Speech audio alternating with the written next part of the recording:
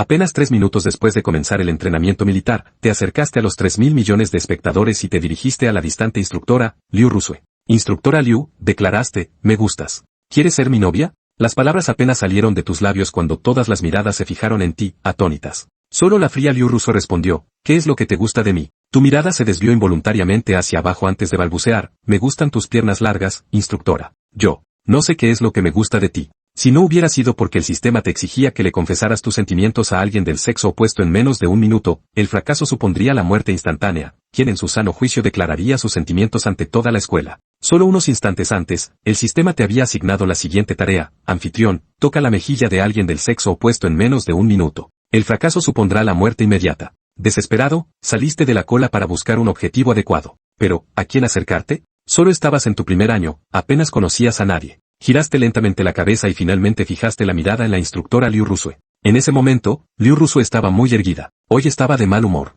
No quería estar allí como instructora, pero su hermana había insistido en que fuera, exigiéndole que encontrara novio. Su ira hervía a fuego lento y había estado buscando a alguien en quien descargarla. Entonces, en ese mismo instante, un chico se atrevió a salir de la formación. Muje, ¿por qué te saliste de la formación sin mi permiso? Te acercaste a la instructora Liu y le dijiste, instructora Liu, ¿puedo tocarle la mejilla? Solo una vez. Cuando las palabras salieron de tu boca, todos abrieron los ojos como platos. La mirada de Liu Rusue se volvió gélida mientras exigía, ¿por qué? Porque si no lo hago, moriré. Respondiste con sinceridad. Joder, qué razón más extraña, se echaron a reír tus compañeros de clase. Muy bien, te lo permito, accedió Liu Rusue, aunque su corazón ardía de furia. Si te atrevías, estaba dispuesta a enfrentarse a ti. Con eso, finalmente respiraste hondo, temblando mientras extendías la mano y le tocabas ligeramente la mejilla. Enhorabuena, anfitrión. Tarea completada. Recompensa, habilidad aleatoria, dios del kung fu. Al instante sentiste una explosión de energía recorrer tu cuerpo, y tus puños cerrados crujieron por la tensión. Entonces apareció la siguiente tarea, en el plazo de 1 semana, confesar tus sentimientos a esta persona del sexo opuesto.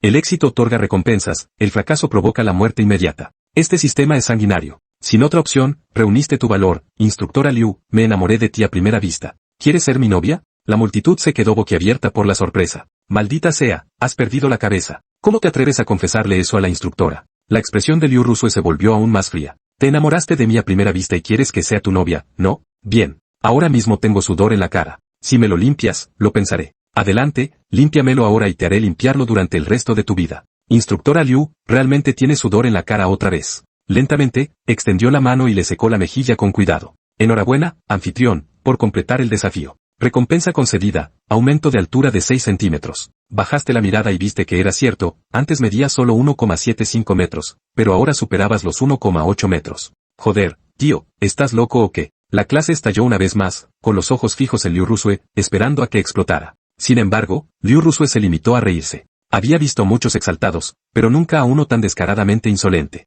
Extendiendo una mano hacia ti, comentó, ya que el destino nos ha unido, demos la mano. Tú accediste, ofreciéndole tu mano derecha. Liu Rusue la agarró, y su expresión cambió al aplicar una fuerte presión. Dada su fuerza, ese solo movimiento podría haberte roto 4 dedos, dejando tu mano prácticamente inutilizada. Sin embargo, tú seguiste sonriendo, como si nada hubiera pasado, e incluso comentaste, instructora Liu, ¿podría aplicar un poco más de fuerza? Al ver esto, Liu Rusue se sorprendió. Apretando los dientes, apretó con más fuerza tus 4 dedos y volvió a ejercer fuerza. Al instante siguiente, tus compañeros se estremecieron como si hubieran oído el crujir de los huesos, pero tú permaneciste completamente imperturbable y respondiste, instructora Liu, estamos jugando a las casitas. Con eso, Liu Rusue, enfurecida y humillada, arremetió con su pierna izquierda, propinándole un devastador golpe de rodilla directamente en la ingle. La velocidad y la fuerza fueron tales que el golpe habría enviado a cualquiera al hospital durante al menos 2 meses. Sin embargo, al impactar, su rodilla golpeó algo tan sólido como un coco gigante. El dolor la obligó a agarrarse la rodilla, sintiendo cómo se rompía. Maldita sea, ¿cómo puede ser tan dura la entrepierna de unos pantalones? ¿Qué diablos hay ahí dentro? Instructora Liu, ¿está bien? Te acercaste y le diste una palmadita suave en el hombro. Los alumnos se quedaron paralizados una vez más, recibir una patada y aún así consolar a la instructora. A Liu Rusue se le llenaron los ojos de lágrimas por el dolor. Apretando los dientes, siseó, piérdete. Se asignó una nueva tarea. En 3 minutos, el anfitrión debía convencer a una mujer para que le atara los cordones de los zapatos. Si fallaba, el anfitrión contraería el SIDA y moriría. Al ver esto, te derrumbaste por dentro. Este sistema nunca va a terminar. Pero, ¿a quién podías preguntarle ahora? ¿A la instructora Liu? Ella ya te despreciaba profundamente, nunca estaría de acuerdo. De repente, una figura familiar se acercó corriendo hacia ti y tus ojos se iluminaron. Era curvilínea y tenía rasgos delicados, tu consejera, Xie Yifei. Xie Jifei se apresuró a acercarse a ti, con voz aguda y reprochadora. Mujer, ¿qué intentabas hacerle a la instructora Liu? ¿Has pensado en sus sentimientos? ¿Has pensado en las normas de la escuela? ¿Has pensado en las consecuencias? Ante sus palabras, te echaste a reír. Hermana Jifei, no te enfades. Hablemos con calma. ¿Cómo me has llamado? Preguntó Xie Jifei alzando la voz. Señorita Xie. Asentiste repetidamente. En realidad, tú y Xie Jifei erais de la misma ciudad natal, y vuestras familias incluso habían sido vecinas. De niños, la seguías como una sombra y jugabais juntos. Aunque no erais hermanos, estabais más unidos que nadie. Mujer, te voy a preguntar esto, ¿quién te ha dado el valor? Xie Jifu te señaló la nariz. Pídele perdón al instructor Liu inmediatamente. Esto podría ser muy grave. Si Liu Rusue no te perdona, la expulsión sería la menor de tus preocupaciones. Recordatorio amistoso, queda 1 minuto. Al ver esto, no tuviste más remedio que ponerte delante de Xie Yue. Hermana Yue, se me ha desatado el cordón del zapato. Átalo por mí y me disculparé. De lo contrario, le confesaré mis sentimientos a la instructora Liu ahora mismo. Si te opones, lo haré. Xie Yue te lanzó una mirada fulminante, apretó los dientes y se agachó para atarte el cordón del zapato. Al instante, todos los que estaban alrededor se quedaron paralizados por la sorpresa. Por Dios, mujer, qué descarado. Declararle tus sentimientos al instructor Liu y luego hacer que la profesora Xie te ate los cordones de los zapatos. Las dos diosas giran a tu alrededor. El rostro de Liu Rusue se sonrojó de furia. He visto arrogancia antes, pero nunca tan descarada. Mujer, ya verás. Te veré esta noche, pase lo que pase. Su rabia se convirtió en una risa amarga mientras se alejaba cojeando, con su despedida resonando detrás de ella. Instructora Liu. Xie Jifei entró en pánico al ver la escena, te lanzó una mirada furiosa y se apresuró a seguirla. Enhorabuena, anfitrión, por completar la misión. Recompensa, habilidad aleatoria, escalada de muros. La aceptaste con gusto. No estaba mal, después de dominar las artes marciales, ahora también podías volar. Los chicos se agolparon a tu alrededor como una marea. Mujer, con 2 diosas rodeándote, debe de ser genial, ¿eh? En ese momento, Xie Jifu regresó y les gritó a los estudiantes, ¿qué es todo este alboroto? Vuelvan a su trabajo. Luego te agarró de la oreja. ¿Te das cuenta del lío que has montado? Te reíste. Hermana Jifu, ya está hecho. Más vale afrontarlo. Xie Jifei te levantó y se dirigió hacia la salida. Ven conmigo ahora mismo. Vamos a la oficina del instructor Liu a disculparnos. Apenas habían dado 2 pasos cuando sonó el teléfono de Xie Jifei. Lo sacó y vio que era una llamada del vicedirector, que resultaba ser pariente del instructor Liu. Ella respondió a la llamada. Resultó que tu ofensa contra la instructora Liu había llegado a oídos de la dirección de la escuela, que había decidido expulsarte. Debías abandonar el campus en un plazo de 24 horas. ¿Qué diablos iban a hacer? Xie Jifei frunció sus delicadas cejas mientras caminaba de un lado a otro, reflexionando intensamente antes de decidir llamar a Liu Rusue. Instructor Liu, hola. Soy Xie Jifei. ¿Qué pasa, profesora Xie? La voz de Liu Rusue era gélida. Siento muchísimo que Muge le haya ofendido antes. Voy a llevarlo a su residencia para que se disculpe en persona. ¿Podría reconsiderar la expulsión? No hace falta que vengas. Después de cenar, reúnete con nosotros en la sala de Kung Fu del 4º piso del restaurante Budin. Nos veremos allí. Con eso, Liu Rusue colgó fríamente. Xie Jifu se quedó atónita. Liu Rusue estaba obsesionada con las artes marciales y solía practicar en la sala de Kung Fu del 4º piso. Llamarte allí era sin duda para castigarte. Con lágrimas en los ojos, Xie Jifei se dirigió a un rincón del jardín, se agachó y suspiró con tristeza. No solo te expulsarán, sino que también te darán una paliza. Hermana Jifei, no te pongas así. La miraste con preocupación. Yo puedo arreglar esto. ¿Qué puedes arreglar? Preguntó Xie Jifei con ojos llenos de inquietud. Vuelve primero al dormitorio. No vayas a ningún sitio. Espera mi llamada. No te quedes ahí parada. Vamos, idiota. Esa noche. Chang Basalio del Campus y así dirigió al Hotel Wooding. Tenía la intención de pasar más tiempo con el instructor su para resolver los problemas entre ellos. El Hotel Wooding era un renombrado establecimiento de 5 estrellas, opulento y grandioso, propiedad de la hermana mayor de Su Yuan. Tomó el ascensor hasta la 4ª planta y así dirigió con determinación hacia la sala de Kung Fu. En una esquina, escuchó unas voces familiares y así detuvo. Ali estaba Fu. Vestida formalmente con una blusa blanca y pantalones negros, lavaba un maletín. Así que ella también había venido. Estaba conversando con Su Yuan. Su Yuan lavaba un vestido blanco sin tirantes, las manos centralizadas a la espalda y una expresión altiva y orgullosa, como una princesa distante por encima de todo. Instructor Su, la transgresión de Chang Ba es mi responsabilidad. Fu abrió su maletín, sacó un documento y se lo entregó a Su Yuan con ambas manos. Esta es mi carta de renuncia. Estoy dispuesta a dejar la escuela para que Chang Ba pueda cuidarse. Su Yuan respondió fríamente, yo no soy la directora de la escuela. ¿De qué serviría entregarme tu renuncia? Profesora Su, todo el mundo sabe que el director Wu es su tío. Una sola llamada suya podría garantizar a la Chang Ba otra oportunidad. Fu volvió a empujar la carta de renuncia hacia adelante. Por favor, transmita al director wu que si permite que chang ba se quid, yo renunciar. Suiwan la miro con un atisbo de agradecimiento, pero ana sinego con la cabeza. Eso está fuera de mi autoridad. Chang ba debe asumir su propia responsabilidad. Si fuese inclino profundamente, sosteniendo la carta de renuncia en alto por encima de su cabeza. Instructor a su, si lo suplicó. Suiwan frunció sus delicadas cejas. Al ver que Seifu seguía inclinado, negó con la cabeza, tomó la carta, la rompió limpiamente en dos con un tirón brusco y tiró los pedazos a la papelera cercana. Profesor Xia, ¿realmente vale la pena todo esto por un bastardo? Seifu exhaló aliviado. Es un bastardo, pero no podemos quedarnos de brazos cruzados y dejar que siga siéndolo para siempre. Maldita sea, ¿de verdad soy un cabrón? Changba no pudo aguantar más y se acercó lentamente. Ding! Enhorabuena, anfitrión. Te espera una nueva misión. En 30 segundos, agarra los brazos de dos personas del sexo opuesto y entra en el salón de Kung Fu. Maldita sea. Changba estuvo a punto de soltar una serie de improperios. Maldito sistema, ¿te gusta jugar con tus propias reglas? ¿Qué diablos está pasando ahora? ¿Quieres que les agarre del brazo y entre en el salón de Kung Fu? Misión completada. El anfitrión puede obtener un premio. Misión fallida. El anfitrión debe hacer las maletas y volver a casa. Maldita sea, ¿me estás diciendo que haga las maletas y me vaya a casa? Estás enganchado a esto. Maldito sistema, eres increíble. No había otra opción. Changba se armó de valor y avanzó con paso firme. En el momento en que Suiwan y Seifu intercambiaban palabras, extendió los brazos, los agarró a ambos y empezó a caminar. Sus movimientos eran fluidos, como si estuviera sujetando a dos amigos. Las dos bellezas se sobresaltaron y se volvieron para mirar. Era la primera vez que les pasaba algo así en toda su vida. Querían ver que tanto se atrevía a agarrarlos a ambos por los brazos y caminar hacia adelante. Una mirada bastó para que sus ojos almendrados se abrieran con sorpresa. Chang Ba. Hablando del rey de Roma. Y de una manera tan increíble. Las cejas de Seifu se arquearon con furia. Chang Ba, ¿has perdido la cabeza? Suiwan temblaba como una rama de flor. Chang Ba estaba dispuesta a perdonar por el bien del maestro Xie, pero ahora estás tentando a la suerte. Chang Ba miró a Suiwan y luego a Seifu. A decir verdad, ambos rostros resplandecían de furia, pero ambos eran increíblemente hermosos. Sonrió con indiferencia, sin decir nada. Agarrados por los brazos, abrió la puerta de una patada y entró con air arrogante en la sala de artes marciales. La escena que se presentó ante él fue espectacular. Ya.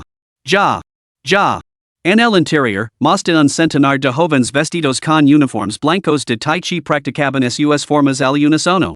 Sus movimientos estaban perfectamente sincronizados y sus gritos colectivos resonaban con un vigor capaz de hacer temblar las montañas. Al frente se encontraban cuatro jóvenes corpulentos vestidos de negro, cada uno tan feroz como un lobo, con una presencia imponente. Al ver a Zheng Feng entrar con dos bellezas acuestas, todos se quedaron paralizados por un momento. Cuando reconocieron a una de las bellezas como Suiwan, sus ojos brillaron de aire y todos fijaron miradas agudas en Changba. Ya habían oído rumores sobre Changba acariciando la mejilla de Suiwan, y ahora él entraba con el brazo alrededor de sus hombres. Changba. ¿Qué arrogant eres? Retirance. Ordenó un gigante barbudo con un movimiento de la mano. Cientos de jóvenes detuvieron instantáneamente su entrenamiento, formando filas y retirándose rápidamente. Pronto, en la sala solo quedaron Changba, Suiwan, Seifu y cuatro hombres corpulentos vestidos de negro. Instructor Su, presentenos. Solo entonces Changba soltó a Suiwan. Ella sintió una olida de alivio, por mucho que se esforzara, no podía liberarse. Lanzando una mirada furiosa a Changba, se dirigió a los cuatro hombres vestidos de negro. Hermanos Plum, Orchid, Bamboo y Chrysanthemum, este tipo tiene el abdomen bastante duro. Mi ha lesionado la rodilla esta mañana. Por favor, exámenenlo por mí. Estos cuatro hombres eran Hu Taimei, Zhang Yilan, Song Jinju y Shiman Chuiju, los guardaespaldas de confianza de Suiwan. Sí. Todos comenzaron a examinar la zona por debajo de la cintura de Changba. Changba bajó instintivamente las manos, cubriéndose la parte inferior del cuerpo con air de timidez. Caballeros, por favor, no hagan eso. Capítulo 4, los guardaespaldas son reprendidos y el instructor se vuelve a enfurecerse. Entre los cuatro guardaespaldas, el gigante barbudo llamado Hu Taimei era el líder. De repente, gritando, se abalanzó sobre Chang Ba. Su velocidad era vertiginosa. Como un tigre de montaña lanzándose al ataque. Como líder de los cuatro guardaespaldas, naturalmente buscaba reclamar el primer marido. Chang Ba, cor. Siaifu, totalmente llena a una escena así, estaba tan aterrorizada que le temblaban las piernas. Empujó a Chang Ba para que se pusiera en pie. Chang Ba se quedó completamente inmóvil, observando como su oponente se abalanzaba sobre él. Chang Ba. Siaifu lo miró con lágrimas en los ojos y gritó, cor, por el amor de Dios. Los guardaespaldas ciruelo, orquídea, bambú y crisantemo eran todos maestros sin igual.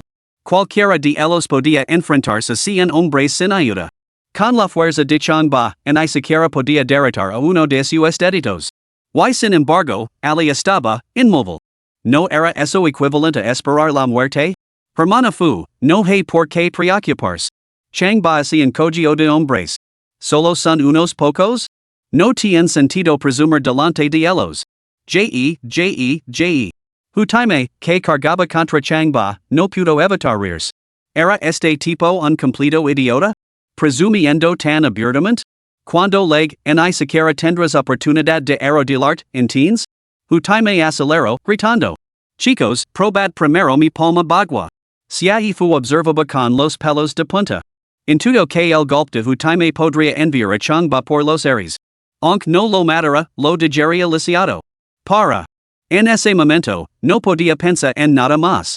Apretando los dientes, se abalanzó hacia delante, protegiendo a Chang Ba detrás de ella. Prefería resultar herida ella misma antes que dejar que su subordinado resultara herido. Zaz. La palma de Hutime, tan grande como un abanico, descendió de repente ante Siaifu. Una poderosa ráfaga de aire hizo que sus labios temblaran violentamente, su cabello se agitara detrás de ella y incluso revoloteara sobre la cara de Chang Ba. El corazón de Siaifu dio un vuelco y solo volvió a latir tras 3 agonizantes segundos. Señorita Xia, esto es entre Chang Ba y yo. Por favor, apertiz. Su yuan, cada vez más impatient, hizo un gesto frío. Antes de que Siaifu pudiera protestar, 2 hombres corpulentos, Song Jinju y Shiman Choiju, la agarraron por los brazos y se la levaron sin ceremonias. Chang Ba, mas te iba disculpar como es debido. Deja de finger. Pide perdón al instructor suaye los chicos. Antes de que se la levaran, Siaifu celoso, intentando por última vez ayudar a Chang Ba. No se atrevía a imaginar lo que pasaría a continuación, con los ojos llenos de lágrimas y rebosantes de terror. Cuando la puerta principal se cerró de golpe, su voz se desvaneció. Mocoso. Te atreviste a tocar la magilla de la segunda señorita en el campo. Y ahora te atreves a ser insolente. Pagarás con tu vida. Hutime rugió, lanzándose una vez más contra Chang Ba. Otro golpe con la palma de la mano salió volando. Boca de león. El air silbó. Pero. Después de golpear, se quedó paralizado. El espacio frente a él estaba repentinamente vacío. Había golpeado el aire. Giró la cabeza y jadeó sorprendido. Chang Ba estaba justo detrás de él, mirándolo con una sonrisa tranquila y tenue. Su yuan observaba, igualmente asombrada. Claramente, Chang Ba había estado delante de Hutime. Sin embargo, en el instante en que golpeó con su palma bagua, el cuerpo de Chang Ba se había desplazado en un abrir y cerrar de ojos. La técnica fantasma? Zhengyilan y Song Jinju y Shiman Chuiju, que regresaron apresuradamente, miraron a Chang Ba con asombro. ¿Este chico tiene verdadera habilidad? Hermano Time, así no es como se ejecuta la palma bagua. Chang Ba agarró a Hutime por el hombro con una mano y por el brazo con la otra, ofreciendo instrucciones sobre la marca. Cuando ejecutes la palma bagua, debes olvidarte de tu propio cuerpo y del cuerpo de tu oponente. Te duas se mueve espontáneamente para garantizar que este golpe aterriza directamente sobre tu adversario. Hutime se resistió naturalmente, luchando por liberarse, pero su cuerpo ya no obedecía a sus órdenes. Concretamente, con el hombro agarrado y una mano sujeta por Chang Ba, se sentía completamente limitado. Deseaba moverse, pero no podía. Deseaba hablar, pero su boca permanecía celada. En menos de un minuto, impulsado por las instrucciones prácticas de Chang Ba, se encontró practicando la palma bagua una vez más. Ejecutó cada movimiento con notable diligencia. A decir verdad, bajo la guía de Chang Ba, sintió que su progreso era asombrosamente rápido. Cuanto más observaba a Chang Ba, más veía en él la imagen de su propio y venerado maestro. Hutime. Su yuan no pudo soportarlo más, y sus ojos almendrados se abrieron con furia. ¿Qué crees que estás haciendo? Como capitán de los cuatro guardianes ciruelo, orquídea, bambú y crisantemo, Utaime estaba ahora dando semejante espectáculo? Utaime esbozo una sonrisa incómoda, con el rostro enrojecido. Segunda señorita, yo también deseo golpear a Changba hasta dejarlo inconsciente, pero en este mundo uno tiene las manos atadas. Atacad. Genialan, Songjinju y Shiman Chuaju rugieron al unisono, lanzandos contra Changba. Suyua Wan observaba. Por supuesto que tenían que redimirse. Sin embargo, en el momento en que se abalanzaron hacia adelante, el arrepentimiento se apoderó de ellos. Apenas había pasado un minuto cuando las traían tiradas en el suelo. Y fuera golpeados con puños o patadas, los movimientos de Changba eran demasiado rápidos para discernirlos. Lo único que sintieron al caer al suelo fue un dolor insoportable. Un dolor tan intenso que no podían levantarse. Lo que los dejó completamente atenidos fue que Changba, sin siquiera mirarlos, continuó entrenando a Utaime en Bagua con meticulosas instrucciones mano a mano. ¿Suyuan? Ella esperaba presenciar la humiliación de Changba, pero ahora sus cuatro guardaespaldas de elite parecían más desalinados que unos cerdos. ¿Cómo diablos iba a salvar esta situación? ¿Cómo te sientes ahora, aprendiz? Preguntó Changba, aplicando presión con las manos. El hombro de Utaime le dolía insoportablemente, pero ella asintió con genuina admiración. Ahora está mucho más suave. Gracias, maestro. ¿Maestro? Suyuan casi se ahoga de rabia al oresto. Los otros tres guardaespaldas miraron a Utaime con total decepción. ¿Qué declaró? Como líder de los cuatro guardaespaldas, había tirado por la borda toda su dignidad. Lo habían encargado que liderara el ataque contra Changba, pero ahora lo adulaba y lo llamaba maestro. ¿Cómo se atrevía a pronunciar esas palabras? Adelante, ayuda a levantarse tus hermanos pequeños. Changba le dio una palmada en el hombro a Utaime y le dio la orden. Sí, maestro. Utaime fue obedientemente a ayudar a sus subordinados. No me toques. Cuando Utaime se acercó para ayudar a Shiman Choiju, este rugió enfadado. El simple hecho de tocar a Utaime la hacía sentir desenredo, como se hubiera traicionado a la segunda señorita Suyuan. Ahora buscaba distanciarse por completo de Utaime. ¿Me has pedido que te toque? Changba miró a Shiman Choiju antes de dirigirse hacia él. La expresión de Shiman Choiju cambió al instante, y su rostro se iluminó con una sonrisa aduladora. En absoluto, Changba. Me las arreglario solo. ¿Cómo me has llamado? Exigió Changba. Oh, mi hermano mayor te llama maestro, así que naturalmente yo también lo haré. Maestro. Shiman Choiju respondió con una sonrisa radiante. El golpe anterior había sido terriblemente doloroso. Nunca lo sabes hasta que te golpean, entonces te sorprendes. Esa agonía era algo que nadie decía soportar por segunda vez. Maestro. Genialan y Song Jinju también se dirigieron a él con la mayor reverencia. Siguiendo sus instrucciones de artes marciales, sin duda progresaremos rápidamente. ¿Suyuan? Los cuatro guardaespaldas le mandó a Changba maestro? La escena le parecía completamente absurda, tremendamente exagerada. Sin embargo, se desarrollaba ante sus propios ojos. Ahora mira a esos cuatro guardaespaldas, adulando a Changba con fingida preocupación, uno sacando cigarrillos, otro inidiándolo a WeChat. Todos y cada uno de ellos actuando como aduladores. Ding! Enhorabuena, anfitrión, por completar la tarea. ¿Te gustaría girar la ruleta de premios ahora? Capítulo 5, Instructor Su, te enseñar como lucert. Gira. Changba sintió una oleada de emocional girar por primera vez. En su mente, una rueda de colores deslumbrantes comenzó a girar rápidamente. Para. La ruleta se detuvo abruptamente. Apareció una línea de texto en la pantalla. Has obtenido un mensaje. En 2 minutos, se producirá un gran incendio en la tercera planta debido a un incendio provocado. Maldita sea. Al darse cuenta de que no era lugar para quedarse, Changba se volvió hacia Suyuan. Instructor Su, en 2 minutos se producirá un incendio en la planta baja. Debemos evacuar inmediatamente. ¿Qué tonterías estás diciendo? Suyuan se negaba a creerlo. Te has portado mal en el campo de deportes y ahora me has vuelto un insultar. Debes disculpar inmediatamente. Mientras hablaba, agarró a Changba por el brazo. Changba estaba exasperado. Instructor Su, y es una cuestión de vida o muerte. Debemos bajar primero. Basta ya de tonterías. No irás a ninguna parte hasta que te disculpes. Changba nego con la cabeza y saco su teléfono para llamar a Siefu, indicando que bajará las escaleras inmediatamente. Justo cuando termino de convencer a Siefu para que se marchara, se oirán gritos desde fuera. Fuego! El tercer piso está en llamas. Corren! Las voces eran frenéticas. Suiwawan y los demás se volvieron para mirar por la ventana. Las llamas eran feroces. El humo espeso se arremolinaba. La situación era grave. Efectivamente, se había incendiado. Las llamas estallaron en un instante. Suiwawan miró atenida a Changba antes de correr hacia la puerta principal. Síganme todos. Milan, Juju y los demás se quedaron paralizados, mirando a Changba. Changba se acercó a la ventana trasera para evaluar el incendio en el exterior. ¿No me han oído? Suiwawan se abalanzó hacia la puerta y le gritó a Milan Juju. Los cuatro permanecieron clavados en el sitio, mirando a Changba. Exasperada, Suiwawan miró a Changba con ira.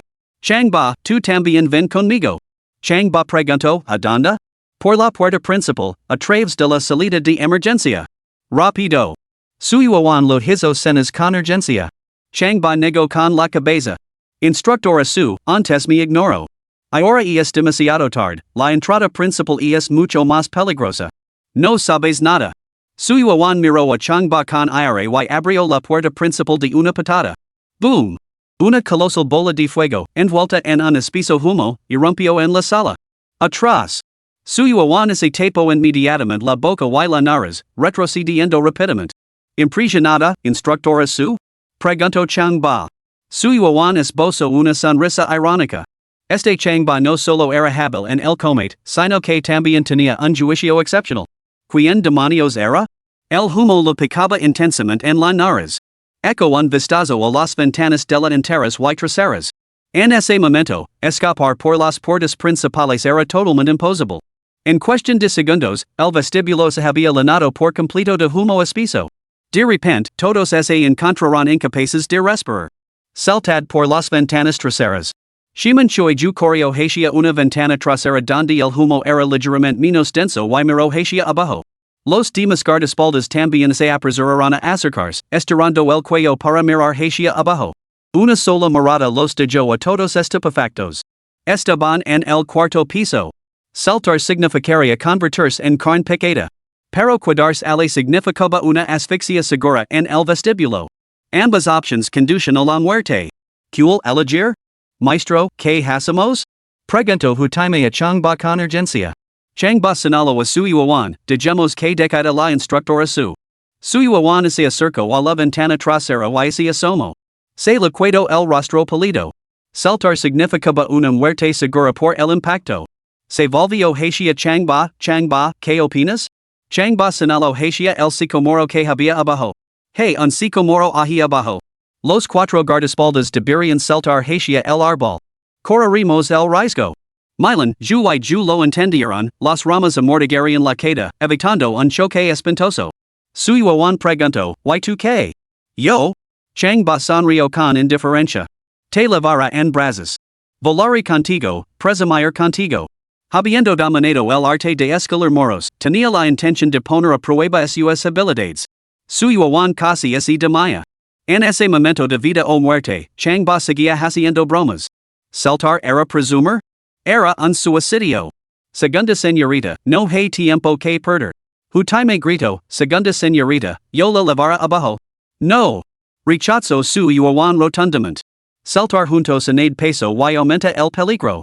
Saltad vosotros primero. Rápido. Los cuatro guardaespaldas ciruelo, orquídea, bambú y crisantemos arrodillarán simultáneamente. Segunda señorita, salta usted primero. O así dica que saltias, así que saltad. De repente, los ojos de Suiwawan ardieron de furia y su hora se volvió imperiosa. Los cuatro guardias intercambiaron miradas antes de volver la vista hacia Changba. Changba dijo, salta. Sin decir nada más, los cuatro guardias se levantaron, apretaron los dientes y saltaron uno tras otro. Suiwawan sacudió la cabeza con decepción. En ese momento crítico, sus fieles guardaespaldas habían desobedecido su orden y habían obedecido a Changba. Se quedó sin palabras. Snap. Splash. Snap. Splash. Un estruendo atronador resonó desde abajo, provocando escalofríos. Changba, tú también debes saltar. Suyo Juan agarro a changba por el brazo y lo insto en voz alta. Changba salto al alféizar de la ventana, miró hacia abajo, agarró su brazo, la subió al alféizar y la rodeó con sus brazos por su esbelta cintura. Suyo Juan jadio alarmada, ¿qué estás haciendo? No te lo dije? Te levará volando con estilo. Changba sonrió con indiferencia y la abrazo con más fuerza. Suyo Juan lo empujó frenéticamente. ¿Qué clase de broma es esta? Salta tú solo. Rápido. Changba no dijo nada más. De repente, ejerció fuerza con los brazos, tocando ligeramente el suelo bajo sus pies como una libélula rozando el agua, y se elevó con elegancia. Ah! Suyo Juan gritó asustada, cerrando instintivamente los ojos y agarrándose con fuerza a los hombres de Changba. Ante este momento de vida o muerte, ya no era la serena y autoritaria instructora, sino una chica vulnerable que se aferraba a él como un pajarito. Después de salir volando por la ventana, instintivamente sintió que caerían juntos en pecado, aterrizando en las ramas del sycomoro, rompiéndolas una a una, antes de estrellarse contra el suelo. Se acabó. Se acabó. Esta vez sí que se acabó. Morir en una queda era una cosa, pero lo que no podía soportar era morir junto a Changba. Al ver tragedias románticas en las que los protagonistas morían juntos, había imaginado compartir ese destino con su amado. Sin embargo, en todas sus fantasias, era Changba quien yacía ahora a su lado en la muerte. ¿Qué forma tan patética de morir? ¿Qué forma tan miserable de morir? Sin embargo, solo unos segundos después, en lugar de Mario, sintió que su cuerpo se precipitaba por el aire. ¿Cómo podía ser? Escéptica, abrió los ojos. La visión la dijo sin palabras. Ella y Changba no estaban cayendo, sino volando por el cielo, planeando sobre los densos sicomoros hacia las banderas rojas que colgaban del hotel de enfrente. ¿No puede ser? ¿Correr por las paredes? ¿Cables? ¿Es un rodage? Sus ojos almendrados se abrieron de par en par al mirar a Changba, que la abrazaba con fuerza. En ese momento, se fijó en su perfil, ligeramente bronceado, pero increíblemente atractivo. Changba mantuvo su sonrisa y la miró fijamente. Instructor su, le prometí que la cuidaría. ¿Ahora me cree? Suyo Juan se quedó sin palabras, esbozó una sonrisa tímida y bajó la cabeza. No podía entender por qué se sentía tímida, pero en ese momento, de pie ante él, acunada en sus brazos, simplemente lo estaba. Como una joven tímida. Changba extendió la mano y agarró la bandera que tenía delante. Como un columpio, se balanceó en el aire antes de caer suavemente al suelo. Rápido, firme y sin ningún esfuerzo. Suyo Juan, todavía conmocionada, miró a Changba como se lo viera por primera vez, con la mirada fija en él durante un largo rato. Al oír gritos cerca, se volvió y vio a los cuatro guardaespaldas de elite plum, orchid, bambú y chrysanthemum. Todos se habían estrellado contra el suelo. Algunos se agarraban la cabeza, otros el estómago, otros las piernas, yacían en charcos de sangre, todos gimiendo de dolor. Al volver a mirar hacia arriba, veo las llamas del tercer y cuarto piso ardiendo hacia el cielo. Sintió una tranquila sensación de alivio. Una vez más, abrió mucho los ojos mientras miraba a Changba. ¿No sería posible? ¿Cómo había conseguido Changba llevarla volando hasta allí? ¿Era humano o un dios? Ding. Anfitrión, enhorabuena por tu nueva misión. En un minuto, declara tu afecto a alguien del sexo opuesto diciendo te quiero. Maldita sea. Este maldito sistema no sigue las reglas, se ha vuelto completamente loco? Capítulo 6, declaré te quiero a la instructora su. Changba estaba atenido. Sabía que el sistema no seguía las reglas, pero maldita sea, ideé demasiado rápido. Ni siquiera había terminado la última tarea. Se había centrado en completarla, pero ahora el sistema le decía que le dijera te quiero a Suyo Juan. Era como obligar a un pato a trepar a un árbol. Sistema, espera a que Suyo Juan diga te quiero antes de asignar una nueva tarea. Además, me gusta esta instructora su, pero decir te quiero es demasiado pronto. Recordatorio amistoso. Misión fallida. Anfitrión, has las maletas y vida casa. Maldita sea. Otra vez no. Las maletas y. Changba sintió la necesidad de patear el sistema hasta matarlo. Este sistema es completamente corrupto. Sin embargo, los segundos pasaban implacablemente. Sin otra opción, levantó oregonadians la redondeta barbilla de Suyo Juan, contempló intensamente sus exquisitos rasgos y luego declaró con una profundidad poco habitual en él. Hermano Juan, yo, te quiero. Ah. El esbelto cuerpo de Suyo Juan tembló y se quedó paralizado. Acababa de ser salvada por Changba, y su repentina declaración la dejó atonida y completamente desconcertada. Si hubiera sido cualquier otra persona, lo habría dado una bofetada. Pero este hombre era su salvador. Sin embargo, en ese momento, se sentía como en un sueño, sin saber muy bien cómo reaccionar. Anfitrión, misión cumplida. Anfitrión, recompensa obtenida. Ahora te has convertido en un médico divino. El canon interno del emperador Amarillo, tratado sobre el dano por frío y enfermedades diversas, clásico del divino agricultor sobre materia médica, clásico de acupuntura y moxibustion, fórmulas de emergencia para el codo y muchos otros, conocimientos de anatomía, acupuntura, ventosas, masajes y mucho más inundaron la mente de Changba como una cascada. Changba se sintió mareado, pero interiormente encantado. Maldita sea, ahora soy un sanador divino? Changba, no vuelvas a decir eso nunca más. Si mi hermana se entera, estás muerto. Su Juan lo empujo, agarrandos las mejillas sonrojadas mientras se alejaba corriendo. Este maldito nunca siguió las reglas, dejando completamente desprevenido. Era la primera vez que Changba ve a su Juan tan tímida, y cuando se sonrojaba así, era absolutamente adorable. No pudo evitar reír suavemente, sintiéndose bastante satisfecho consigo mismo. Lo había dicho a su Juan te amo, una confesión audaz, y ella no parecía reír a ello. Entonces, podría haber más aventuras maravillosas y emocionantes por delante para él y su Juan. Changba. Changba. Changba. Se fugitiva mientras corría hacia él, agarrándolo de la mano y examinándolo de arriba abajo. Satisfecha el ver que estaba liso, lo abrazó y rompió a llorar, me has dado un susto de muerte, hermanito. Pense que tú y el instructor vais a morir quemados allí dentro, boo. Tras unos cuantos solozos, se secó rápidamente las lágrimas y le preguntó, ¿Cómo demonios bajaste, hermanito? Fácil. Changba señaló hacia arriba. Vol directamente hacia abajo sosteniendo al instructor su. Incluso cambié de brazos en pleno vuelo. Impresionante. Se fu le dio varios golpecitos en el pecho con el dedo índice. Te la mare impresionante. Te la mare impresionante. No estoy presumiendo. Piénsalo, ¿de qué otra forma podríamos haber bajado? Si fu no supo que responder, solo se sentía completamente asombrada. Lo observó de nuevo, finalmente tranquila, y se aferró a él, salazando una vez más. Incluso ahora, recordarlo le produce escalofríos.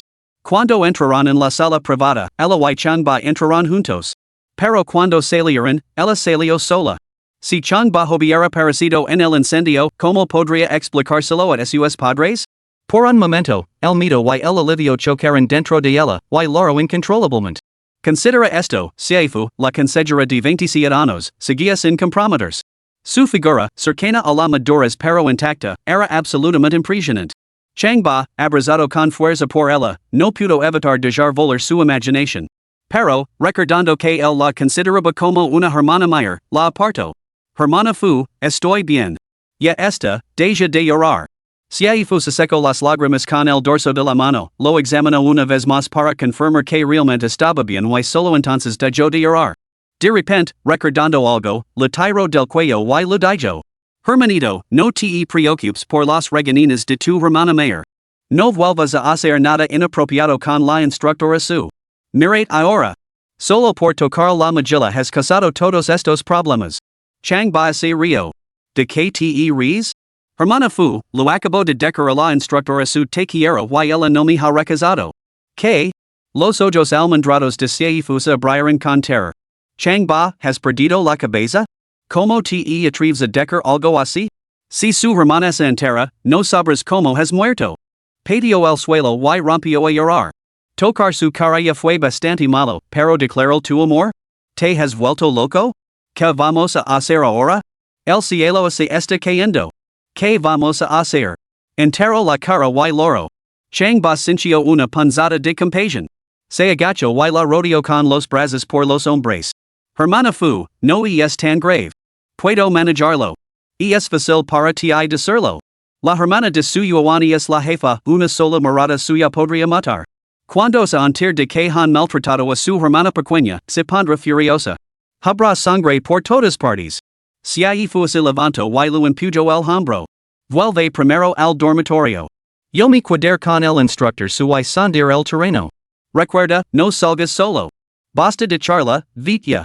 Torre de seguridad de la familia su. En una lujosa oficina se sentaba una mujer de unos 30 años. Vestida con túnicas moradas, su rostro irradiaba una belleza fría y feroz que inspiraba respeto sin necesidad de decir una sola palabra. Especialmente sus ojos almendrados, estrechos y triangulares, desprendían un frío que resultaba francamente aterrador. Sostenía con indiferencia un teléfono móvil, cuyo salvapantallas mostraba la imagen de una chica pura y de una belleza gelada. Nada menos que la instructora suya. 8 hombres corpulentos vestidos de negros en contrabandante ella, con la cabeza inclinada en señal de deferencia, esperando órdenes. Señorita, las familias Long, Su y Chang están compitiendo actualmente por el control de la zona industrial de Longhu. Un hombre calvo informó a la mujer. Fuentes fiables indican que los Long y los Suya han legado a las manos, y que los Long incluso han enviado asesinos. La mujer respondió con indiferencia, dejad que se metan entre ellos. Nosotros queremos los beneficios. El hombre calvo continuó, señorita, los asesinos que han enviado, su objetivo es usted. Un destello agudo brilló en los ojos de la mujer. Un escalofrío se apoderó de sus exquisitos rasgos. Tras un momento de reflexión, comentó con frialdad, ¿a mí? ¿Cómo se atreven a poner la mano encima a su huichi? El hombre calvo respondió, la familia Long afirma que la expansión de la familia suya se está acelerando. Creen que el territorio del Lego Long acabará cayendo en sus manos, de ahí su ataque preventivo. Suiwichi soltó una risa fría. Entonces, que hagan su jugada. Al estas palabras, el hombre calvo y varios más intercambiaron miradas. Una intención asesina brilló en cada par de ojos. Para acercarse a la señorita Suiwichi, primero habría que pasar por encima de sus cadáveres. Estoy cansada. Suiwichi se levantó lentamente, mirando con cansancio las luces de neón más allá de la ventana. Pueden retirarse. Señorita Su, tengo un asunto más que comunicar. El hombre calvo dio un paso adelante. La segunda señorita está recibiendo entrenamiento militar en la Universidad de Magic City. Un estudiante se ha atrevido a insinuarse. Suiwichi se giró rápidamente, con los ojos ardientes de furia. ¿Qué? ¿Tal audacia? ¿Quién se atrevería a hacer algo así? El hombre calvo y sus compañeros retrocedieron, inclinándose y conteniendo la respiración. Conocen muy bien a Suiwichi, era famosa por ser una hermana protectora. Hacer daño a su hermana era como tocar las escamas de un dragón. Por eso, desde su infancia, ningún hombre desconocido se había atrevido a acercarse a la segunda señorita. El estudiante se llama Changba. Viene de un pueblo remoto y no tiene conexiones familiares. El hombre calvo informó una vez más, no encontramos ninguna prueba de habilidades extraordinarias, pero, a la vista de todos, se atrevió a acariciar la mejilla de la segunda señorita y declarar que era amor a primera vista. Mientras hablaba, sus puños y los de varios otros hombres se cerraron con fuerza, haciendo un crujido audible. Así que solo es un impulsivo. Suiwichi agitó su larga falda. Xiao Guangming, tú mismo lo escoltarás fuera de la metrópoli. Aseguré de que desaparezca de la vista de mi hermana menor para siempre. Entendido.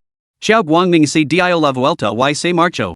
Como jefe de seguridad de Suiwichi y uno de los instructores de artes marciales del grupo de seguridad de la familia Su, consideraba que Changba no era digno de dar órdenes. Sin embargo, las órdenes de sus superiores no podían desobedecerse. Ahora, debía asegurarse de que Changba pagara el precio más alto. Capítulo 7, Misterioso Ejecutor, no tienes derecho a morir aquí. Changba regresó a su dormitorio, se quitó la ropa y se dirigió al baño para ducharse. Hermano Ba, he oído que te van a expulsar, ¿es cierto? Parece que el director Wu llamó al profesor Xia y le dijo que quiere cart. Hermano Ba, ¿qué piensas hacer? Sus tres compañeros de cuarto lo interceptaron y lo bombardearon con preguntas preocupadas. Changba esbozó una leve sonrisa. No es nada grave. En cuanto a si la revocarían su estatus académico, no le importaba lo más mínimo. Ahora que poseía una destreza marcial sin igual y era un maestro sanador, ¿por qué iba a preocuparse por un título universitario? Además, había salvado la vida de su yuan, ¿de verdad ella pediría a la universidad que lo expulsara? En ese momento, sonó su móvil. Echo un vistazo al número desconocido. Sin embargo, pulsó el botón de respuesta.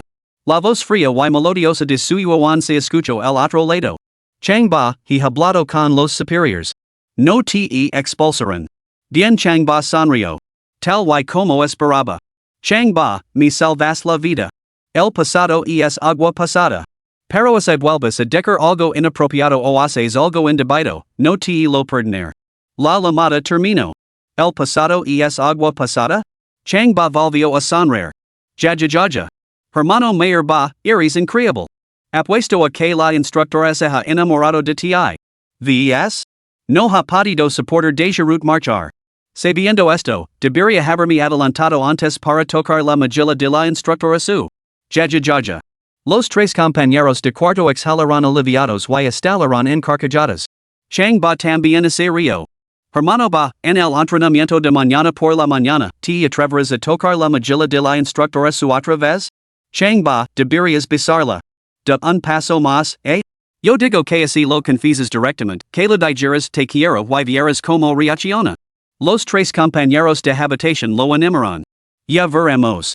Chang ba no sabía lo que le depararía el entrenamiento militar del día siguiente, pero no se atrevía a olvidar esa misión crucial, conseguir que su yuan le dijera te quiero. Se quitó la ropa y se dirigió a la ducha, listo para hacerse.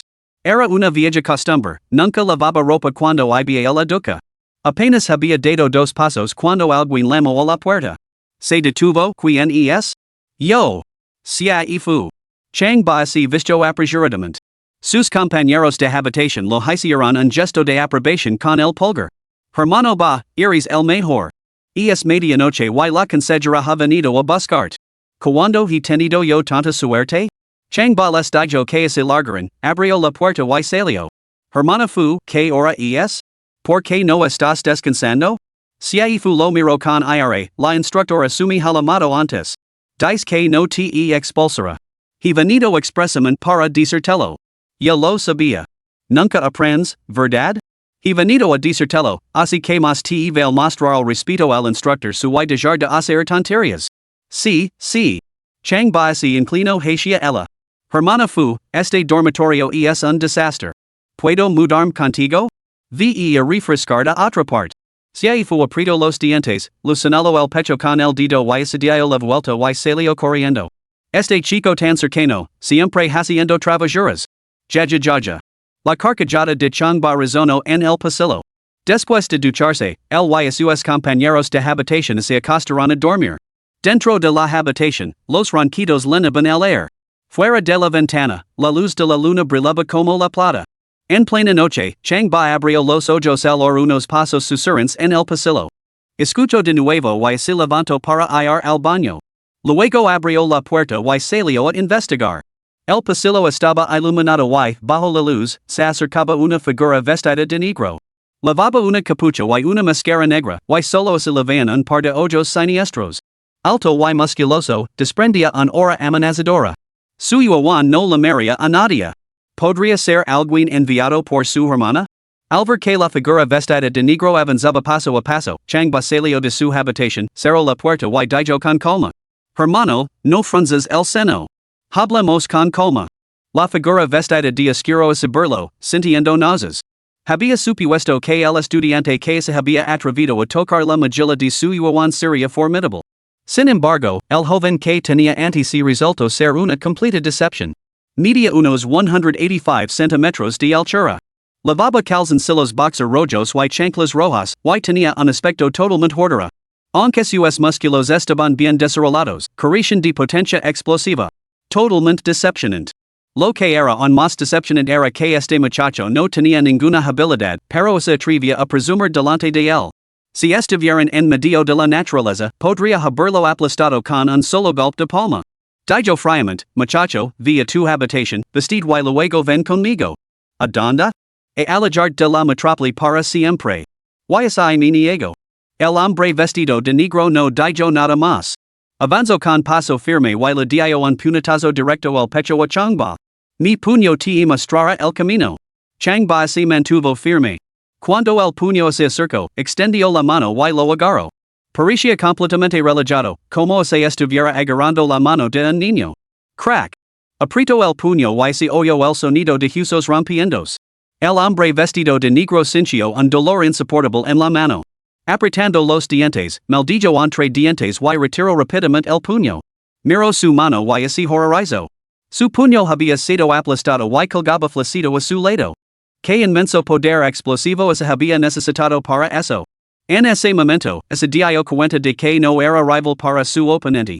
Aunque tuviera cien hombres, no serían suficientes para enfrentarse a este solo hombre. ¿Quién demonios era este hombre?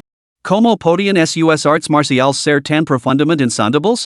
La figura vestida de negro lo miró con los ojos muy abiertos, incrédula, evaluando a Changba. Hermano, no hay necesidad de alterarse. Lo dire de nuevo, hablemos de esto con calma. Changba se acercó a él. Dime, ¿quién te envió? Nuor. La figura vestida de negro sacó de repente una daga corta y la clavó directamente en la garganta de Changba. Después de mi vida? Changba giró la cabeza para esquivar la joya y luego colocó suavemente la palma de la mano sobre el pecho del hombre.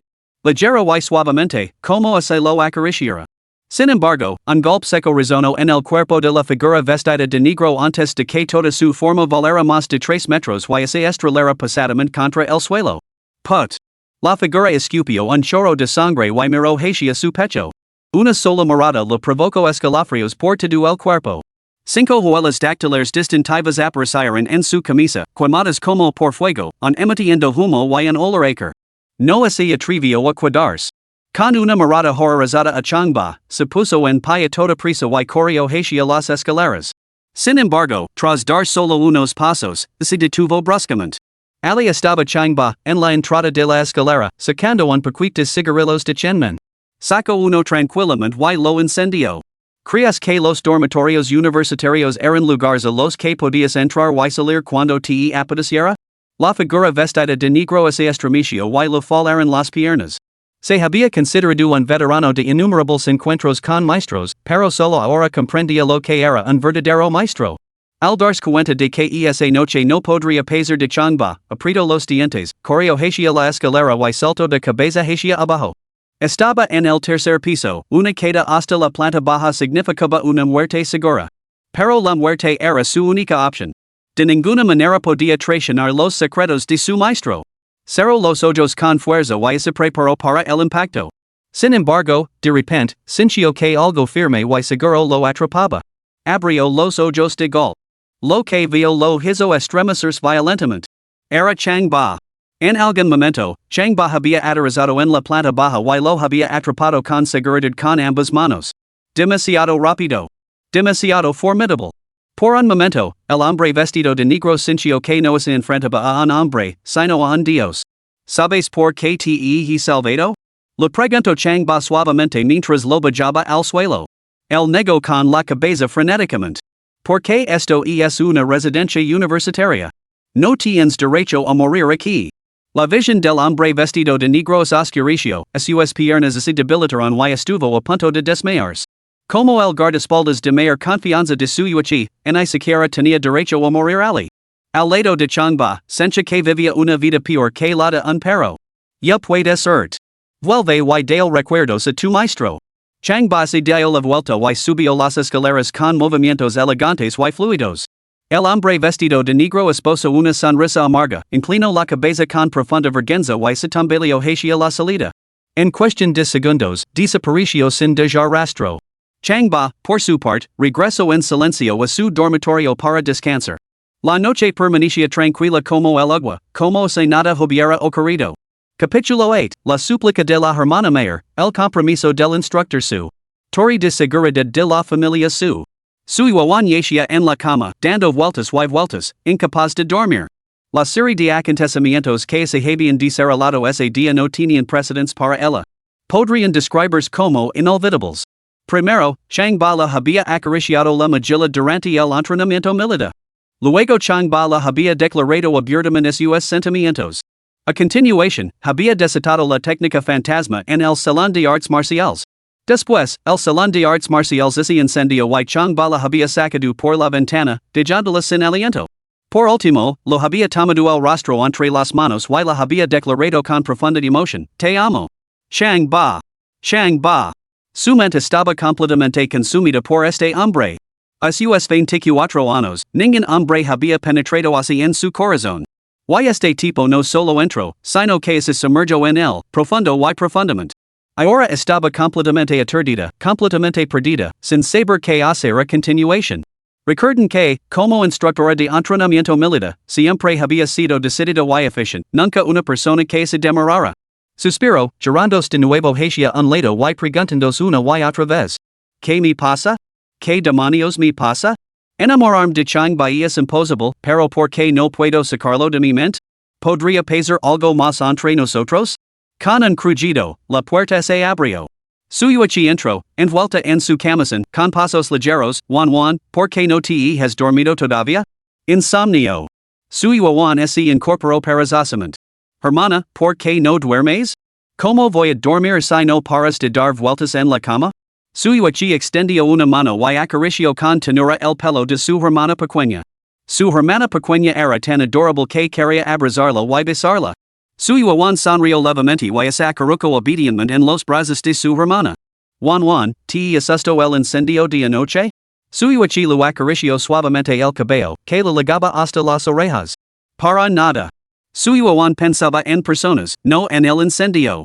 Entonces, ¿por qué no puedes dormir? ¿Has encontrado a alguien que te gusta? En absoluto, Suyuan negó con la cabeza suavemente. Suyuichi le hizo cosquillas en la nariz gigantemente, sonriendo. ¿Lo estás ocultando la verdad a tu hermana, verdad? De verdad, lo juro. Suyuan adoraba el aroma que desprendía su hermana y se acurrucó más cerca de ella. ¿Y tú lo juras? Suyuichi se rió entre dientes. No me lo ocultes. Lo sé todo. ¿Te ha gustado un chico llamado Chang Ba? Ba. Suyuan se sentó muy erguido y esbozó una sonrisa burlona. ¿A quién le gusta él? Es del norte, pero yo prefiero a los serenos, de piel clara y guapos convencionales. Él es un poco moreno, demasiado tosco y, además, poco fiable. Bueno, eso me tranquiliza. Enviar a alguien para que se ocupe de él. No. Exclamó Suyuan, presa del pánico, agarrando con urgencia la mano de su hermana. Hermana, Chang Ba solo es un estudiante. Cometer errors es normal. No debes tocarlo. Por muy travieso o descarado que fuera Chang Ba, era asunto suyo. No se atrevía a dejar que su hermana se involucrara. Porque una vez que su hermana se involucrara, las consecuencias serían nefastas. Suyuichi frunció sus largas cejas y la miró fijamente. ¿Qué? ¿De verdad te gusta? Suyuan negó con la cabeza con firmeza. ¿Cómo podría ser eso? ¿No acabo de decir que no me interesan ese tipo de hombres del norte? Especialmente Chang Ba. Es demasiado brusco, sin ningún tipo de sutileza. La mirada de Suyuichi se volvió gelada. En ese caso, no necesito andarme con rodeos. Déjame decir algo, ya he enviado a gente. ¿Qué? Suyuan se levantó de un salto, alarmada. Hermana, llama a tu gente. No lo hagáis daño. ¿No te he dicho que solo es un estudiante? Cometer errors es algo natural. Frenéticamente, buscó a tientas el móvil de Suyuichi en el bolsillo de su camisón. Su hermana mayor, como directora del grupo Su, tenía auténticos maestros entre sus guardaespaldas. Sus cuatro guardaespaldas, plum, orchid, bambú y chrysanthemum, palidecen en comparación con los que protegen a su hermana. Si su hermana enviaba a su elite para ocuparse de Chang Ba, él no tendría ninguna oportunidad. No podía soportar el estigma de tomar represalias contra un estudiante. Suyuichi lo agarró la mano con tono grave. Juan, te lo preguntar por última vez, ¿de verdad te has enamorado de él? No, en absoluto. Entonces, ¿por qué estás tan asustada? ¿Por qué es mi cadet? Suyuan volvió a negar con la cabeza, sacó su teléfono y se lo puso en la mano. Llama a tu gente inmediatamente. No lo hagas daño, te lo ruego, hermana. Está bien, le preguntar dónde está. Suyuichi tomó el teléfono y marcó. ¿Dónde estás? La voz al otro lado de la línea era ronca, tenida de una angustia insoportable, señorita Su. Acabo de regresar y estaba a punto de cambiarme. Presentate inmediatamente en la puerta de mi dormitorio. Me lo explicarás en persona. Después de colgar, Suyuichi suspiró. Hermanita, lo siento muchísimo. Tu alumno se enfrenta a un grave peligro esta vez. Suyuan se puso aún más nerviosa, se calzó apresuradamente los zapatos con el seno fruncido y salió corriendo del dormitorio. Abrió de un golpe la puerta principal y recorrió el pasillo con la mirada desesperada, ansiosa por encontrar noticias de Chang Ba. En menos de 5 minutos, una figura vestida de negro apareció tambaleándose. Se apoyó con una mano en la pared, con las piernas temblando incontrolablemente. Era Chao Guangming, el guardaespaldas de confianza de su Aquí. Las hermanas se quedaron sin aliento por la sorpresa. ¿Cómo podía estar herido Chao Guangming? Changba era quien debía estar en grave peligro. Señorita. Chao Guangming se acercó, con la cabeza gacha y desordenada, y la mano derecha vendada temblando violentamente.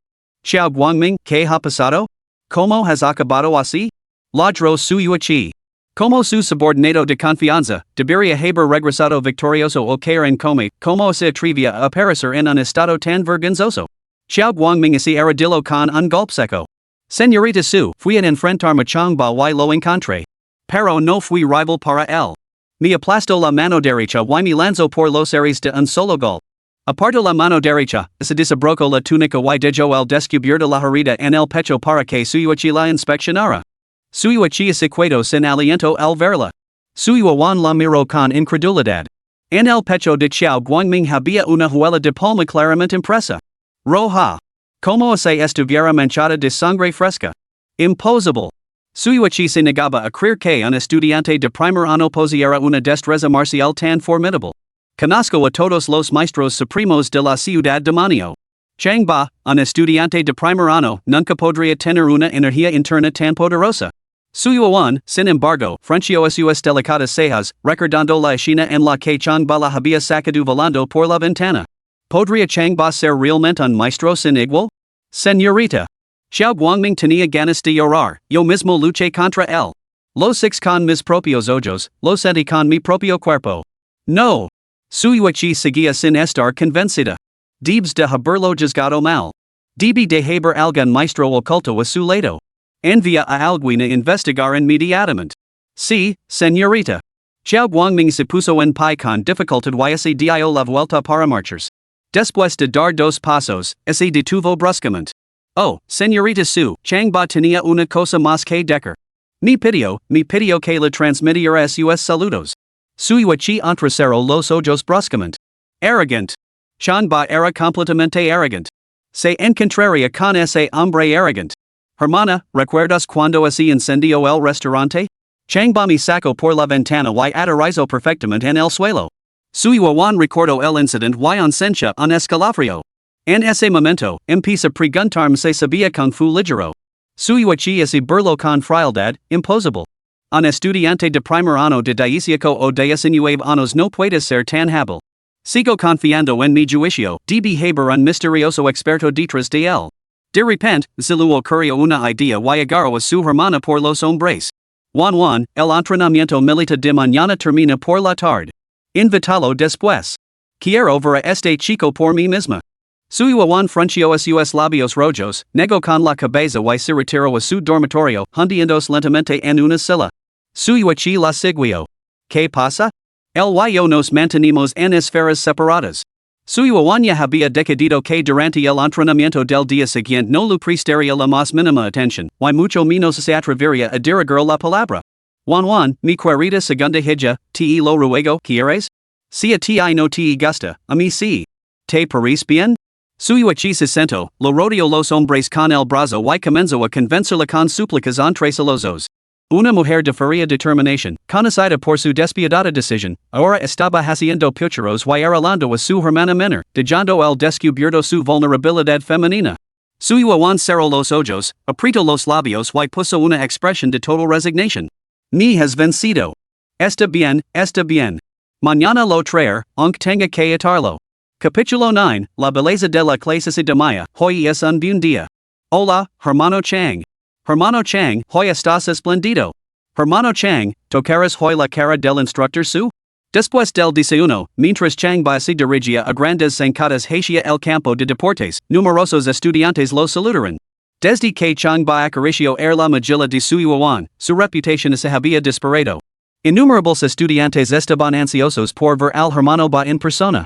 Incluso muchos instructores de entrenamiento militar querían identificar a este individuo.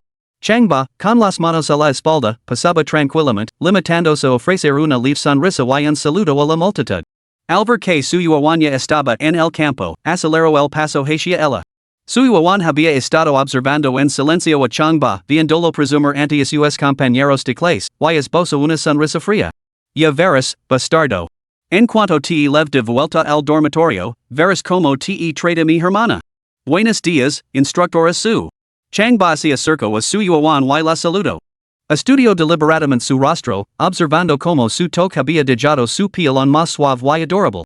Las ganas de acariciarla de nuevo eran casi irresistibles. Su piel se estremeció bajo su mirada. Firmate. Espito friamente. Sí, señor. Chang ba marchó hacia la formación. Al mismo tiempo, observó a sus compañeros de clase.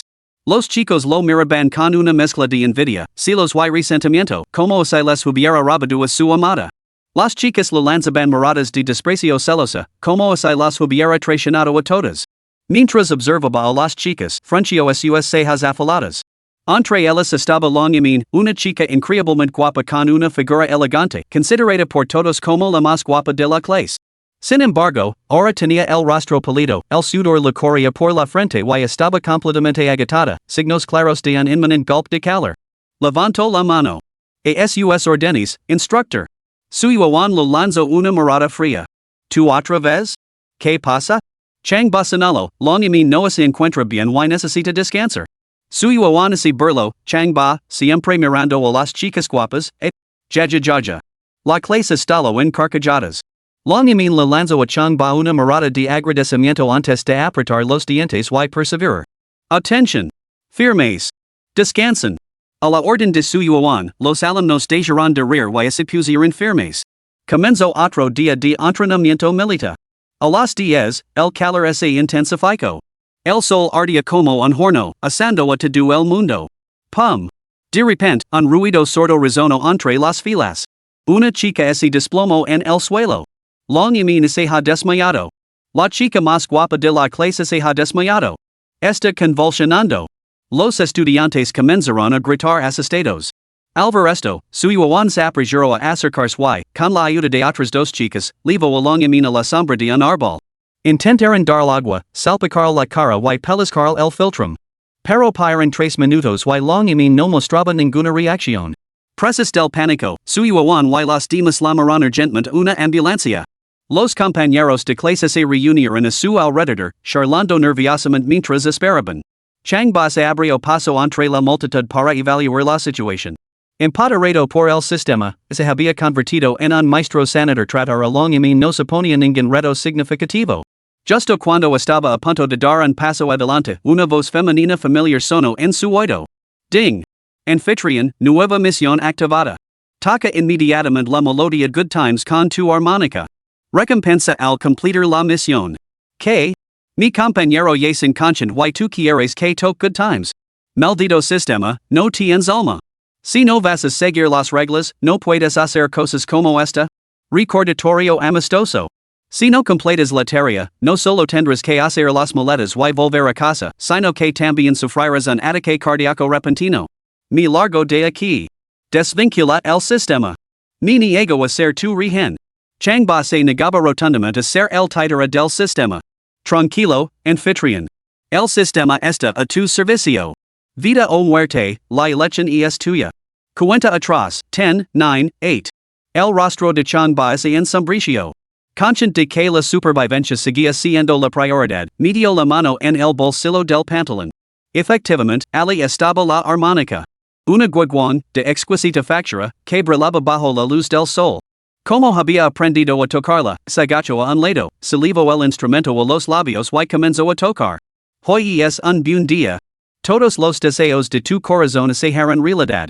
Hoy es un buen día. Abre tu puerta para dar la bienvenida a la brisa primaveral. Las linternas del exterior brillan con luz carmesí.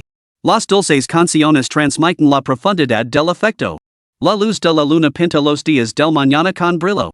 Un mundo hermoso habita en nuestros corazones. Su yuan y sus compañeros de clase lo oyeron y se quedaron con los ojos muy abiertos. Vieron que era Chang ba. Tocando la armónica. Tocando buenos días.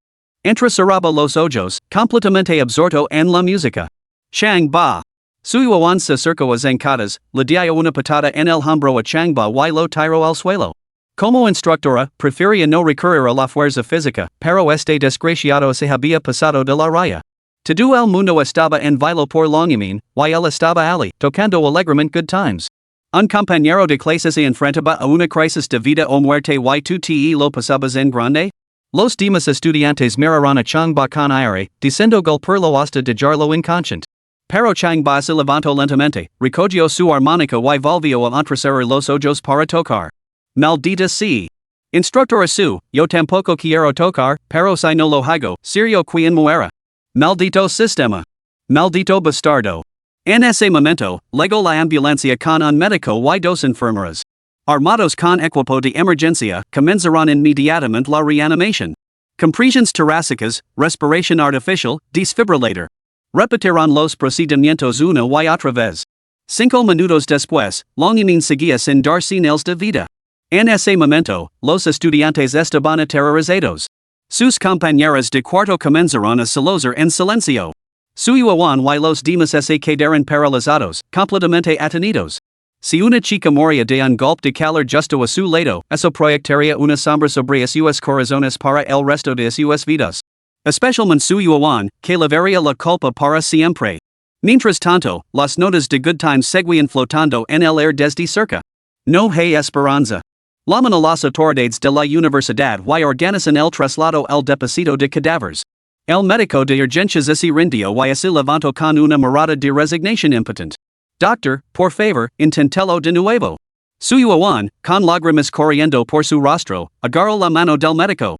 Todas las chicas suplicaron, una incluso se arrodilló ante el médico. El médico esbozó una sonrisa irónica y negó con la cabeza, impotente, no hay latido, no respira. Aceptan la realidad. Suavemente, apartó la mano de su Yuan y se subió a la ambulancia con la enfermera. Unos instantes después, la ambulancia se alejó con un chirrido. Su Yuan y sus compañeros de clase se quedaron atónitas. Enhorabuena, anfitrión, por completar la tarea. Ahora se te recompensa con un juego de agujas de plata. Changba agarró las agujas de plata, sintiendo su peso. Sin dudarlo, guardó su armónica y se adentró con determinación entre la multitud. Aparteos. Dejadme echar un vistazo. Os dije al principio que Longmin no se encontraba bien, pero no me creísteis. Había legado su momento de actuar. Comenzó a evaluar el estado de Longmin. Zaz. Su Yuan levantó la mano y le dio una fuerte bofetada a Changba en la cara.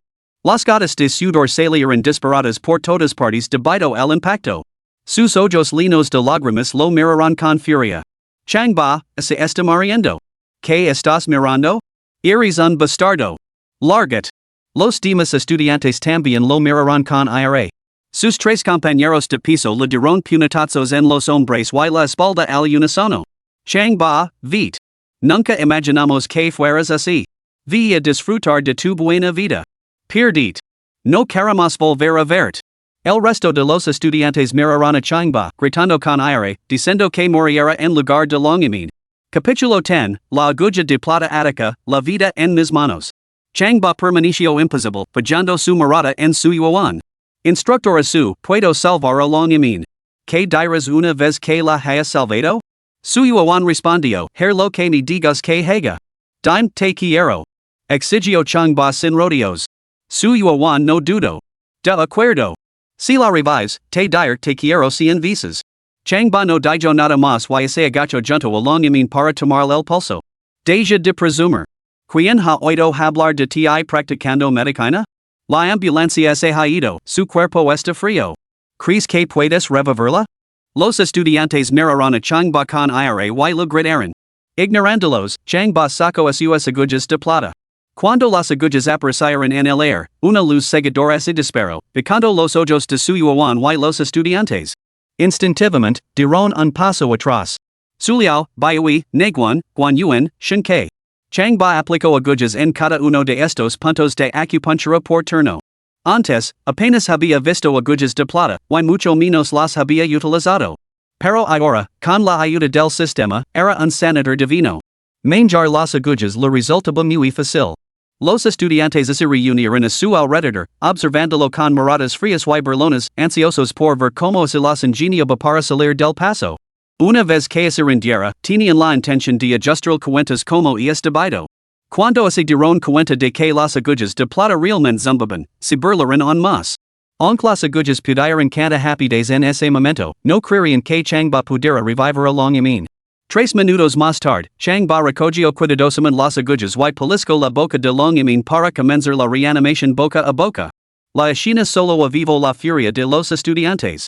Los chicos, en particular, hervían de rabia, ansiosos por agarrar a Chang ba y darle una paliza. Ahora que la belleza de la clase estaba muerta, ¿se atrevía a aprovecharse de ella? Te despreciable.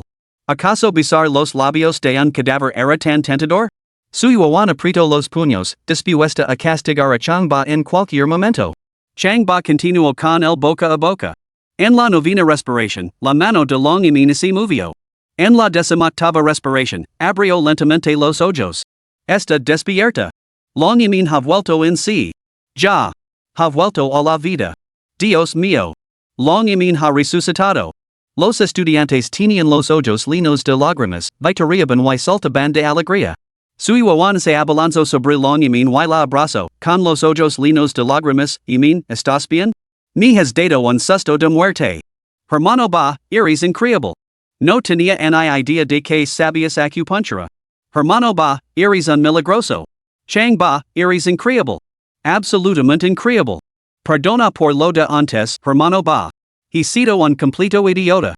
Cuando empezaste a tocar la armónica, pensé que te estabas burlando de nosotros. Quien iba a saber que estabas celebrando prematuramente. Hermano ba, siento muchísimo haberte malinterpretado antes. Te pido sinceras disculpas. Una multitud de estudiantes se agolpó alrededor de Chang ba, algunos agarrando las manos, otros rodeando los hombres con los brazos. Las alabanzas fluyen libremente, se ofrecen disculpas. Sin embargo, Chang ba se limitó a sonreír con indiferencia, miró a Suyuan y luego se dio la vuelta y se alejó. El sistema me dijo que fuera un adulador, pero os he tomado el pelo a todos. Chang ba. Llamó Suyuan. Chang ba no se detuvo y siguió adelante. Su rostro ardía intensamente, como si lo hubiera quemado el fuego. Había un árbol de olivo chino cerca. Se sentó a su sombra para descansar. La acupuntura y el boca a boca de antes lo habían dejado bastante agotado. Al ver que Suyuan se acercaba apresuradamente, apartó la cabeza. Esa bofetada de antes había sido brutal. Chang ba, siento mucho lo de antes. Suyuan se acercó a él y se agachó con los ojos llenos de remordimiento. Cuando Longimin se desmayó, ella y los demás se pusieron muy nerviosos. Sin embargo, Chang ba empezó a tocar la armónica.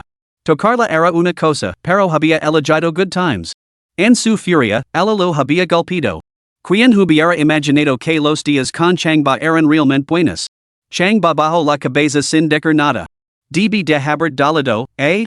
Suyuan miró la marca del dedo en su mejilla, sacó una toallita húmeda y le limpió suavemente la cara a Chang ba. Chang ba fingió sorpresa y extendió la mano para agarrar su pequeña mano. ¿Tú, me estás tocando la cara? Las mejillas de Suyuan se sonrojaron. No, solo estoy limpiando el sudor. Entonces limpia el sudor, no me toques. Yo, solo estoy limpiando el sudor. Suyuan estaba tan preocupada por ofender a Chang ba que se movía con extrema cautela.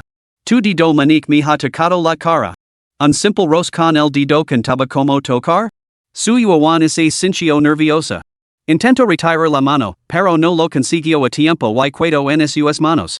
En el pasado, nunca habría permitido que un hombre le cogiera la delicada mano de esa manera. Pero ahora, Chang ba había salvado la vida de Longimin, lo que significaba que también había salvado la suya.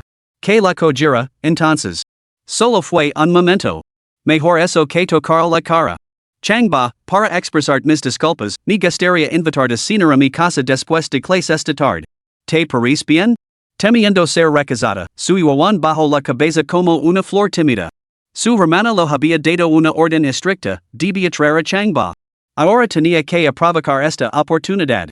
Chang ba sacó su teléfono, primero intercambiamos nuestros WeChat. Suyuan sintió esperanza y sonrió en silencio, sacando su teléfono para añadirlo como contacto.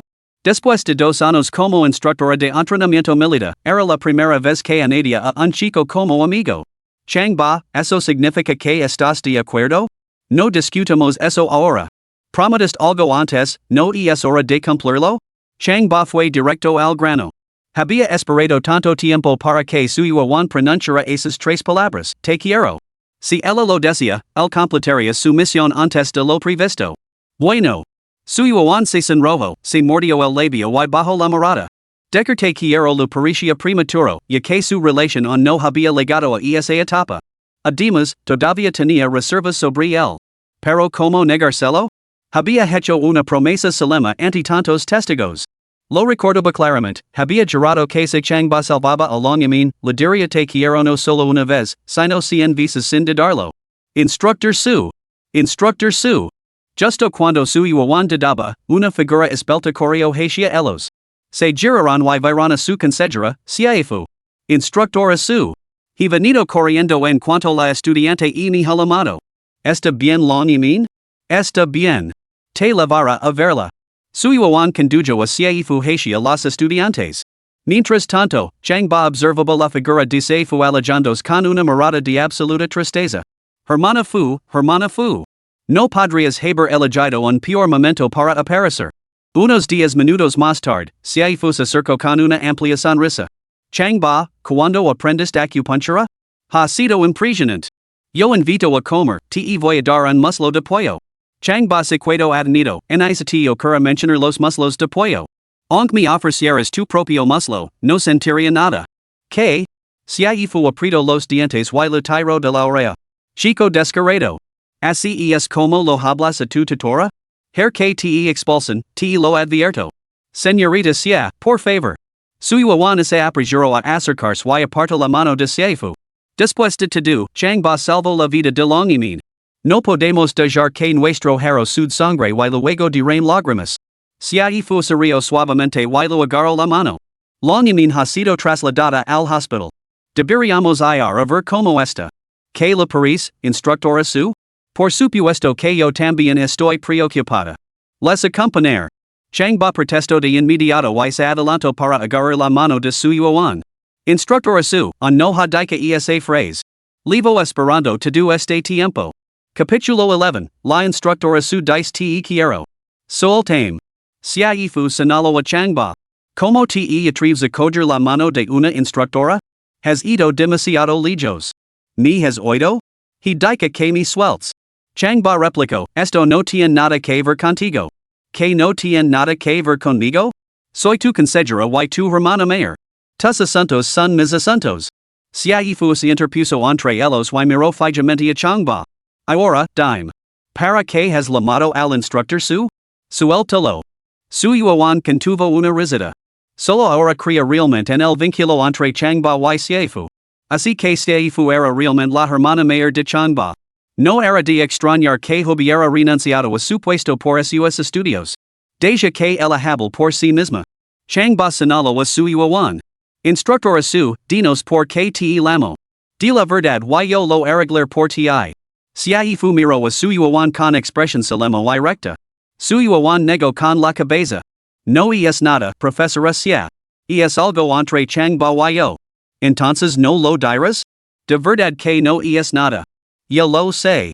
Un compañero de clase me acaba de decir que hiciste una apuesta, Changba que le digas te quiero, ¿verdad? Las mejillas de su iwawan se enrollaron y, instintivamente, se cubrió la cara. ¿Todo el asunto ya se había convertido en de dominio público? ¡Qué vergüenza tan grande! Instructora su, soy una persona que cumple sus compromisos. Ciaifu agarró a su iwawan por el brazo, con expresión seria. Tantos almas a Changba como si no, una vez que hiciste esa apuesta, una vez que la perdiste, debes cumplir tu promesa. Las mejillas de su iwawan se enrollaron, obligándola a bajar la mirada. Esas palabras la dejaron completamente nerviosa. Decir que lo amaba? Ella simplemente lo admiraba, no sentía ningún sentimiento romántico. Pero decir que no lo amaba? Había perdido la apuesta y tenía que cumplir su palabra. Y Ciaifu no lo dejaría pasar. Después de pensarlo mucho, frunció el seno y se le ocurrió un plan. Está bien, dijo, lo dire. Changba, yo. Te amo. Tras pronunciar esas palabras, se cubrió las mejillas ardientes y se dio la vuelta para huir. Decir esas palabras a un estudiante universitario. Estaba mortificada. ¿Ya estás satisfecho? Ciaifu le lanzó una mirada fulminante a Changba antes de correr tras su iwawan. Profesora su, esperam. Changba estaba encantado. Por fin estaba decidido. Sistema, lo has oído, ¿verdad? Su iwawan acaba de decirme que me quiere. Anfitrión, ella dijo te quiero. No entiendo lo que eso significa. K. Changba sinchio que ese lo encogia el corazón. Hasta un niño de 3 años sabe lo que eso significa. ¿Tú no lo sabes, maldita sea? Anfitrión, debes conseguir que ella diga en chino. De lo contrario, la misión no se podrá completar. Recordatorio amistoso, anfitrión, te quedan 6 días. Maldita sea. Maldito sistema. Lo entiendes tú menos el inglés. Que montón de tonterías. Changba solo pudo mirar impotent como su yuan se alejaba paso a paso. Había desperdiciado esta oportunidad. Tendría que buscar la siguiente. Hospital privado Longchong. Después de someterse pruebas en otro hospital, Long Yimin fue trasladado aquí para su convalescencia. Este hospital pertenecía al padre de Long Yimin, Long Jigong. Cuando su yuan y se fulegaron, Long Yimin estaba recibiendo un gotero intravenoso. Al verlos entrar, se incorporó rápidamente y les dedicó una sonrisa de disculpa. Instructor su, profesor Xie, siento mucho molestarlos de nuevo. Su yuan y se se acercaron, le tomaron las manos y comenzaron a preguntarle por su estado de salud con tono suave y preocupado. En ese momento, entró un hombre alto y imponente de mediana edad, seguido de un séquito de asistentes. Un aura de formidable autoridad llenó instantáneamente la sala. Su yuan y se lo reconocieron de inmediato, era el padre de Long Yimin, el presidente Long Jigong del grupo Long. Ambos se levantaron para saludarlo. Este hombre había sido en su día la persona más rica de la metrópoli, lo habían visto numerosas veces en televisión. Padre, estos dos invitados son mi instructor de entrenamiento militar, el instructor su, y mi consejero, el profesor Xia. Han venido a visitarme. Long Yimin los presentó a Long Jigong con una sonrisa. Long Jigong respondió con una sonrisa agradecida, se acercó para estrecharles la mano a cada uno y expresarles su agradecimiento. Long Yimin añadió, Papa, fue mi compañero de clase Changba quien me salvó.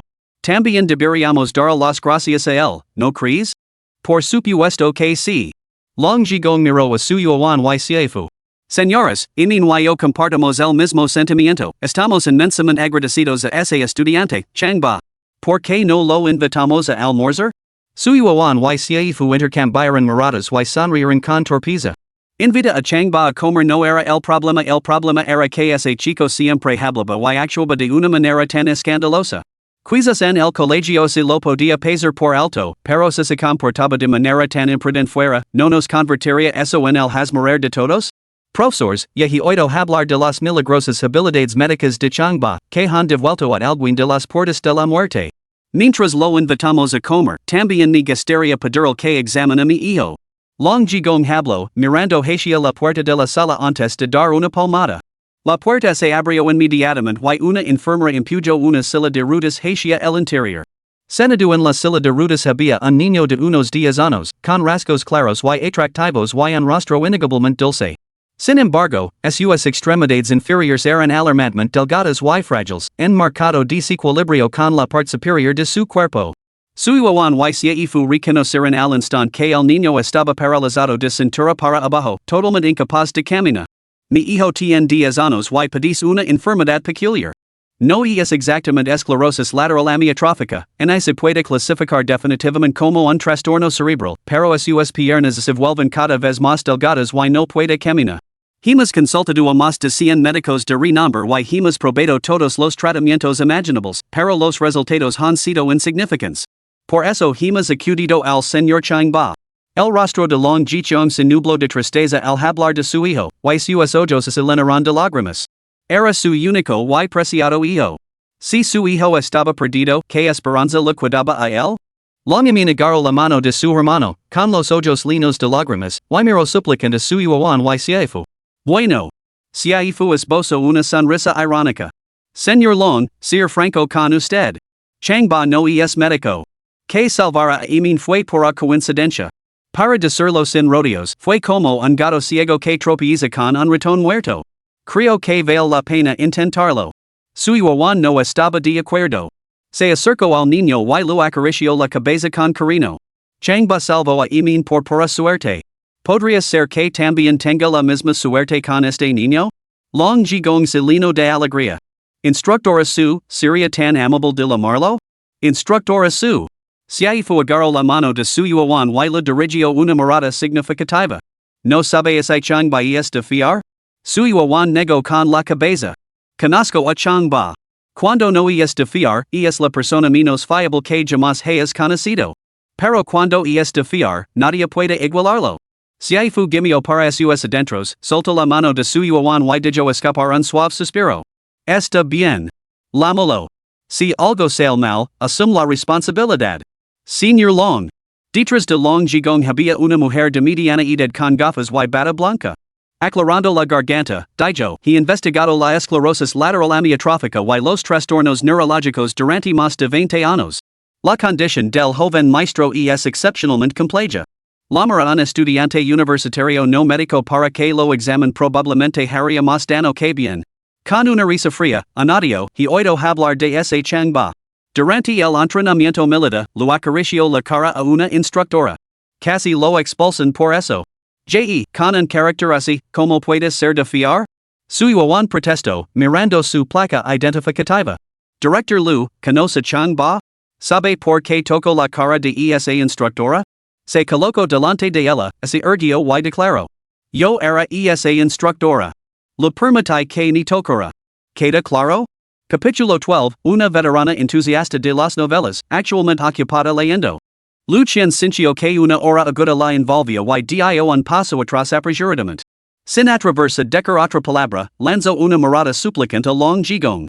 Long Jigong lo indicó que se retirara, se adelantó y juntó las manos en señal de reverencia hacia su yuan.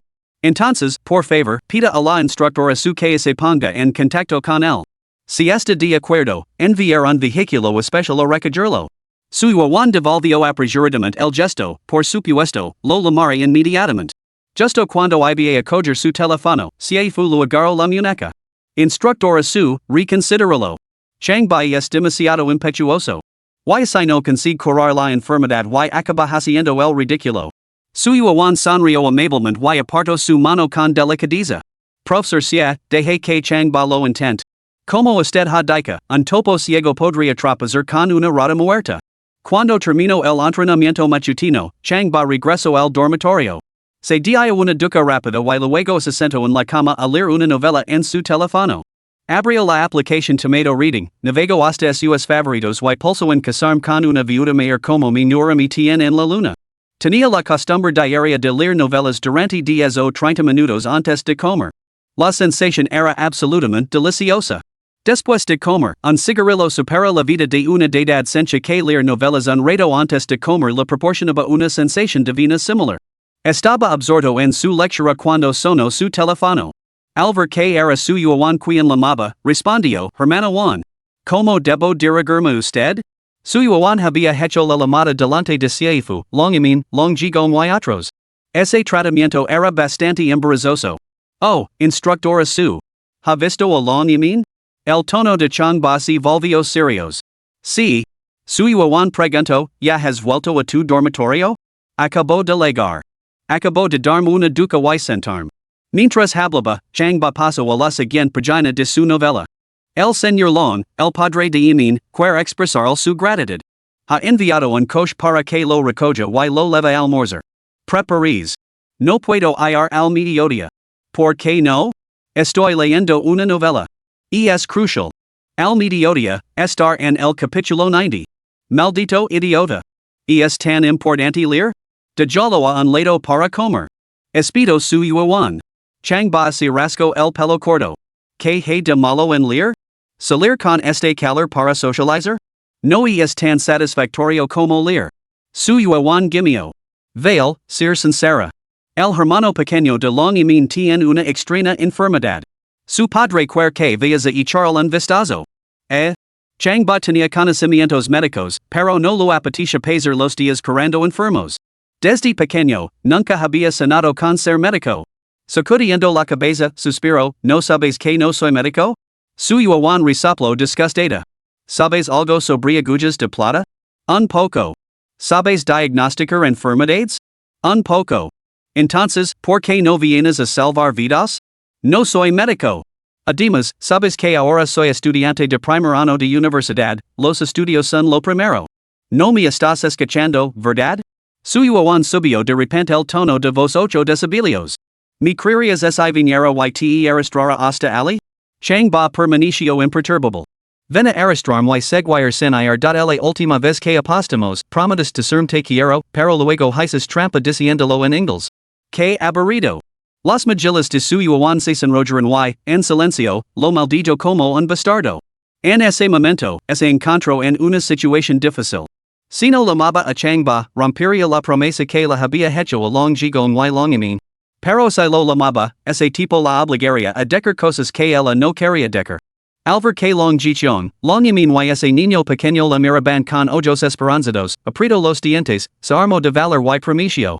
Así es como será, tú salvas al hermano pequeño de Longimin y odir esas palabras en chino. Trato hecho?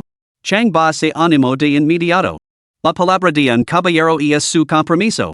Changba sonrió, saltó de la cama, se calzó las zapatillas y salió a paso ligero del dormitorio. Sin detenerse a cambiarse, se apresuró a ir directamente al hospital. Dentro de la sala del hospital, su yuan colgó el teléfono con las mejillas sonrojadas. Como una ladrona pileta infragante, bajó rápidamente la cabeza y se dirigió al baño.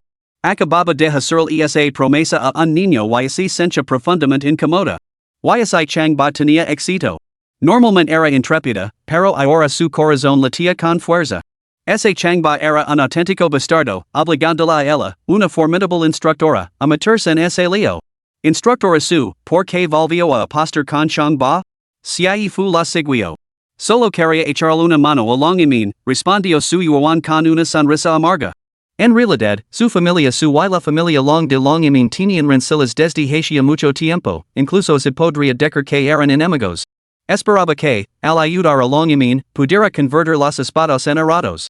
Dudo que Changba pueda manjar a los secuaces de Longimin. Si fu frunció el seno y suspiró profundamente. Ya lo veremos.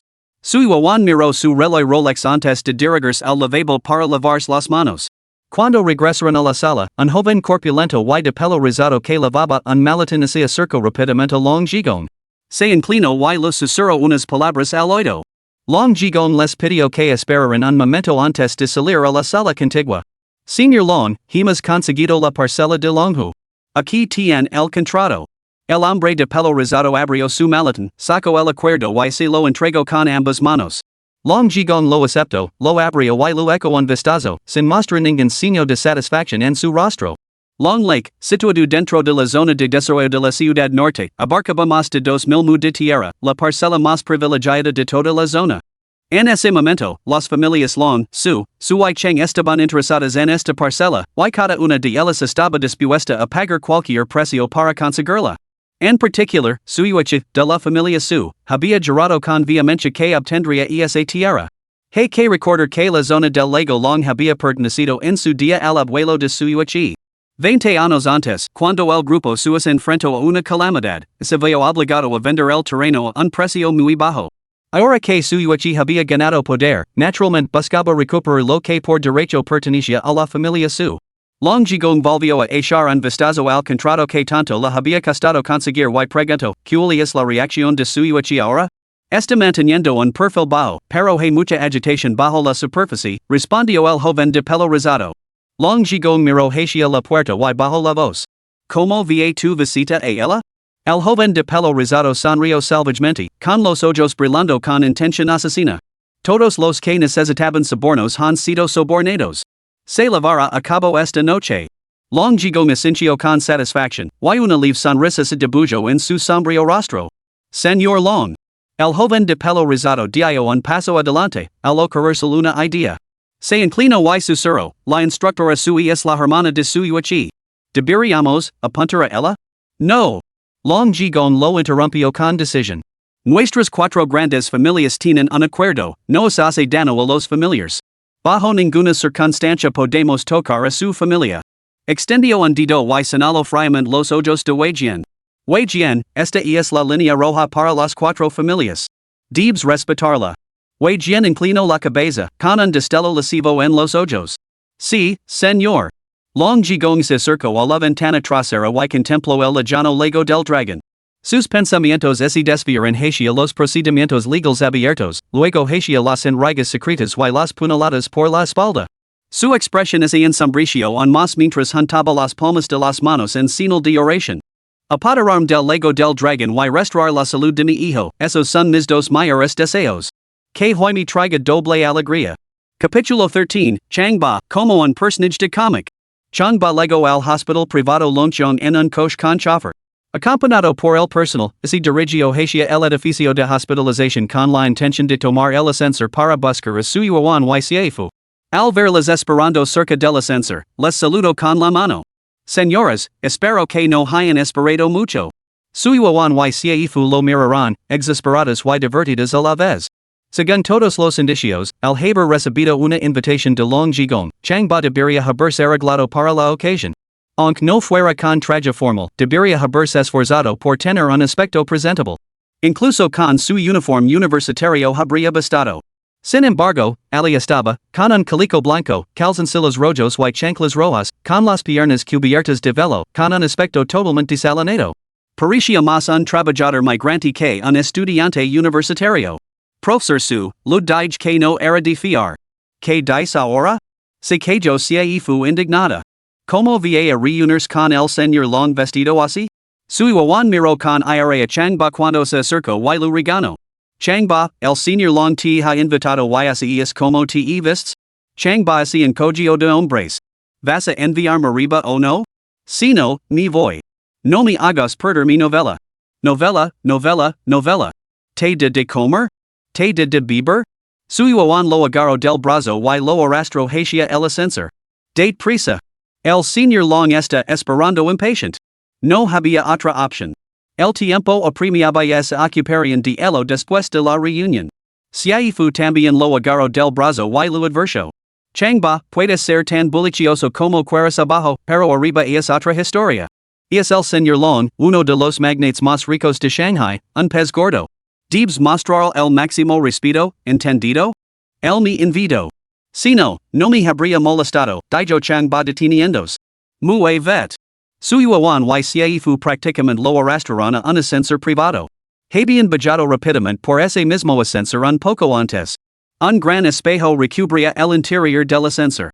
Mientras estaban dentro, los tres vieron sus reflejos. Al mirar el espejo, su yuan cerró los ojos con fría indiferencia, mientras que Caifu soltó una risa burlona. Su yuan, vestida con ropa deportiva negra, parecía una fría y espinosa flor de ciruelo invernal, de una belleza austera. Caifu, con ropa informal roja, parecía una peonia en flor, apasionada y exuberante. El hombre al que sujetaban, vestido con un calico demasiado grande, pantalones cortos holgados y chanclas, tenía un aspecto totalmente desalinido. De pie juntos, el trío hacia que Changba pareciera un personaje de cómic, totalmente ridículo. Su yuan suspiró. Changba, con este aspecto, me temo sinceramente que serás inútil contra los secuaces de Longimin. Caifu intervino apresuradamente, ¿deberíamos enviar a Changba de vuelta entonces? Su yuan apretó con fuerza la muñeca de Changba, hemos llegado hasta aquí. Más vale que lo intentemos. Changba no prestó atención a esto, sino que estudió las figuras de las dos bellezas a través del espejo y preguntó. Hermano Juan, ¿cuánto mides? 170 m. ¿Por qué? Su yuan se quedó paralizada. Por nada en particular. Changba se volvió hacia Caifu, hermana Fu, ¿cuánto mides? Mido 168 metros. Caifu se puso de puntillas ligeramente, quedando ahora a la altura de su yuan, hombro con hombro. Changba las miró de arriba abajo. Creo que tus piernas tienen exactamente la misma longitud, en un milímetro más en menos. Ambas bellezas se miraron las piernas, comparándolas con la vista. Déjame medirlas. Changba se agachó primero junto a su yuan, separando el pulgar y el índice. Los colocó en su tabla y comenzó a medir hacia arriba. En ese momento, se abrieron las puertas del ascensor. Una multitud se agolpaba en la entrada, observando la escena en el interior. Alvaro Changba agachado junto a su yuan, con ambas manos midiendo algo, todos la miraron con asombro. Su yuan se sonrojó. Le dio una patada en la pantorrilla a Changba. Ha llegado el ascensor. Sal. Salió a zancadas. Caifu la siguió, reprimiendo una risita. Realmente había pensado que Changba lo estaba midiendo las piernas. Resultó que solo estaba bromando con la instructora Su. ¡Qué gracioso! Al acercarse a la sala, su yuan, con el rostro carmesí, apretó los dientes y advirtió. Changba, soy tu instructora. Mas te vale comportar a partir de ahora. Changba se encogió de hombres. Hey indica que dice, cuando la viga superior está torcida, la viga inferior la sigue. Tu me enseñaste a ser turco, ¿por qué no iba a aprender? ¿Quién estaba siendo turco? 2. ¿Recuerdas lo que dijiste la última vez? Después de salvar a long yamin, prometes dejar te quiero. ¿No especifique que tenía que ser en inglés? El inglés no cuenta. No dijiste eso al principio. Suiwawan sonrió triunfante, sintiendo que había ganado una ronda. Changba pensó para sí mismo, ya verás. En 6 días, tejer dejar te quiero en chino. Changba. Xiaifu tiro del brazo de Changba con disgusto. La instructora su no siente nada por ti. ¿Por qué tienes que forzar la situación? Changba respondió sin rodeos, si ella no lo dice, moriré. Toda mi existencia se reducirá a cenizas. Xiaifu saberlo, ¿de verdad es tan grave? Changba no supo que responder, solo asintió con la cabeza. Suiwawan resoplo y sus ojos se volvieron gelados. Pensó, si quieres que te diga te quiero, sigu cenando. Mientras hablaban, llegaron a la puerta de la lujosa suite del hospital de Longyamin. Llamaron antes de entrar. Long Jigong, Wei Jian, Lucian y los demás esperaban ansiosos en la puerta, como si estuvieran esperando a que salieran los astros. Sin embargo, en cuanto llegó y vieron su aspecto, todos sintieron una punzada de decepción. Habían imaginado que Changba, el hombre que había rescatado a Longyamin y la había traído de vuelta del borde de la muerte, sería un caballero apuesto, elegante y guapo. Sin embargo, el joven que tenían ante ellos parecía totalmente informal, con todo el aspecto de un trabajador migrante. No obstante, Long Jigong le tendió la mano a Changba y se la estrechó calurosamente para expresar su sincera gratitud. Después de intercambiar cortesías y preguntar por el estado de Longyamin, Changba preguntó, ¿Dónde está el chico? Long Jigong se volvió hacia Lucian, Director Lu, ¿Dónde está mi hijo? Señor Long, ya se ha dormido. ¿Lo intentemos más tarde? A Lucian no le importaba lo más mínimo Changba. Con su aspecto desalinado, le costaría hacerse nombre en Shanghai, y mucho más curar la enfermedad del joven amo. Long Jigong observó la mirada aguda y el comportamiento sereno de Changba, y se dio cuenta de que no se debe juzgar un libro por su portada. Dio la siguiente orden. Despiertalo y trilo aquí. Lucian no tuvo más remedio que correr hacia otra habitación. Unos instantes después, entró con unas silla de rutas. Por alguna razón, el niño que iba en la silla de rutas no había dejado de llorar. Pero en cuanto vio a Changba, dejó de llorar. Se limitó a mirarlo con los ojos muy abiertos, observándolo. Señor Chang, estos son los resultados de las pruebas y el historial médico de mi hijo. Long Jigong sacó una gruesa pila de documentos y se los entregó a Changba. Changba los tomó y comenzó a examinarlos meticulosamente de arriba abajo. Suiwawan, Xiaifu y los demás observaban, asintiendo con aprobación. En cualquier caso, la intensidad con la que examinaba los registros desprendía cierto aura. Bien, ya los he visto. Changba cerró el expediente y suspiró. Después de revisarlo de principio a fin, debo confesar que lo encuentro incomprensible. ¿Qué? Long Jiqiang se quedó desconcertado. Señor Chang, ¿quiere decir que no entiende estos documentos? Los demás estaban igualmente asombrados. Suiwawan apretó los dientes, teneda de darle un puñetazo a Changba. Si no lo entiende, ¿por qué lo ha examinado con tanta atención? Xiaifu cerró los ojos, con la cabeza dando vueltas. Mira esto, qué espectáculo tan ridículo. Señor Chang, ¿a cuántos pacientes ha tratado antes? Long Jigong comenzó a sentirse incómodo. Changba respondió con sinceridad, su hija es la primera paciente que he tratado. Su hijo es el segundo. Ah. Long Jigong lo miró con incredulidad. Había supuesto que Changba era una figura extraordinaria, con su mirada penetrante y su porte distinguido, pero quien iba a pensar que no sabía nada de medicina. Claramente era solo un fanfarrón pretencioso. Lucian sonrió con desdén, empujando la silla de rutas hacia la salida. Señor Long, creo que es mejor llevar al joven maestro a descansar. Espere. Capítulo 14, jugar a dos bandas? Este anciano no. Espere.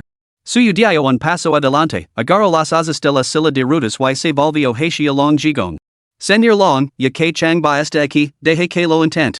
Confío en él, y confío en que los milagros pueden suceder. Changba escuchó esto y sonrió con aprobación. A decir verdad, a veces le gustaba escuchar lo que decía la instructora su. Pero Long Jigong era otra historia, su rostro se retorció de angustia, instructora su, ¿qué sentido tiene intentarlo? Exacto. ¿En ni siquiera sabe leer los historiales médicos, como va a tratar a alguien? Lucian lanzó una mirada furiosa a Changba. Y se convierta un ciego en un lisiado. Si ni preguntas, lo mejor es dejarlo estar. Si fu tiro de la mano de su yuan, instandala a solta la silla de rutas. Su rostro estaba marcado por la preocupación. Changba no es médico, después de todo. Y su tratamiento empeora el estado del niño. Su yuan seguía agarrada con fuerza a la silla de rutas. ¿Cómo podemos saberlo sin intentarlo? Changba no sabía nada, pero salvo along yamin. Dirás que fue una casualidad, pero ¿por qué no podría haber otra casualidad? Aun así, es mejor no arriesgarse. Long Jigong había invitado a médicos de renombre de todo el mundo. Si se hubiera producido una casualidad, habría ocurrido hace mucho tiempo. El desempeño de Changba había sido totalmente decepcionante si se produjera una casualidad, ciertamente no sería a través de él. Señaló a Changba y su yuan, mi hija necesita descansar. Por favor, vayan al restaurante. Her que alguien los acompañe. Su yuan miró a Long Jigong con desagrado. Señor Long, perdón mi franqueza, pero mi alumno salvo a su hija. Acabo de conseguir traer a Changba aquí, y esta es la actitud que muestra. El arresto, se fuese sobresalto y rápidamente lo tiró del brazo, indicando que no ofendiera a Long Jigong.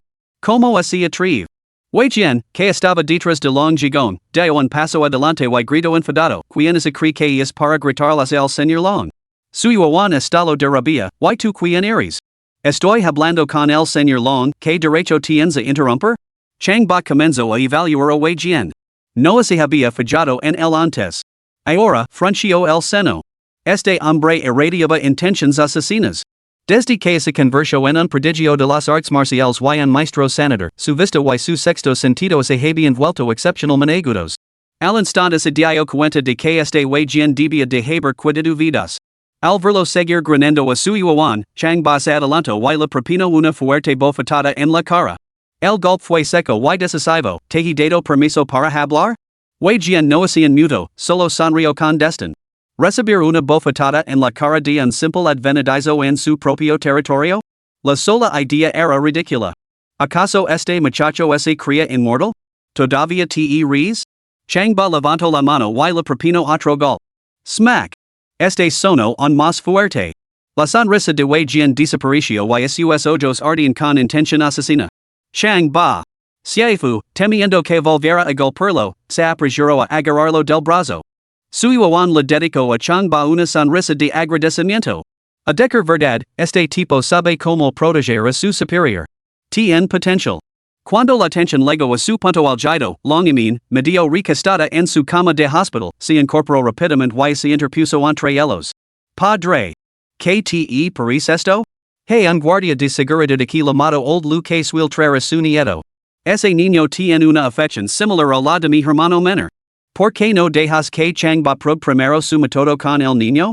Long Jigong consideró que era factible, ya que evitaría el conflicto y les permitiría evaluar las verdaderas capacidades de Changba.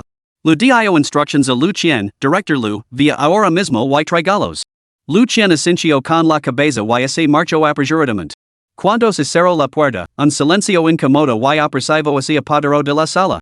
Instructor Su, profesor Xia, Changba, por favor, siéntense un momento en el sofá. Long Yamin los invitó a sentarse y les trajo botellas de agua. Long Jigong, Wei Jian y los demás se sentaron en el lado opuesto. Ninguno tenía una expresión agradable, pero ninguno dijo nada. Después de esperar 25 minutos, la puerta de la sala se abrió con un chirrido. Lu Qian empujó una silla de rutas sucia y destartalada, cuyas rutas chirriaban con cada giro. Sentado en ella había un niño de 8 o 9 años, con el pelo enmarañado. Sin camisa y vestido solo con pantalones cortos, parecía demacrado y profundamente frágil. Detrás de él había un guardia de seguridad de pelo gris, un hombre calado que no dejaba de mirar a su alrededor con expresión de alarma. Tras las presentaciones, Changba y los demás supieron que el apellido del guardia era Lu. Tenía más de 70 años y su nieto había enfermado a los 4 años.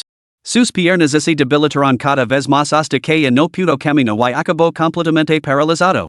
Los padres del niño lo llevaron a numerosos hospitales importantes y consultaron a muchos especialistas. Algunos sugirieron distrofia muscular, otros ELA y algunos apuntaron a una mutación genética, pero la verdadera causa seguía sin estar clara.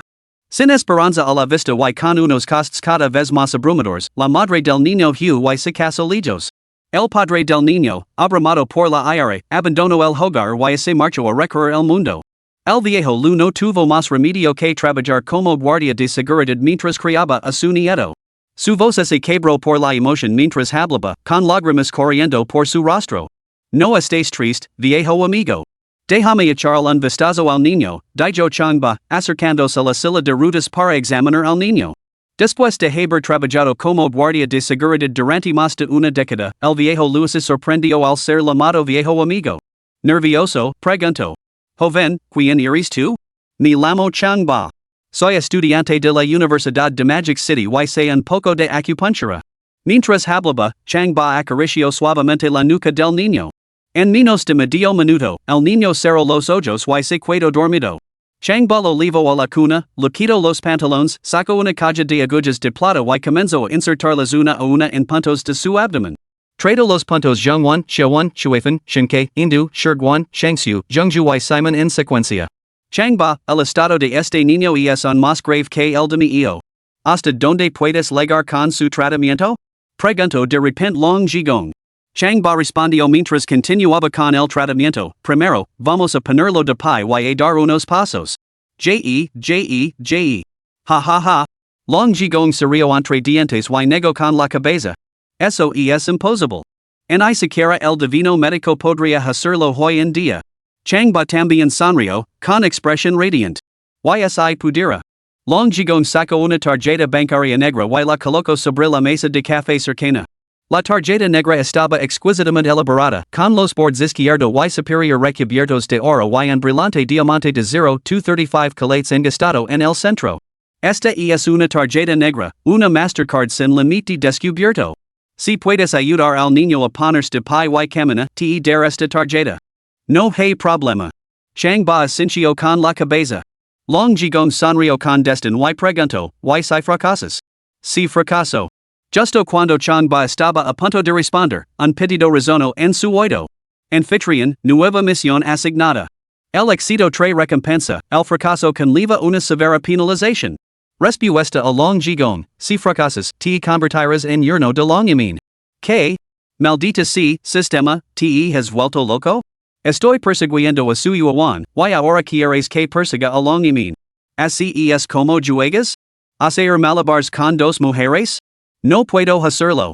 Además, ¿cuál es mi estatus en comparación con el suyo? ¿No es esto como echar sal en la herida? Anfitrión, uno pasa entre las flores y los pétalos se adhieren a su túnica. Con tan espléndidos momentos de libertinaje tu alcance, ¿por qué no dar el gusto? Ten en cuenta que si no completas la tarea, el anfitrión renacerá como eunuco en la próxima vida. Maldita sea. Tú, sistema miserable, ¿me amenazas con la castración? Eres completamente depravado. Vite. Changba sintió que le daba vueltas la cabeza, sin saber cómo abordar el tema. Changba, si no puedes hacerlo. Insistió Long Zhigong. Changba miró a Long Yamin, respiró hondo, y volvió a respirar hondo antes de responder. Si no puedo hacerlo, me casar con Long Yamin y me convertir en yerno de la familia Long. Ah. Su yuan? Xia Yifu? Long Zhigong? Todos se quedaron completamente estupefactos. Long Yamin, en particular, se levantó de un salto, sorprendida. Ninguna de las personas presentes podría haber imaginado una respuesta así por parte de Changba, por muchas respuestas que hubieran barajado. ¿Quién te crees que eres, advenedizo, para cadishar en nuestra joven señorita? Wei Jian finalmente perdió los estribos, se puso de pie de un salto y miró a Changba con ira mientras rugía. Si ni siquiera puedes salvar a esta niña, no eres digno de ser un perro en la casa de los Long. Y aún así te atreves a sonar con convertir en yerno. Capítulo 15, el que re último, re mejor, independientemente de la victoria o la derrota. Atrás. Ordinó Long Zhigong en voz baja. Wei Jian retrocedió inmediatamente, aunque sus ojos permanecieron muy abiertos y furiosos, fitos en Changba. En su opinión, permitir que Changba viviera más allá de ese día era un acto de misericordia. Long Zhigong comentó, después de todo, Changba salvó la vida de Yamin. Tiene derecho a hablar así. La cuestión es que piensa la propia Yamin. Estoy de acuerdo. Long Yamin respondió sin dudar, con los ojos llenos de lágrimas mientras miraba a Changba. Changba la había salvado la vida. Creía que la vida de su hermano menor también sufriría un profundo cambio gracias a él. Eso es sumaba su admiración por él, por lo que estaba más que dispuesta. Al resto, longigo miró a su hija con aire, casi maldiciendo entre dientes. ¿Qué tipo de joven no podía encontrar? ¿Por qué tenía que enamorarse de esa cabeza hueca? Era una completa tontería. Además, se Changba ganaba, lo entregaría una tarjeta negra. Pero se Changba perdía, se casaría con su hija, hermosa como una flor, convirtiéndose en yerno de la familia Long. En otras palabras, ganara o perdiera, el resultado para Changba era dulce como la miel. Nunca antes había hecho un trato tan perjudicial, y estaba furioso. Está bien, está bien, está bien. Tratala primero. Changba continuó con el tratamiento.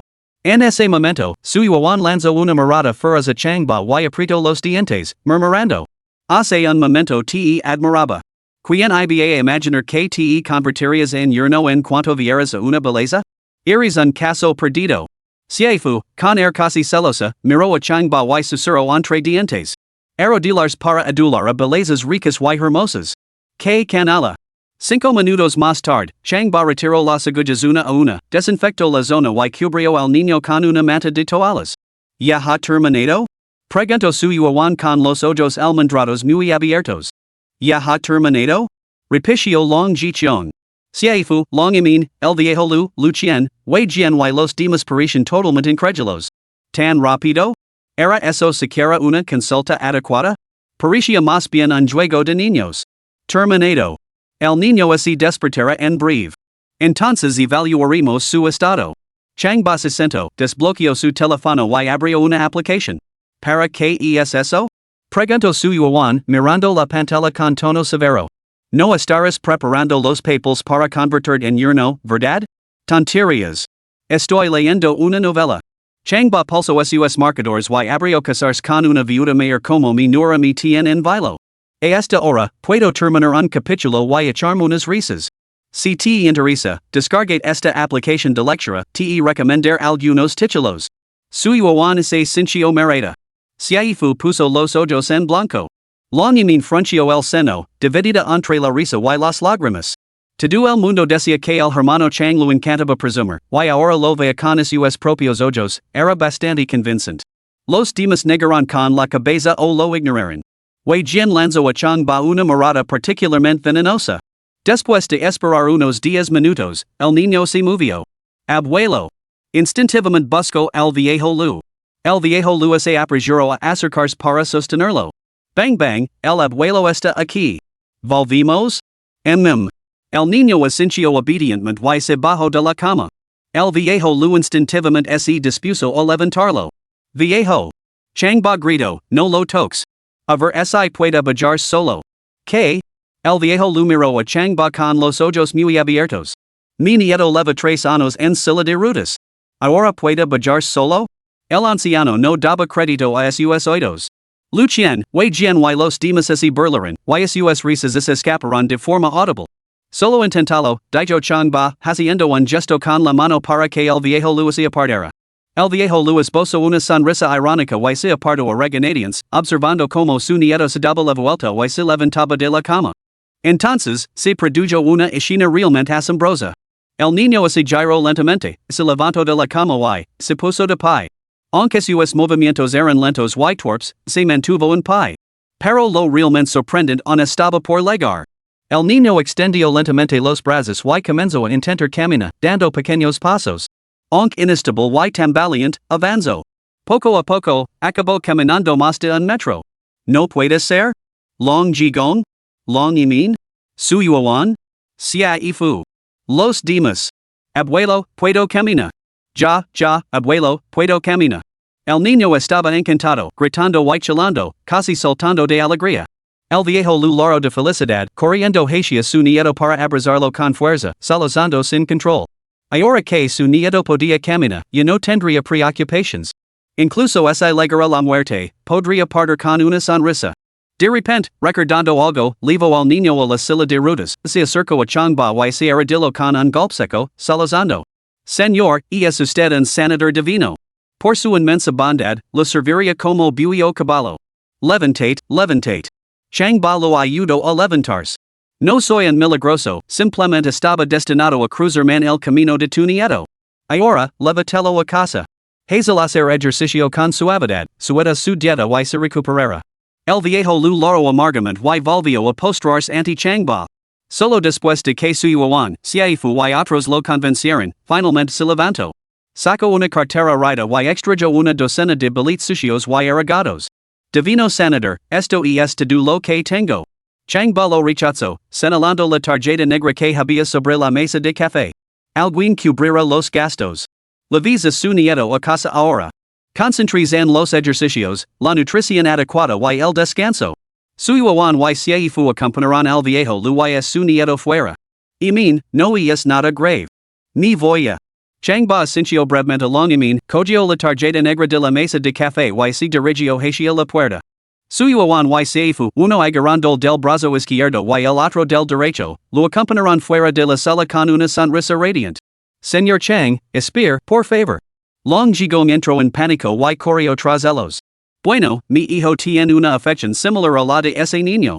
Lo ruego, señor Chang, que si tan amable de examinarlo también. Se lo suplico. Long Yimin también salió corriendo, con lágrimas en los ojos mientras veía la figura de Changba alejarse. Changba no se volvió. Señor Long, ¿qué acaba de decir? ¿Y qué ha dicho su subordinado? El rostro envejecido de Long Jigong se sonrojó. Miró con ira a Wei Jian, que lo había seguido, y le gritó. Wei Jian. Pedale disculpas al señor Chang inmediatamente. Wei Jian esbozó una sonrisa incómoda y se inclinó apresuradamente en señal de disculpa. Señor Chang, lo siento muchísimo. Ni precipit antes. Por favor, perdónenos a los dos. Al ver que Changba seguía caminando imperturbable, acompañado de dos hermosas mujeres, y sintiendo la mirada asesina de Long Jigong, se arrodilló con un golpe seco, al borde de las lágrimas. Señor Chang, me arrodillo ante usted. Lo ruego que salve mi joven amo. La directora Lucian, al ver esto, se apresuró a seguir unos pasos y luego se arrodilló con un golpe seco, salazando. Señor Chang, usted es un senador divino. Lo imploro, si no es por mí, que lo haga por el bien de Buda, salve al joven amo. Changba no les hizo caso y siguió charlando alegremente con su yuan y Xiaifu mientras se dirigían hacia el ascensor. Long Jigong, furioso, ansioso y impotente, se volvió para mirar a Long Yimin. Solo su hija podía salvar a su hijo ahora. Yimin, vi a suplicar la Changba. Long Yimin se quedó paralizada, con la cabeza gacha y llorando en silencio. Dado el comportamiento inconsistente de su padre momentos antes, ella también se negaría a cooperar. Tengo que arrodillarme ante ti. Gritó Long Jigong, con lágrimas corriendo por la cara. Solo entonces Long Yimin se levantó, se apresuró hacia la puerta y miró hacia el pasillo. Capítulo 16, una como hermana y madre, otra como esposa y amante.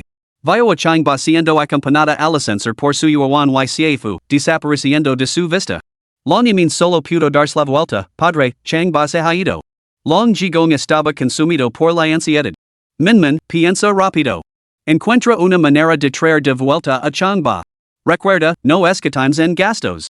Bajarán a la planta baja. Su yuan fue al baño, mientras Changba y Xiaifu esperaban en un rincón. Changba, ¿estabas enfadado hace un momento? Xiaifu agarró a Changba por los hombres con ambas manos. Primero querías que la instructora su te dijera te quiero y luego querías convertir en yerno de la familia Long. ¿En quién estás pensando exactamente? Changba se quedó sin palabras, apartó la cabeza y maldito entre dientes el maldito sistema. Changba, como hombres, no podemos ir por ahí enamorándonos de todas las mujeres que conocemos. Hacer eso solo acaba haciendo daño a todos los involucrados. Xiaifu le volvió a tirar de la oreja y le sermoneó con seriedad, la instructora su debe de estar furiosa por esto. Cuando salga, más te vel disculpar como es debido, ¿me oyes? A Changba le dolían las orejas. Lu agarró la mano. Hermana Fu, esto es entre la instructora su y yo. ¿Podrías no metert? Al resto, Xiaifu se negó a ceder y le tiró de la oreja con más fuerza mientras apretaba los dientes. Soy tu hermana y tu consejera, básicamente tu figura materna. Si yo no te cuido, ¿quién lo hará? Mi madre es demasiado joven para esto. Me pregunto si mi padre lo aprobaría. Changba solo pudo inclinar la cabeza en señal de sumisión. Está bien, mama, mama, mama. Lo entiendo. No me tires de las orejas. Señorita Xia, ¿qué está haciendo?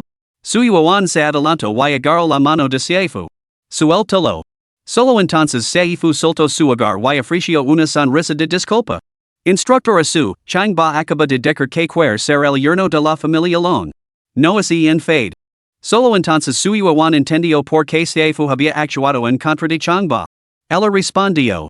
¿Por qué iba a enfadarme? Si fu la miró incrédula, con los ojos muy abiertos. ¿No estás enfadada? Las palabras de Chang ba fueron un insulto para Long Jigong. Además, ¿qué posición tiene Chang ba? ¿Cuál tiene Long Imin? ¿Podrían estar juntos alguna vez? Su yuan negó con la cabeza. De igual, simplemente no me lo creo. Si fu se relajó el arresto y se rió con admiración. Instructor a su, ¿qué compostura tiene para manjar las cosas? La hermana Juan es tan magnánima. Adoro a las mujeres con esa amplitud de espíritu. Chang ba le dedicó a su yuan una sonrisa de agradecimiento y levantó ambos pulgares en señal de elogio. Su yuan y se fu protestaron inmediatamente, una tirandol de las orejas y la otra agarrandol por el cuello, dejando a Chang ba suplicando clemencia. Solo cuando se dieron cuenta de las miradas de la gente en la sala, contuvieron la risa y salieron corriendo. Señorita Xia, vamos a comer algo primero. Después del almuerzo, usted vuelve a la universidad y yo me llevo a Chang ba un sitio. Su yuan tomó la mano de Xiaofu. Vamos. Xiaofu sentía curiosidad por saber a dónde se dirigían, pero le pareció inapropiado preguntar, así que simplemente sintió con la cabeza. Instructor Su, no tendrá tiempo después del almuerzo. Chang ba se mostró poco cooperativo. Son casi las dos. El almuerzo durará hasta las 2 y volveré a la escuela a las 2 y media. El entrenamiento militar empieza a las 3, lo que me deja solo media hora para descansar. Quiero leer mi novela. Novela, novela, novela. ¿Te volverías loco sin tu novela? Su yuan y se fu ahora se estremecen cada vez que mencionaba las novelas. Cada una lo agarró de un brazo para sujetarlo. Su yuan preguntó, ¿ya no piensas en hacerme decker, te quiero? Sí. Después de todo, esta noche te acompañaré a ver a tu hermana. Ya te gustaría. En lo que te dire, te quiero, delante de mi hermana. Su yuan declaró, estirando los brazos para agarrarlo por el cuello. Xiaofu recurrió a su táctica probada, pellizcar las orejas. No vuelvas a mencionar novelas delante de nosotros, ¿entendido? Chang ba se encontró una vez más entre dos belezas, experimentando tanto dolor como placer. Al final, no tuvo más remedio que ceder. Está bien, está bien. Instructor a su, ir a donde usted me diga. Soltinia, tengo una tarjeta negra. Yo invito a comer. Su yuan y xiaofu se echaron a reír antes de soltarlo. Por alguna razón, estar con Chang ba siempre era emocionante y alegre. Se estaban volviendo adictos a ello. El trío charlaba y reía mientras salía del hospital, dirigiéndose hacia la calle principal al oeste. Hermanito, el sueño de tu madre es comer una vez en un restaurante con estrella Michelin, dijo Xiaofu con una sonrisa. Chang ba sacó su teléfono y buscó restaurantes con estrella Michelin en la zona. De acuerdo, mamá, me aseguraré de que te pongas las botas. Su yuan se sintió confundida por el comentario como su consejera, y actúas como su madre. ¿Por qué lo llamas hermanito? Xiaofu suspiró con una sonrisa, y es difícil. Soy tanto su hermana mayor como su madre. Su yuan puso los ojos en blanco, negándose a involucrarse en su dinámica. Instructor a su. Xiaofu de repente lo agarró la mano. ¿Qué tal si eres tanto la hermana mayor como la madre de Chang ba? No me interesa. Su yuan se negó de inmediato. Entonces, ¿qué quieres ser para él? Solo su instructora. El entrenamiento militar terminará pronto. Y después. Su yuan frunció sus delicadas cejas y se quedó paralizada. Es cierto. Cuando terminara el entrenamiento, se iría del campus y tendría poco contacto con los estudiantes. Entonces, ¿qué tipo de relación mantendría con Chang ba? Xiaofu se rió entre dientes, rodeó con el brazo a su yuan y lo susurró misteriosamente. Instructor a su, dígame con sinceridad, ¿quiere ser la esposa de Chang ba, su amante o ambas cosas? Las mejillas de su yuan se sonrojaron. Apretando los dientes con fingida aire, agarró el brazo de Xiaofu y comenzó a hacer cosquillas en su esbelta cintura. Xiaofu, aterrorizada por las cosquillas, gritó de risa hasta que su cuerpo se quedó sin fuerzas. Se volvió hacia Chang ba en busca de ayuda. Hermanito. Hermanito. Rápido, salva a tu consejera. Chang ba estaba cerca, absorto en su teléfono. Después de un momento, su yuan y Xiaofu dejaron de jugar a pelear. Alver que chang ba seguía sin responder, le preguntaron juntas, chang ba, que estás mirando? Leyendo una novela. Ya estamos otra vez. Las dos belezas se abalanzaron sobre chang ba una vez más. Chang ba se echó a reír y salió corriendo. Unos minutos más tarde, encontraron un restaurante con estrella Michelin y entraron. El local era elegante y sofisticado, y estaba impregnado del tentador aroma de la buena cocina. ¿Puedo preguntarle, señora, ¿tiene reserva? Preguntó una camarera uniformada, sonriendo a su yuan. Su yuan negó con la cabeza. No, me temo que no. Me temo que solo atendemos a clientes con reserva a la hora del almuerzo, señorita, respondió el empleado con tono de disculpa. Su yuan y Seifu intercambiaron miradas de impotencia hacia Changba. Changba declaró, señorita, preparinos una sala privada. Solo unos platos sencillos. Comeremos y nos iremos. La empleada miró de arriba abajo el calico, los pantalones cortos y las chanclas de Changba, con una sonrisa tenida de burla. ¿Qué clase de mendigo sin un centavo se atrevía a comer ali? Su tono siguió siendo cortés. Señor, me temo que sin reserva no podemos atenderlos. Changba sacó una tarjeta negra y la mostró, ¿será suficiente? El empleado se detuvo y la aceptó con ambas manos. Tras examinarla, vio que era una tarjeta negra, una Mastercard Black Card. El empleado se sorprendió, con las manos temblorosas y los ojos muy abiertos, y volvió a examinar a Changba. Nunca juzgues un libro por su portada, en la profundidad del mar por un subo, ahora él lo cría. Señor, señora, por favor, por aquí. Prepararemos el mejor almuerzo para honrar a nuestros estimados invitados. Devolvió reverentemente la tarjeta negra a Changba y los condujo arriba, a una sala privada exclusiva reservada para altos funcionarios. Su yuan y Seifu intercambiaron una sonrisa cómplice y ambos miraron con admiración a Changba. A decir verdad, sin Changba, hoy no habrían podido disfrutar de este exquisito almuerzo aquí.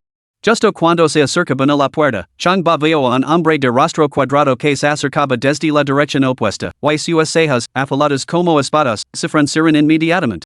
Maldita sea. Este tipo irradia intenciones asesinas. Sin embargo, al ver a su yuan, el hombre esbozó una sonrisa forzada. Capítulo 17, Hipnosis, respondiendo a todas las preguntas. Con solo una mirada a este gigante de rostro ancho, Changba estuvo seguro de que había cuidado una vida. Antes, en el hospital, había confirmado que Wei Jian era un asesino, ahora es añadía otro a la lista.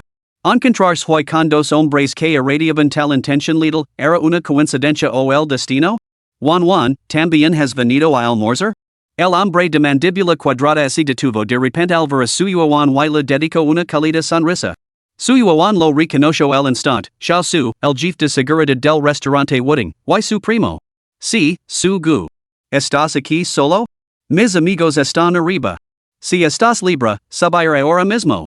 Xiao Su asintió con una sonrisa, saludó brevemente a Seifu y Changba con un movimiento de cabeza y se apresuró a subir las escaleras. Después de dar unos pasos, miró hacia atrás a Changba. Changba también lo estaba observando.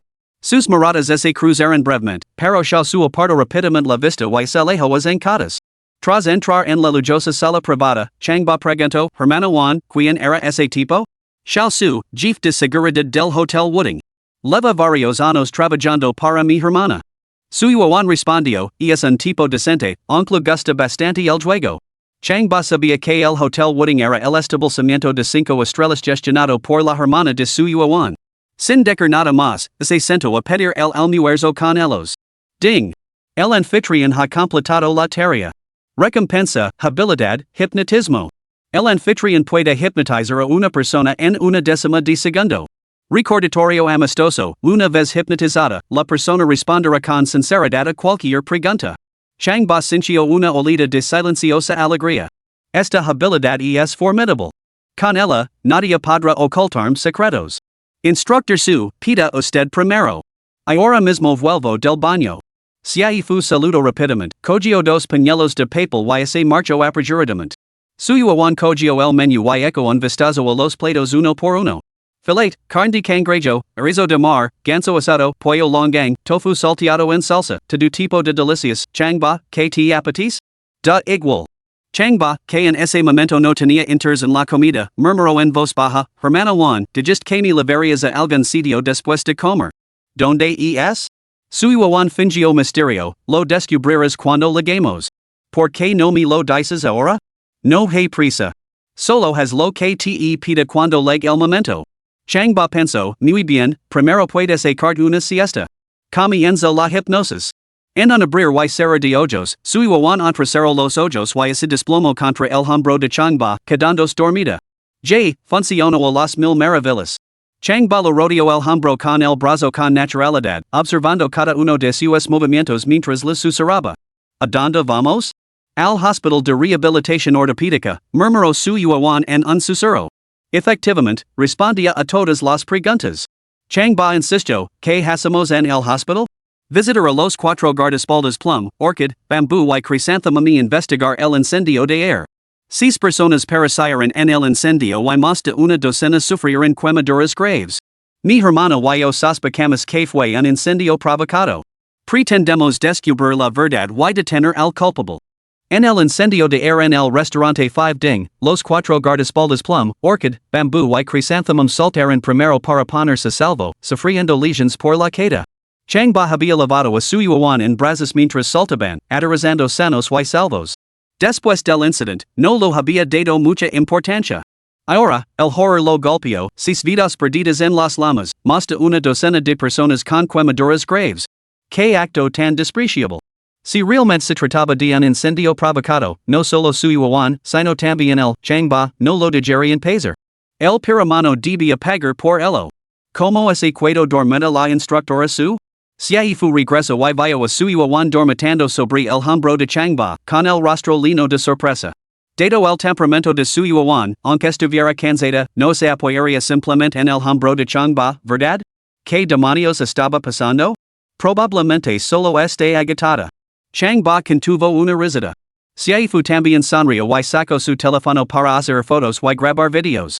Luego se acercó a su iwan y le sacudió suavemente el hombro, despierta. Despierta. Su iwan parpadeó y se despertó, mirando fijamente a Fu antes de dirigir su mirada a Chang ba. Parecía que acababa de salir de un sueño profundo, todavía algo aturdida. Instructor su, ¿cómo se ha quedado dormida? Preguntó Fu. Su iwan abrió mucho los ojos. Me he quedado dormida hace un momento? Fu abrió su teléfono y reprodujo el video, míralo tú misma. Su iwan se sonrojó mientras lo veía. Arrebató el teléfono y borró la grabación. Su mente se aceleró, ¿cómo me quedé dormida? Quedarse dormida era una cosa, pero ¿por qué estaba apoyada en el hombro de Chang ba? ¿Por qué teníamos las caras pegadas? Desconcertada, frunció el seno a Chang ba. Al notar su sonrisa burlona, su inquietud se intensificó. Rápidamente lo dio una patada en la espinilla. Chang ba hizo una mueca de dolor y levantó apresuradamente la pierna para protegerse de otro golpe. Hermano Juan, ¿por qué me pegas? ¿Por qué te lo mereces? Replicó su iwan, con los ojos almendrados muy abiertos. Instructor su, eso es bastante injusto por su parte, ¿no? Fu no pudo quedarse de brazos cruzados y se indignó, ¿te apoyaste en el hombro de alguien y ahora luego la culpa? Su iwan se burló con frialdad. Me tocó la cara en el campo de deportes. Eso es una ofensa previa. ¿No crees que se merece una paliza? Ante esto, Fu se quedó sin palabras. Cogió el menú, sí. Me muero de hambre. Pidamos. Su iwan apretó los dientes y le lanzó otra mirada fulminante a Chang ba. La última vez, Chang ba le había tocado la mejilla a la vista de todos. Ahora, con Fu como testigo, él se había apoyado en su hombro para dormirse. Tanto contacto físico íntimo como este no podía ser bueno. Estaba segura de que, si esto continuaba, declarar te amo a Chang ba no estaría lejos. Chang ba, no te hagas ilusiones. Esta instructora su no se dejará en flor. A los 10 minutos de pedir, llegaron bandejas con delicias y se pusieron a comer con ganas. Chang ba terminó rápidamente y se levantó. Seguid comiendo. Voy fuera a fumar un cigarrillo. Fuera, no fumo. En lugar de eso, subió rápidamente las escaleras para buscar a Xiao Su. Como jefe de seguridad del restaurante 5 Ding, Xiao Su irradiaba un aura amenazante.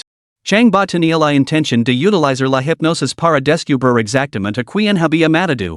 Después de todo, no tenía nada mejor que hacer en ese momento, así que mejor pasar el rato. Al llegar al piso superior, revisó cada sala privada por turno.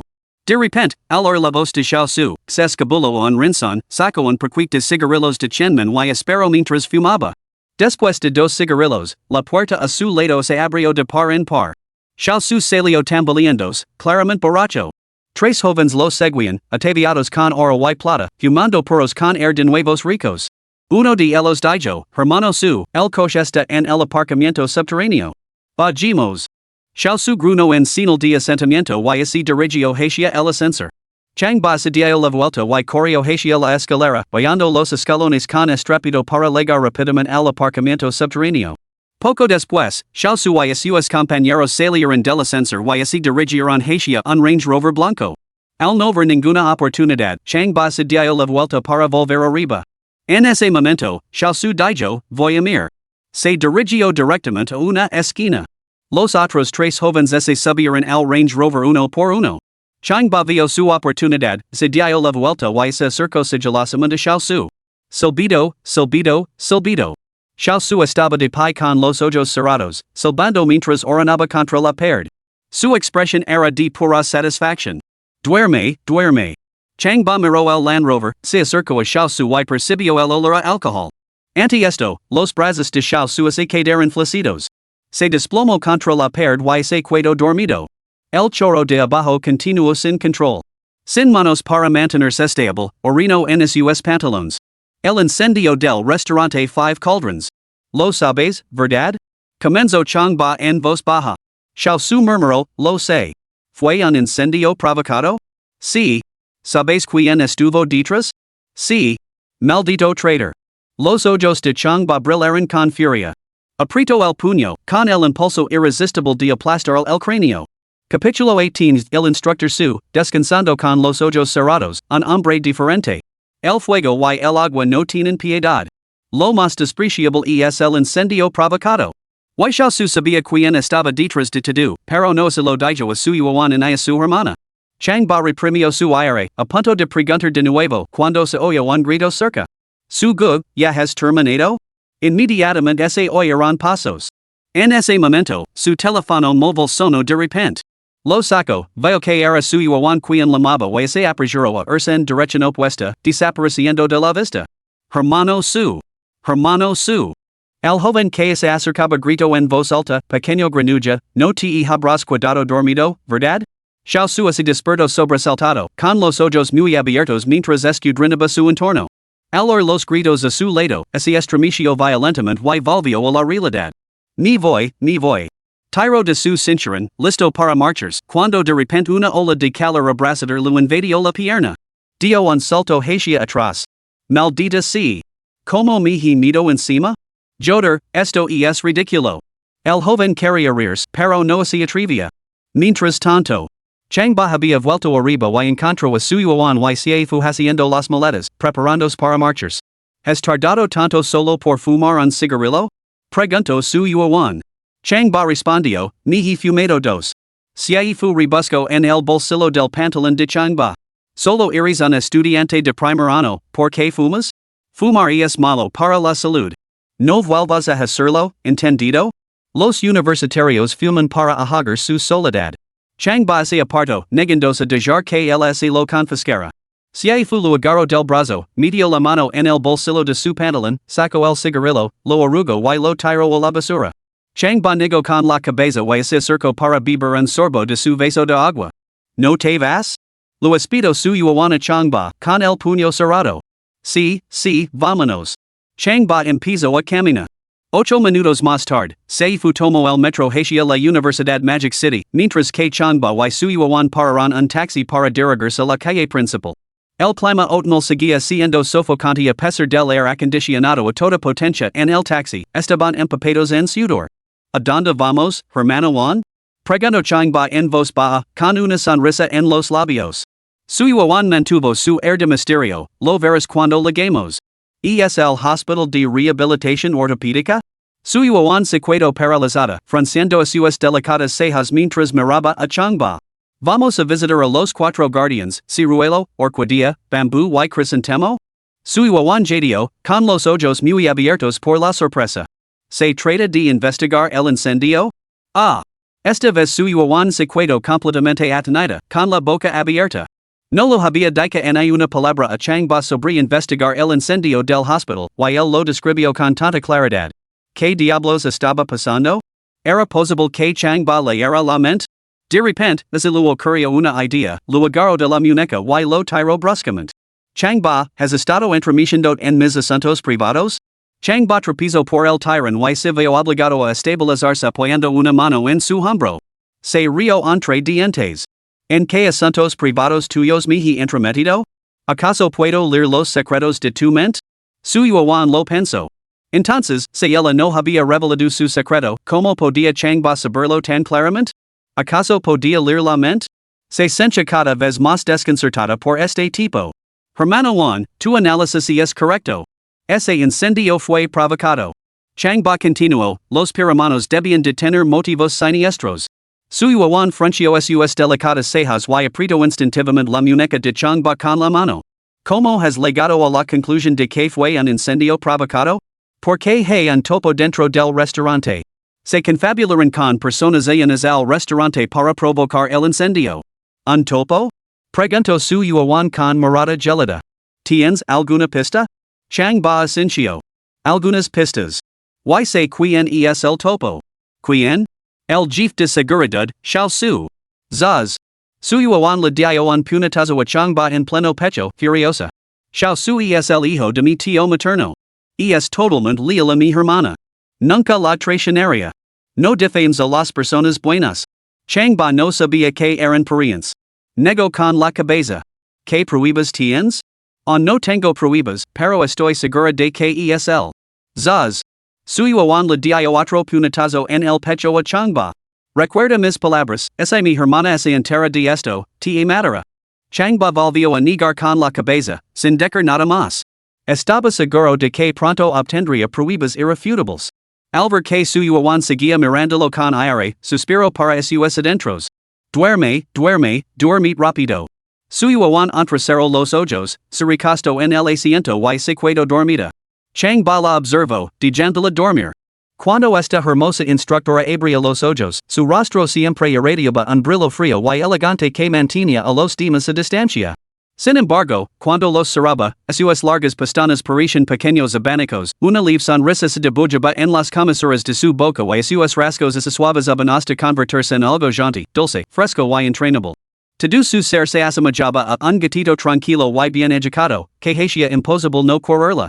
A decir verdad, Su Yuan con los ojos abiertos y Su Yuan con los ojos cerrados eran como dos personas completamente diferentes. Chang Ba no pudo evitar admitir que cada día le gustaba más. Guapo, ¿te apetece un hotel? Puedo recomendar uno. La taxista, una mujer de mediana edad, intervino alegremente. No, gracias. Chang Ba negó rápidamente con la cabeza. El y la instructora su ni siquiera eran novios todavía, ¿cómo iba a ir a un hotel? Guapo, el hotel de mi amiga es muy barato. Te haré un descuento del 50%. La conductora se rió entre dientes. Me temo que no, tía. Chang Ba hizo una mueca y volvió a rechazar la oferta. La verdad es que ella no es mi novia. La conductora se quedó paralizada. Entonces, ¿quién es? Es mi instructora. Soy un estudiante de primer año y ella está a cargo de mi entrenamiento militar. Chang Ba respondió con sinceridad. Oh. La conductora abrió la boca sorprendida y guardó rápidamente los artículos que tenía en las manos. Las jóvenes que se convertían en instructores de entrenamiento militar nunca eran personas comunes. ¿Mostrar falta de respeto? Eso sería impensable. Mientras conducía, observó discretamente a Chang Ba y Su Yuan por el espejo retrovisor, maravillándose interiormente. Este chico debe de ser alguien especial para que la hermosa instructora descanse la cabeza en su hombro. Al llegar a la entrada lateral del Hospital de Rehabilitación Ortopédica, Chang Ba tocó suavemente el hombro de Su Yuan. Hermano Juan, hemos llegado. Su Yuan parpadeó para despertarse y tardó medio minuto en darse cuenta de que había estado recostada sobre el hombro de Chang Ba antes de incorporarse bruscamente. ¿Qué demonios ha pasado? ¿Cómo me he vuelto a quedar dormida recostada sobre este tipo? ¿Cuánto es, señora? Preguntó Chang Ba mientras sacaba su tarjeta negra. Su Yuan eco un vistazo a la reluciente tarjeta con letras doradas en relieve y gimió para sus adentros, presumiendo, ¿por qué no te compras un polo a la antigua con eso? Chang Ba suspiró. No tengo cambio. Yo sí. Su Yuan abrió su bolso, sacó dos billetes rojos y se los entregó al taxista. Chang Ba hizo un gesto generoso a la conductora. Quidis con el cambio. Es tu dinero? Suyuan miro a changba con ira y lo arrebato los 20 yuans de cambio de la mano del conductor. Con estos 20 podrás comprar bolos al vapor hasta que te hearts. Chang ba asincio. Es cierto. Pero con tus medios, de verdad necesitas comprar bolos al vapor? ¿Qué quieres decir con eso? Suyuan no lo entendió al principio. Solo cuando Chang ba salió y luego un vistazo al pecho, lo comprendió. Lu dio un puñetazo en la espalda, que grosero. La conductora se rió y se marchó. Date prisa. Suyuan volvió a dar un puñetazo a Chang ba, empujando por los hombres y empujando a través de las puertas del hospital. Capítulo 19, Secretos que el guardaespaldas conoce, pero no se atreve a revelar. Fuego. Despejan el paso. No obstáculos en la extinción del incendio. Cuando Chang ba y Suyuan se acercaron al bloque de salas, un grupo de guardias de seguridad gritaba y corría hacia él. Levantaron la vista y vieron llamas saliendo de una sala en el octavo piso. Al mismo tiempo, los pacientes y sus familiares salían en masa por las salidas del edificio como una marea. Otro incendio. Suyuan sintió terror al ver las llamas. Sacó su teléfono para llamar a Hutime. Temía que fuera la sala de los cuatro grandes guardias de cuerpo ciruelo, orquídea, bambú y crisantemo la que estuviera ardiendo. La llamada se conectó, pero no hubo respuesta. Se lo encogió el corazón. ¿Podría ser la sala de Hutime? Agarró a Chang ba de la muñeca y corrió hacia la entrada. No puedes entrar ahora. Chang ba la tiró hacia atrás. ¿No lo ves? Los de seguridad están bloqueando la puerta, solo se puede salir, no entrar. Suyuan no tuvo más remedio que detenerse y esperar. En un abrir y cerrar de ojos, su rostro ya brillaba por el sudor. Chang ba miró las gotas de sudor en sus mejillas y le preguntó, ¿por qué tienes tanta prisa? ¿Por qué crees que tengo tanta prisa? Me lan juju, los cuatro guardaespaldas, me han protegido durante más de una década, desde que tenía 10 años. Para mí, son como hermanos. Suyuan sacó su móvil y volvió a la Marajangilán. La llamada se conectó, pero, de nuevo, no hubo respuesta. A continuación, llamó a Song Jinju. Lo mismo que antes, llamada conectada, sin respuesta. Marcó el número de Shiman Chueju. Esta vez, por fin alguien respondió, segunda señorita. Hermano Chueju, ¿se ha incendiado tu pupila? ¿Cómo estáis todos? Suyuan insistió con urgencia. Nuestra sala se incendió de repente. Shiman Chueju respondió, afortunadamente, ninguno de nosotros había dormido la siesta todavía. Genilan y salimos gateando, mientras que Hutime y Song Jinju salieron rodando. ¿Rodando? Chang ba recordó la imagen de Hutime y Song Jinju rodando y casi seco a reír. ¿Es eso algún tipo de habilidad especial? Suyuan lo empujó a un lado y preguntó con insistencia, ¿cómo estáis ahora? Shiman Chueju respondió, nos han trasladado a una nueva sala. Yet está todo solucionado, no pasa nada. Suyuan exhaló profundamente, sintiendo como si le quitaba un peso de encima. De repente, apretó los dientes, levantó el puño y le dio un fuerte puñetazo en el pecho a Chang ba. Pum. Fue como golpear una piedra, y el dolor le hizo chuparse los labios con un silbido. ¿Por qué me has golpeado? ¿Por qué este incendio es absolutamente despreciable? Chang ba se tambaleó. El incendio es despreciable, pero ¿por qué me has golpeado? No podía descargar mi ira en otra parte, así que tú has tenido que soportar el golpe. Chang ba estaba completamente desconcertado. Cuando un erudito se encuentra con un soldado, la razón se vuelve inútil. Cuando un estudiante se encuentra con una instructora, las palabras también le fallan. Chang ba sospechó que este incendio también fue provocado deliberadamente, con Melan, Ju y Ju como objetivos. ¿Qué opinas? Suyuan frunció sus cejas de sas y sus ojos ardieron de furia. Chang ba asintió. No hay necesidad de sospechar. Definitivamente fue intencional, más tarde les enfrentaremos como es debido. O bien saben algún secreto, o bien tienen algo contra alguien. Cierto. Suyuan se dio cuenta de que llegaría tarde a la escuela esa tarde. Sacó su teléfono para llamar a su supervisor y pedir el permiso, y también consiguió tiempo libre para Chang ba. Después de esperar media hora, finalmente entraron en el edificio de la sala del hospital. Segunda señorita, maestro, han legado. Por favor, tomen asiento. Los cuatro guardaespaldas plum, orchid, bambú y chrysanthemum comparten la misma sala. Alvaro Suyuan acompañando a Chang ba al interior, todos levantaron la cabeza para saludarlos. No podían evitarlo querían sentarse, pero sus cuerpos no así lo permission. El incendio del día anterior los había obligado a saltar desde el cuarto piso a los sicomoros que había debajo, lo que les había dejado gravemente heridos. Jaime tenía ambos brazos rotos y sufría graves lesions faciales, lo que le dejaba la boca torcida y el ojo desviado. Jean Ylan tenía ambas piernas fracturadas. Song Jinju tenía un brazo y una pierna rotos. Shiman Chueju tenía fracturas en ambos brazos y ambas piernas.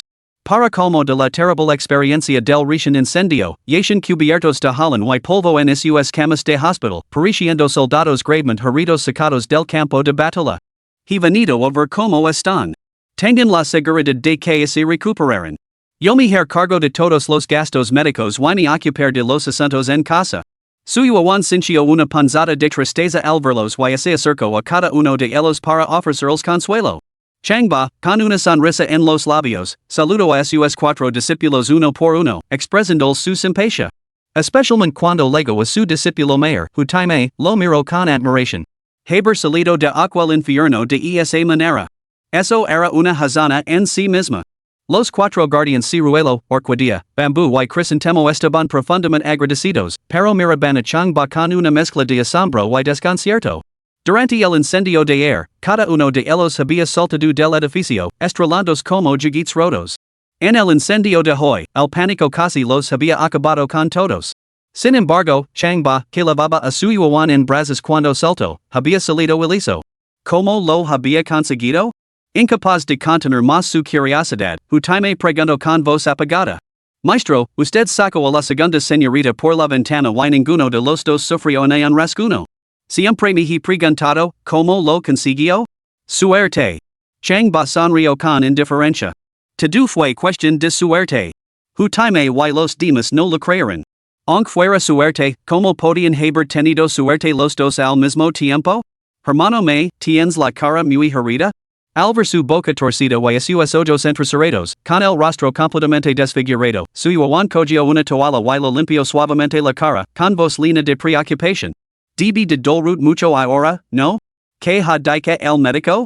Jaime se sintió abrumado por la amabilidad y se le llenaron los ojos de lágrimas. Segunda señorita, el dolor no es el problema. El médico ha dicho que mi cara se quedará así. No volverá a la normalidad. Apartó la cabeza, completamente devastado. Si iba a permanecer permanentemente desfigurado de esta manera, realmente no tendría cara para mostrarse en público. Su yuan se volvió hacia Changba, dices que eres experto en medicina, ¿puedes examinar al hermano me? Déjame ver. Changba sujetó con firmeza la cara de Jaime con ambas manos, empujándola de repente hacia la izquierda, luego hacia la derecha, luego hacia arriba y luego hacia abajo. Como se estuviera manipulando una muñeca, esta crujía con cada ajuste. Jaime soltó gritos de agonía. ¿Qué estás haciendo? Changba, suéltalo. Suéltalo inmediatamente.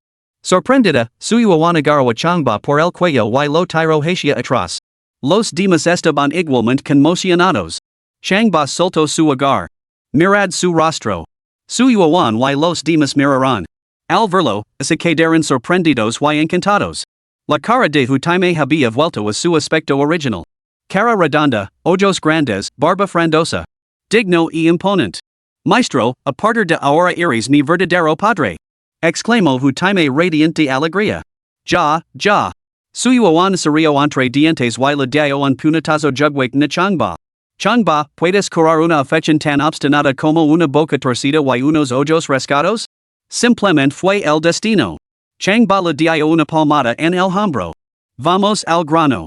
Su yuan sintió con la cabeza y su expresión se volvió seria mientras se sentaba junto a la cama de hospital de Jaime. Pasando a los negocios. Hermano me, ¿qué opinas de estos dos incendios? Jaime tenía una mirada angustiada y permaneció en silencio. Su yuan insistió, el incendio de ayer causó terribles víctimas y han intentado quemarlos vivos a todos. Debemos descubrir al piramano y detener al cerebro detrás de todo esto. Miró a Jaime, luego a los otros tres guardaespaldas, y dijo. No estoy aquí solo para visitaros. Necesito que me digáis la verdad. Cualquier secreto que sepáis, decidme ahora. Los cuatro hombres, me, Lan, Ju y Ju, intercambiaron miradas y casi simultáneamente bajaron la cabeza. Su yuan lo vio, sabían la verdad, pero no se atrevían a decirla. Anti su persistent silencio, cogio una taza de té de la mesa de centro y la lanzo con fuerza el suelo. Este rompio con un fuerte estruendo. O estre como hermanos, pero vosotros me consideráis una extraña. Si seguís calados, romper todos los lazos con vosotros. Capítulo 20, El lunar irritant. Los cuatro guardaespaldas plum, orchid, bambú y chrysanthemum entrarán en pánico y mirarán a su yuan con puro terror.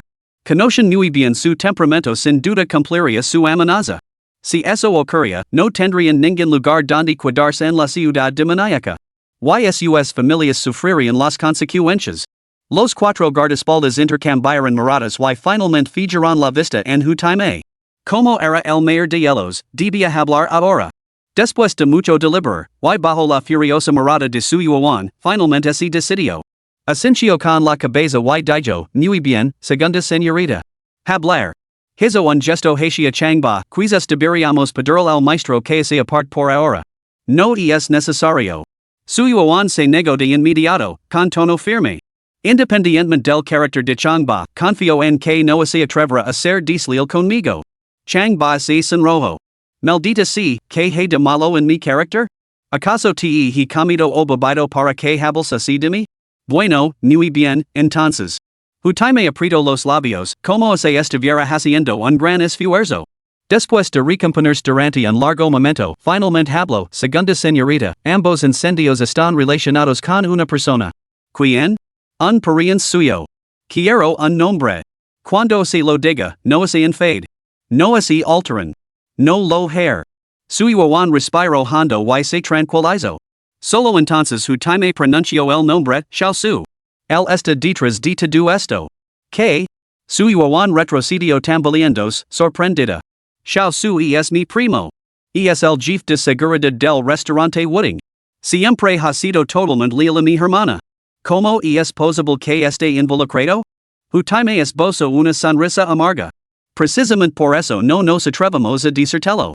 Si lo hubiéramos hecho, no habrías aceptado. Pero si lo hubiéramos hecho, tú eres pariente suyo y siempre has confiado en él.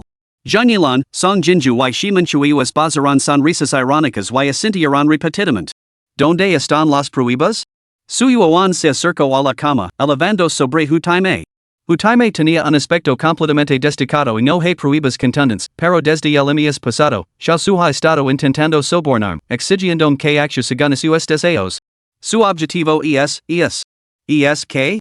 Es su hermana, la señora Suyuichi, la directora general. Imposible.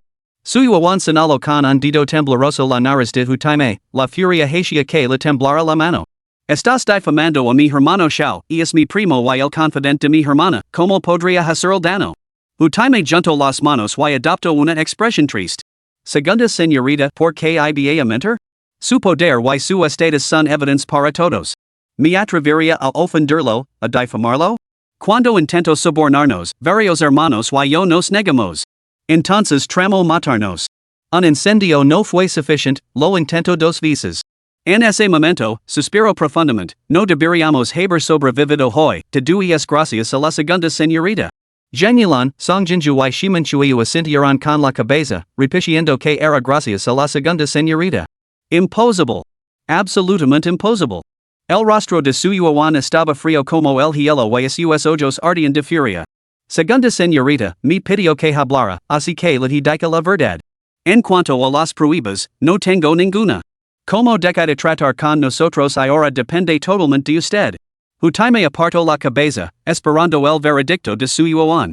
Genilan, Songjinju y Shimanchui también apartaron la cabeza, dejándose a merced de su yuan.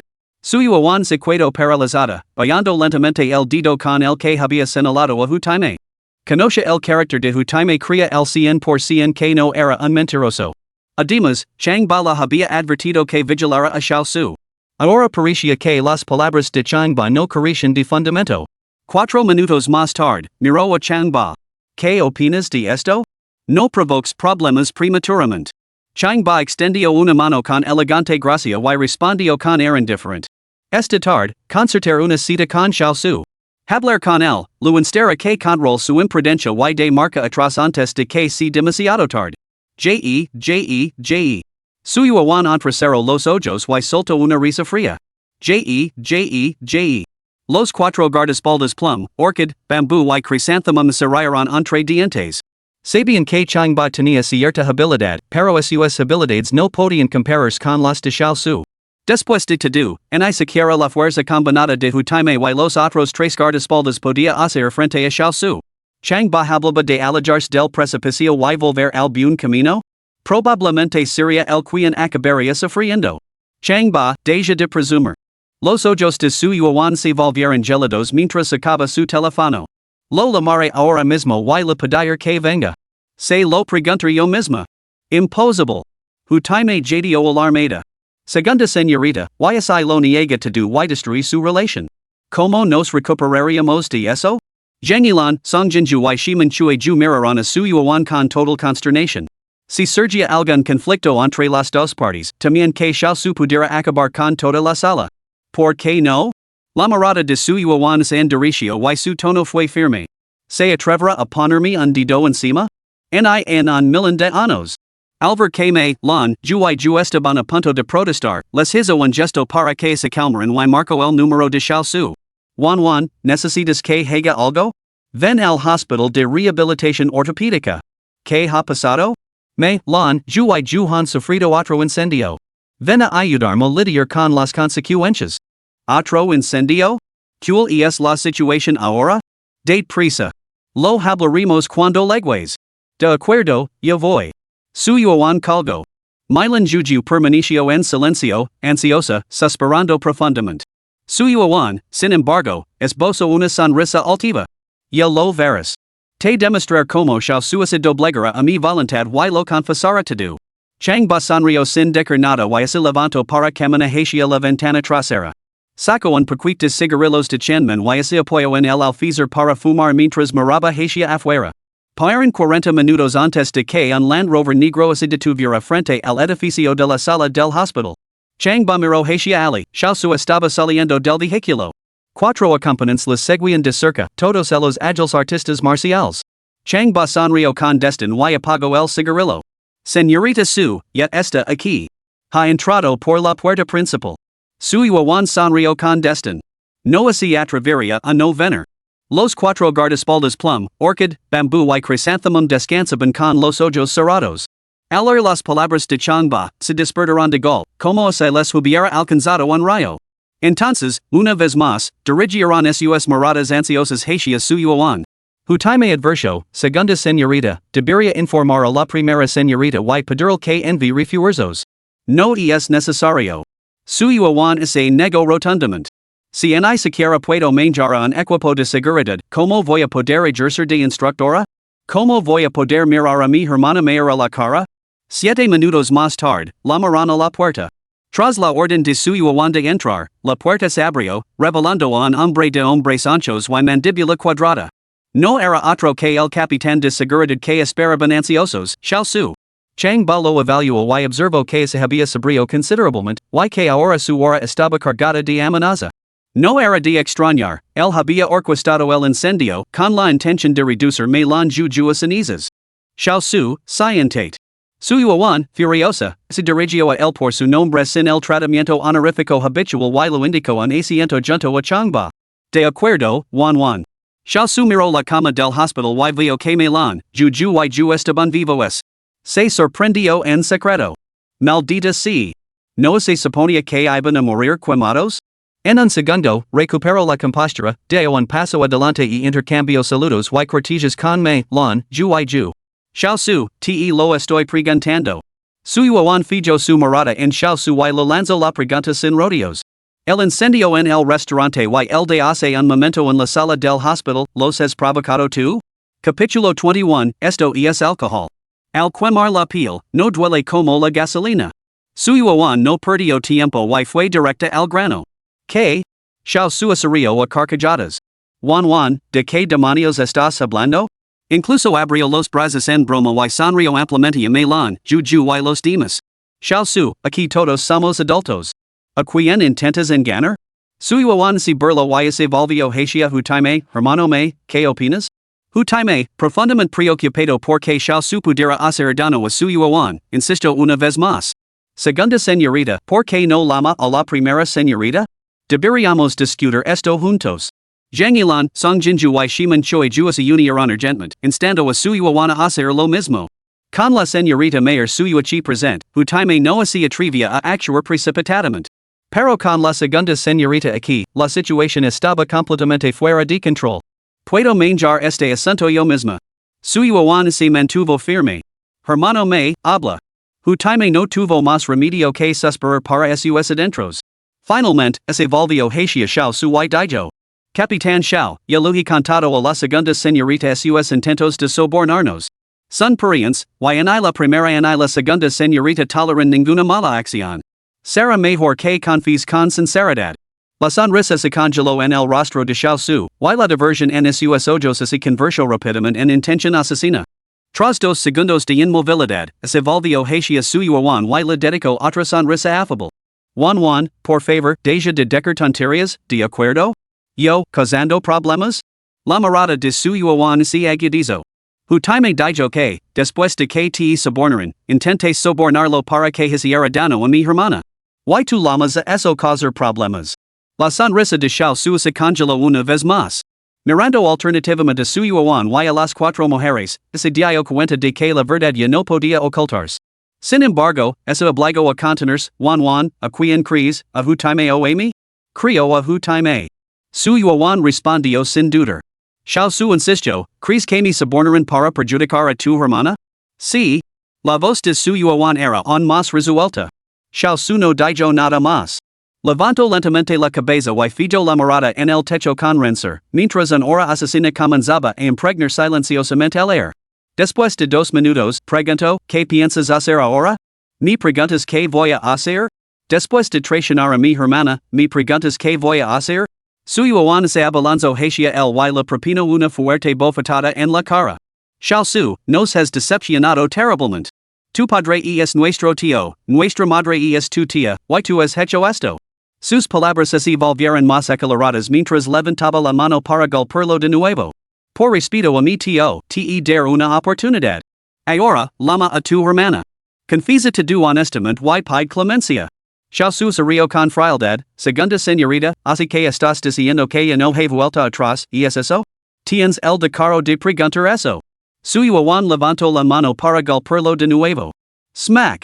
Esta vez, Xiao Su levantó la mano y golpeó directamente la palma de Suyo limpio y decisivo. Tras el fuerte golpe, Suyo trastabilló hacia atrás, con la mano derecha ardiendo de dolor. Miró su palma, roja y hinchada. Entra dijo Xiao Su hacia la puerta. La puerta se abrió. Un hombre alto y de pelo largo entró, cerró la puerta, con los ojos fríos y amenazantes. Hermano Xiao, el perímetro está asegurado. Podemos proceder en cualquier momento. Extendió la mano izquierda, haciendo un gesto de degelo. Los 4 guardaespaldas de elite plum, orchid, bambú y crisantemo se horrorizaron. Buscaron apresuradamente sus teléfonos para pedir refuerzos. Pero la señal estaba bloqueada. Las llamadas no se conectaban. Suyo entró en pánico y sacó su propio teléfono para llamar a su hermana, Suyo Chi. Ocurrió lo mismo, la llamada no se conectaba. Humph. Xiao Su se burló salvajemente, mis hombres ya han dicho que el perímetro está asegurado. ¿No has entendido lo que eso implica? Suyo aspiró bruscamente, sus ojos almendrados se abrieron con sorpresa y retrocedió instintivamente. Xiao Su, ¿te atreves a ponerme la mano encima? Xiao Su avanzó paso a paso. Si no actúo contra ti, la señorita tomará medidas contra mí. ¿Qué otra opción crees que tengo? Extendió las manos en un gesto de fingida impotencia y elegancia. Tú y las otras 3 plum, orchid, bambú y crisantemo perecerías en un incendio accidental. De esa manera, podré explicárselo perfectamente a la joven señorita, ¿no crees? Suyo se sintió como se le hubieran dado un fuerte golpe. Un Mario la invadió y dio 2 pasos atrás, apoyándose instintivamente contra la pared. Había supuesto que Xiao Su no se atrevería a hacer el daño y simplemente confesaría los cargos. Pero había subestimado a Xiao Su, y más en el corazón depravado de un piramano. Mientras hablaban, el gigante de pelo largo salió al exterior. Unos instantes después, regresó con un tubo de líquido transparente y se lo entregó a Xiao Su. Segunda señorita, esto es alcohol. Quemarlo sobre la piel no duele tanto como la gasolina. Tu y los cuatro guardaespaldas plum, orchid, bamboo y chrysanthemum aguantad and poco más, de acuerdo? Shall su sonrio salvagemente mientras cogía el subwa, desenrascaba la tapa y inhalaba los vapors con evident delete. J. Adoro este olor, este aroma a muerte inminent. Volviendos hacia los cuatro guardaespaldas, pregunto, ¿Hutaime, empezamos por ti? Hutaime se incorporó con todas sus fuerzas, señalando furiosamente Shao Su y gritando. Shao Su. Matanos a las cuatro, a Milan, Juju y Amy, si quieres. Deshuela vivas si te atreves. Pero no lo harás dano a la segunda señorita. Shao Su, con el subwa en la mano, avanzo paso a paso hacia la cama de Hutaime. ¿Es esto algo que tú puedas decidir? Mientras hablaba, levantó el barril de alcohol, preparándose para verterlo. Pero antes de que pudiera hacerlo, cambió de opinión, dejó el barril en el suelo y comenzó a caminar paso hacia su yuan. Su yuan se quedó paralizada, apretando los dientes, aunque su corazón comenzó a latir con fuerza. Conoce su propia fuerza en comparación con Shao Su, estaría completamente indefensa. Segunda señorita, cierra los ojos. Aguanta un momento más. Shao Su avanzó implacablemente. Shao Su, incluso como fantasma te perseguir. Su yuan grito de repente y se abalanzó sobre Shao Su. Aunque eso significará la muerte, se defendería. Pero antes de que pudiera golpear, la patada voladora de Shao Su le dio en el estómago, haciéndola caer al suelo. Como instructora, era completamente impotente contra Shao Su. Shao Su no dijo nada más, su rostro se retorció en una mueca salvaje. Desenrascó la tapa del barril de alcohol y lo levantó por encima de la cabeza de su yuan. En ese momento, se oyó una tos repentina cerca. Espera un momento. Shao Su se sobresaltó y giró la cabeza. Su yuan y Meilon Juju también giraron la cabeza. Lo vieron. Chang Ba. Había estado sentado en silencio en un rincón, pasando totalmente desapercibido. ¿Quién eres? Shao Su se fijó en Chang Ba solo entonces. Ah, ya me acuerdo. Cenaste con la segunda señorita, ¿verdad? Chang Ba se levantó lentamente. Sí. Permitin que me presente me llamo Chang Ba. Soy estudiante de primer año de universidad. Su yuan es mi profesora. Chang Ba? Shao Su lo entendió, y si un nombre largo o corto, bueno, lo siento, pero te unirás a nosotros en la tumba. No te precipites con lo de morir. Chang Ba se acercó a Shao Su como si estuviera dando un paseo tranquilo. Hay una historia sobre mí y la profesora Su. Me gustaría contártela. Shao Su no tenía tiempo ahora para sus historias, y para verlo presumir antes de morir. Se giró y le hizo una señal al gigante de pelo largo. El gigante lo entendió, sacó un pequeño cuchillo y, con un rápido paso, se acercó a Chang Ba. Levantó la mano para apuñalarlo. Directo a la garganta. Alto. Chang Ba levantó una mano, ordenando en silencio que se durmiera. El cuchillo del hombre de pelo largo apenas se había levantado cuando sus ojos se cerraron, su cuerpo se quedó congelado en el aire y se sumió en el sueño. Cod. Chang Ba le dio un suave empujón en el hombro. Pum. El hombre de pelo largo obedeció completamente, cayendo de espaldas. Su cabeza golpeó el suelo con un ruido sordo. Incluso sin hipnosis, ahora estaba profundamente dormido. Los demás estaban atenidos. Shao Su, en particular, estaba tan conmocionado que temblaba. ¿Qué demonios estaba pasando? ¿Cómo podía haber quedado sin que lo tocaran siquiera? Capítulo 22, preparando el escenario, diciendo te quiero. Para Shao Su, ese gigante de pelo largo era su lugarteniente de mayor confianza, normalmente capaz de enfrentarse a 100 hombres. Nunca se acaba atrás a la hora de matar. Sin embargo, ahora, al atacar a Chang Ba, había quedado antes del primer intercambio. Y había quedado con notable facilidad. Chico, nunca esperé que tuvieras alguna habilidad. Shao Su dejó lentamente el barril de alcohol y canalizó su energía mientras se acercaba a Chang Ba. Un aura palpable se extendió rápidamente a su alrededor. El aire de la habitación se volvió gélido. Chang Ba, core. Su yuan se agarró el estómago y reunió todas sus fuerzas para gritarle a Chang Ba. Los cuatro guardaespaldas plum, orchid, bambú y chrysanthemum estaban igualmente frenéticos y lo instaban a huir. Debían sus muertes a Shao Su por un conflicto de intereses, no por culpa de un estudiante universitario. Se negaban a ver como mataban a Chang Ba y los arrastraba con él. No te pongas nervioso. Chang Ba seguía sonriendo mientras extendía ambas manos hacia Shao Su. Hablemos. On podemos llegar a un acuerdo. Muir. Xiao su solo pronuncio una palabra mientras su puño se estrelaba contra la cara de Changba. El golpe fue feroz y poderoso. Su velocidad era deslumbrante, cortando el aire con un silbido agudo. Su yuan y me lan juju cerraron los ojos, incapaces de soportar la visión. Changba no tenía ninguna posibilidad de esquivar este puñetazo. Si la daba en la cara, su cráneo se haría añicos. Su muerte sería horriblemente espantosa. Duerme. Changba pronunció solo dos palabras en voz baja, y los ojos de Xiao Su se vidriaron. Se quedó dormido al instante. Se quedó dormido en plena carrera. Lo que significaba que su cuerpo, impulsado por el impulso, continuó lanzándose hacia Changba.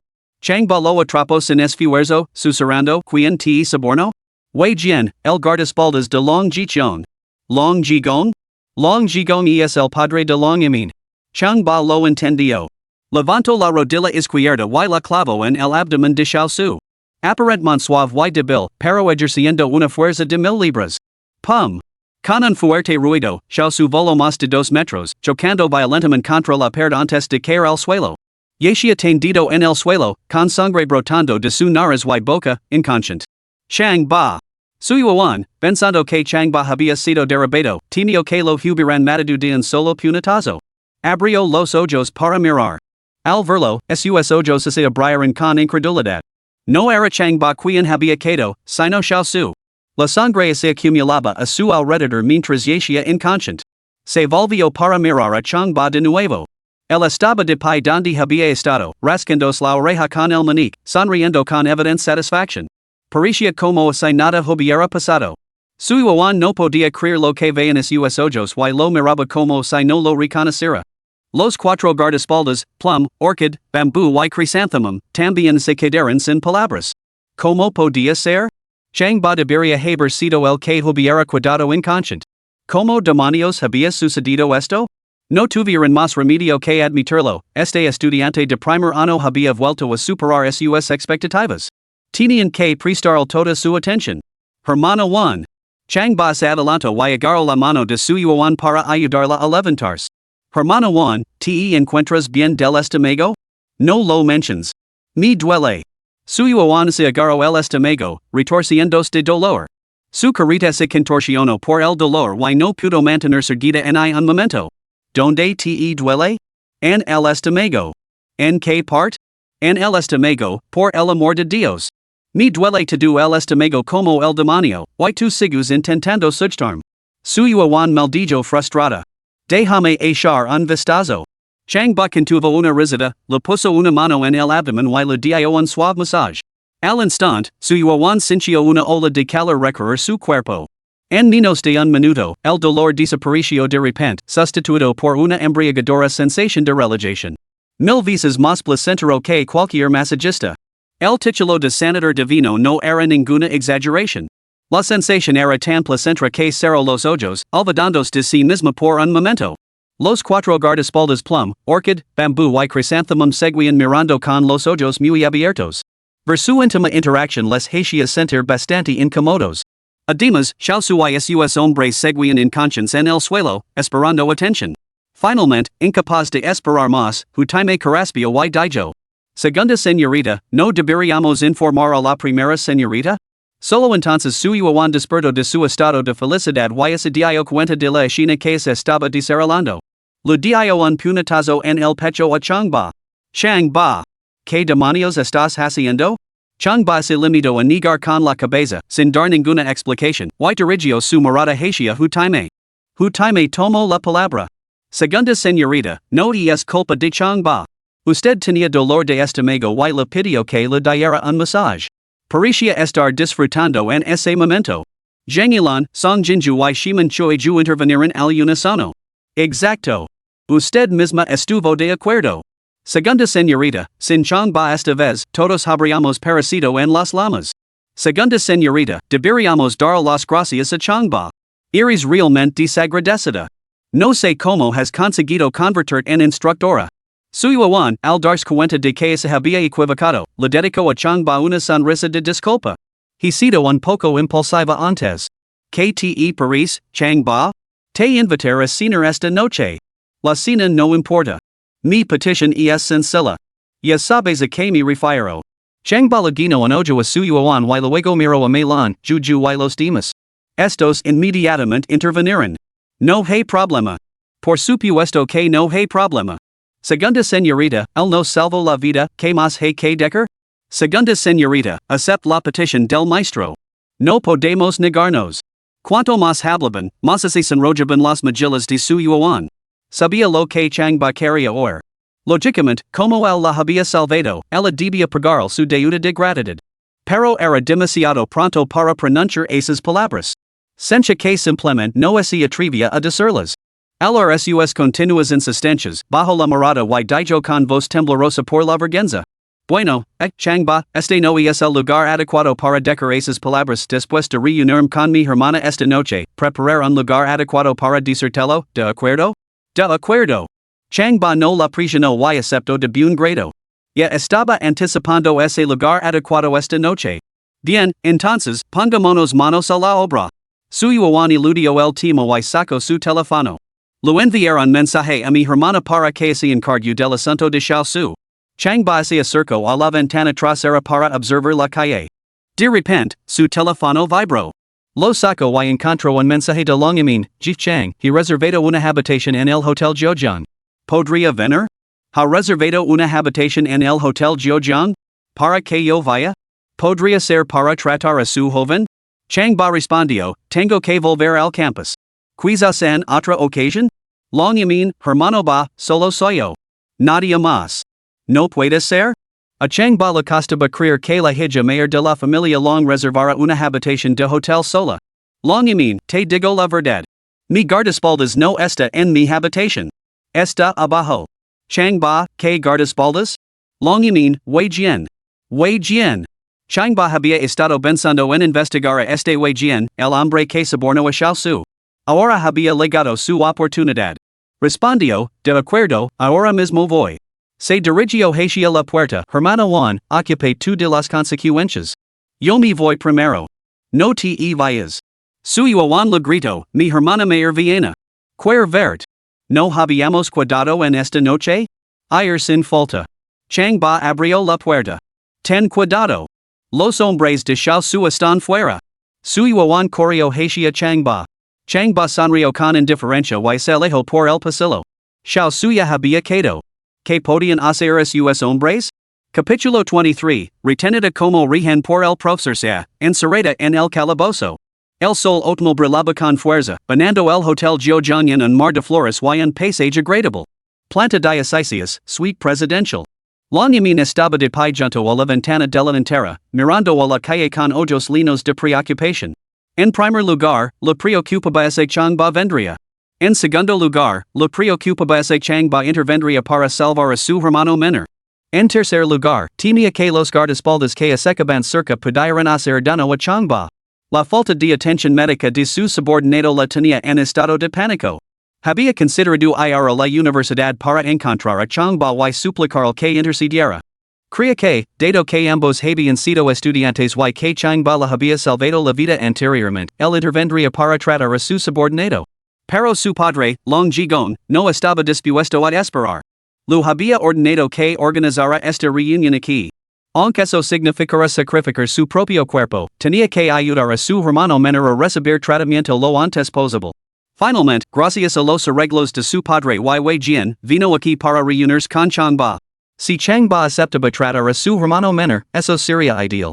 Si se negaba, entonces Wei Jian recurriría a medidas coercitivas, restringiendo a Chang Ba y obligándolo a actuar.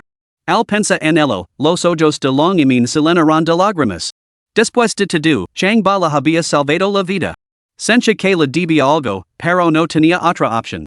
Para los demás, era la altiva heredera de una familia rica. Pero, en realidad, no era más que un peón en manos de su padre. Oh, mejor dicho, era un bien muy valioso en posesión de su padre. Siempre que fuera necesario, podía ser intercambiada, o incluso sacrificada. Anhelaba estar sola, ajena al mundo, pero el destino era despiadado y cruel. Mientras oteaba la calle, con la esperanza de ver a Chang Ba, el teléfono móvil que descansaba sobre la mesa de café sonó de repente. Se acercó, cogió el teléfono y vio que era su tutor, Xiaifu, quien la llamaba. Respondió rápidamente, hola, profesor Xia. ¿Te encuentras mejor? Mucho mejor, señora Sia. Ahora estoy bien. Me alegro de oírlo. Por cierto, ha dado señales de vida changba? Long y min se quedó paralizada. ¿A qué venía eso? ¿Acaso la señora Sia sabía que changba había venido aquí? Imin, la cosa es así, le mal instructor su, quien me dijo que changba había salido del hospital. Pero después de esperar una hora, no había regresado al campus. Mis llamadas iban directamente al buzón de voz, así que pensé en consultarte a ti. Bueno. Long y min no sabía cómo responder. Si decía la verdad, temía que se fuera al hotel. ¿Quién sabía lo que podría pasar entonces? Pero tampoco podía soportar mentir. Imin, sé que quieres que changba trate tu hermano menor. Has estado muy preocupada por esto. Quiero ayudarte. Si hablo con sinceridad.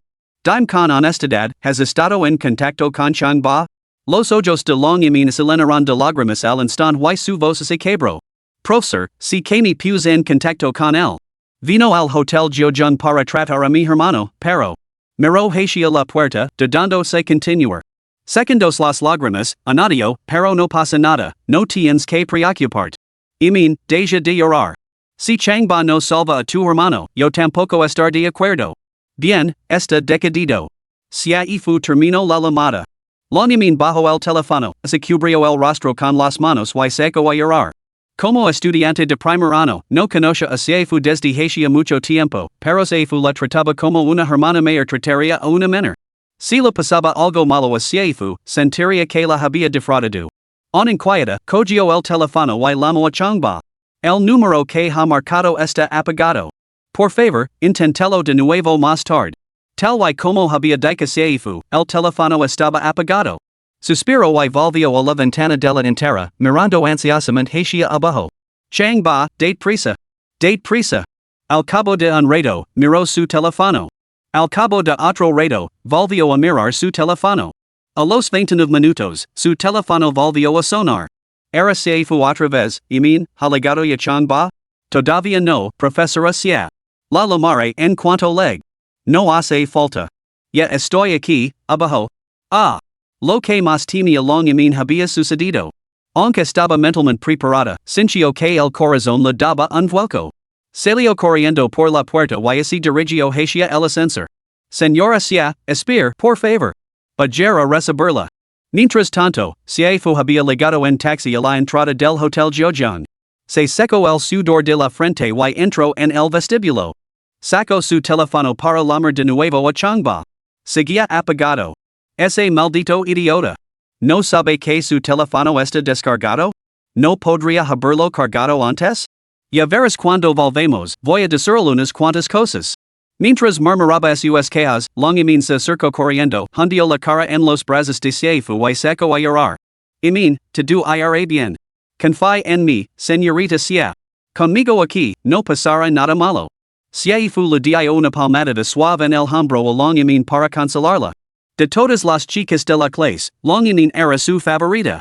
No por su estatus ni por su belleza, sino por su naturaleza tranquila y amable y su carácter bondadoso y modesto. Verla reducida a lágrimas conmovió a Seifu. Le secó las lágrimas y le dio ánimos. Cogidas de la mano, tomaron el ascensor hasta la suite presidencial. Señorita Sia, tome primero un té. Long y min acompañó a Seifu a la habitación. Era la primera vez que Seifu entraba en una suite presidencial y observó con curiosidad el opulento mobiliario. Había que admitir que el mundo de los ricos superaba la imaginación de la gente corriente. Antes de que pudieran sentarse, la puerta se abrió de par en par. Long y min se volvió y vio al guardaespaldas de su padre, Wei Jian, que le preguntó con frialdad, ¿por qué no ha llamado antes de entrar? Wei Jian no respondió, se acercó impassible a Seifu y lo indicó con un gesto, Señora, acompáñame a la habitación contigua, por favor. ¿Qué crees que estás haciendo? Long y min la protegió apresuradamente detrás de ella y lo miró con ira. Es mi tutor universitario. ¿Qué pretendes exactamente? Wei Jian permaneció impassible y frío. Señorita Long, no tengo segundas intentions. Usted sabe mejor que yo lo que debe hacer a continuación. Con la profesora Sia a mi lado, puedo hacerlo mejor. Señorita Long, no me obliga a tomar medidas drásticas. Cuando Wei Jian terminó de hablar, dos hombres corpulentos vestidos de negro entraron desde fuera. Wei Jian. Long y min rompió a llorar. ¿Sabes quién es la profesora Sie? Es amiga de Changba y la hermana mayor de su vecino. Si lo pones un dedo encima, él nunca te lo perdonará. Wei Jian mantuvo una expresión gelada mientras hacía un gesto brusco con la cabeza a los dos hombres. Estos lo entendieron y avanzaron hacia Siefu. ¿Qué crees que estés haciendo? ¿Estés intentando secuestrar a la profesora Sie? Long Yamin les gritó. Siefu lo rodeó los hombres con el brazo para tranquilizarla. Yamin, no te preocupes. Soy profesora universitaria. No se atreverán a hacerme daño. Changba llegará en breve. Lo discutiremos con él cuando llegue. Se mantuvo erguida, con la mirada indiferente hacia Wei Jian y sus hombres, y se dirigió hacia la puerta. Wei Jian y sus hombres la siguieron. Una vez fuera, la agarraron por los brazos, la empujaron a la habitación contigua y la encerraron en la pequeña habitación oscura. Long Yamin estaba desesperada. Cogió su teléfono y volvió a la mira Changba. El teléfono seguía apagado. Caminaba nerviosa de un lado a otro, con lágrimas corriendo por la cara. Changba, ¿dónde demonios estás? De prisa y ven. Capítulo 24, las cosas más baratas suelen ser las más caras. Mientras Long Yamin esperaba ansioso, un grupo de personas se acercó a la entrada principal de la planta baja. A la cabeza había un apuesto joven con una pequeña coleta, que llevaba 1999 rosas. Entró con paso firme en el espacio abierto frente a la entrada. Detrás de él, un grupo bien entrenado dispuso rápidamente ramos de tulipanes en forma de un gran corazón carmesí alrededor del joven. Cuando el dibujo estuvo completo, se arrodilló en el centro y miró hacia arriba. Vaya! ¡Qué romántico! ¿No es ese el joven maestro Chang Hui, de la familia Chang? La chica a la que corteja el joven maestro Chang debe de ser una diosa. Esa chica debe de ser muy afortunada. ¡Qué envidia! El personal del hotel y las chicas que pasaban por allí observaban líneas de envidia, diciendo ser la mujer en cuestión. Después de que el joven se arrodillara, sus asistentes desplegaron inmediatamente una enorme pancarta con palabras en rojo y negro. Long Yamin, me gustas. Por favor, sé mi novia. Solo entonces la multitud se dio cuenta de que Chang Hui estaba cortejando a la hija mayor de la familia Long Yamin. Yamin, me gustas. Sé mi novia. Chang Hui agarró un megafono y lo gritó. Long Yamin estaba de pie junto a la ventana de la entera, observando la escena que se desarrollaba abajo. Al reconocer a Chang Hui, no le prestó ninguna atención. Por razones desconocidas, instintivamente detestaba a este hombre. Verlo siempre la hacía sentir como si estuviera contemplando un montón de excrementos de perro. Cogió su teléfono y lo envió un mensaje a Wei Jian, dices de Chang Hui. Wei Jian, es el joven maestro de la familia Chang. No es alguien a quien podemos permitirnos ofender. Deja que grite sus tonterías nosotros seguiremos con lo nuestro. Long Yamin se burló para sus adentros, tentado de responder con solo 3 palabras, pedazo de mierda inútil. Cuando se trataba de lidiar con mujeres débiles como ella y la profesora Xia, Wei Jian tenía sus métodos. Pero cuando se enfrentaba a los ricos y poderosos, se cuidaba sin fuerzas. Yamin, me gustas. Sé mi novia. Chang Hui permaneció arrodillado sobre una rodilla, gritando apasionadamente hacia arriba. En ese momento, un joven de pelo corto llegó a toda velocidad en una bicicleta compartida. Abran paso. Abran paso. Los frenos no funcionan. El joven pasó a toda velocidad, aplastando el patrón en forma de corazón formado por tulipanes. Con un fuerte silbido, el destino floral se rompió y se esparció, dejando un rastro de pétalos y hojas rotas, junto con una larga ría rojo sangre donde habían pasado las rutas. ¿Quién? Cheng Hui y su sequito estaban tan sorprendidos como furiosos, y miraron el joven con ira. ¿Qué tanto se atrevía a comportarse así cerca del joven maestro Chang? Estaban seguros de que, en cuanto el joven viera la cara de Cheng Hui, se aterrorizaría y se arrodillaría para pedir perdón. Pero el joven detuvo la bicicleta, se bajó con un giro brusco, ni siquiera les miró, ni siquiera giró la cabeza, y entró directamente en el vestíbulo. Una insolencia descarada. Señorita, soy Chang Ba. Vengo a ver a Long Yamin. ¿En qué habitación se encuentra? El joven preguntó a un miembro del personal al entrar en el vestíbulo. Chang Ba? Cheng Hui y su sequito intercambiaron miradas al oír el nombre. Un nombre que nunca habían oído antes, pero que ahora quedaba grabado en su memoria. ¿Qué clase de demonio así atreve a ser tan audaz y arrogant? A las órdenes de Cheng Hui, un hombre corpulento de casi 2 metros de altura entró en el vestíbulo. Antes de que pudiera alcanzarlo, vio que Chang Baya entraba en el ascensor acompañado por un miembro del personal. El hombre corpulento intercambió unas palabras con el personal, hizo varias llamadas con su móvil y luego se apresuró a volver junto a Chang Hui para informar. Joven maestro, Chang Bai es un estudiante de primer año de la Universidad de Magic City, compañero de clase de Long Yimin. Proviene de un pequeño pueblo sin conexiones de ningún tipo. Chang Hui arrojó la rosa que tenía en la mano al suelo y miró hacia arriba con los ojos llenos de furia y resentimiento. En ese momento, vieron que Chang Ba regresaba. Joven maestro, sabe que se ha pasado de la raya y ha venido a arrodillarse ante usted para pedir perdón. Dijo el hombre de metro 83. Por supuesto que sí. A estas alturas debe de estar muerto de miedo. Sin duda se postrará ante usted. Apuesto a que se golpeará la cabeza contra el suelo hasta sangrar. El sequito charlaba emocionado, lanzando miradas despectivas a Chang Ba mientras anticipaban su humilde disculpa al joven maestro Chang. Chang Ba, sin embargo, se acercó a los tulipanes, pateó uno con el pie, recogió un ramo intacto y se volvió hacia el salón principal. Al igual que antes, no dedicó ni una sola mirada a Chang Hui y a sus compañeros. Era como si esa multitud solo existiera como era sus ojos. Esto es indignante. El gigante de 2 metros de altura se enfureció y persiguió inmediatamente a Chang Ba. Vuelve aquí. Chang Hui lu ordenó que se detuviera. A la vista de todos, ¿cómo podría intimidar a un don nadie? El hombre de metro 83 lo entendió y lanzó una mirada asesina a la espalda de Chang Ba, que se alejaba. Si no había actuar en público, tendría que aplastarlo en privado. Chang Ba, por fin estás aquí. Long Yimin estaba de pie ante la puerta de la suite presidencial, escudriñando el pasillo con ojos desesperados. Al ver que Chang Ba se acercaba, rompió a llorar de alegría y corrió hacia él. Anhelaba lanzarse a sus brazos, pero dudó. Después de todo, su relación no había llegado a esa etapa tenía que mantener la compostura. Aquí estoy. Chang Ba se rió suavemente, levantó un ramo de tulipanes que llevaba en la mano y se lo ofreció a Long Yimin. Yimin, he buscado estas flores por todas partes. Son para ti. Long Yimin se rió, los recoges del suelo, ¿verdad? Los que son gratis son los más preciados, declaró Chang Ba con solemne seriedad. Muy cierto. Long Yimin se rió de nuevo y aceptó el ramo con ambas manos. Lo acercó a su nariz, cerró los ojos para inhalar su fragancia y suspiró, que aroma tan delicioso. Me encantan. No le importaba de donde procedían las flores mientras fueran de Chang Ba, las apreciaba. Como dice el refrán, no se cuestiona el origen de las flores, en el camino que toma un héroe. Mientras tanto, alguien informó a Chang Hui. Joven maestro, ese chico Chang Ba encontró sus tulipanes y se los dio a Long Yimin. Él los aceptó, diciendo que olían de maravilla y que lo encantaban. Al arresto, Chang Hui se puso verde de ira.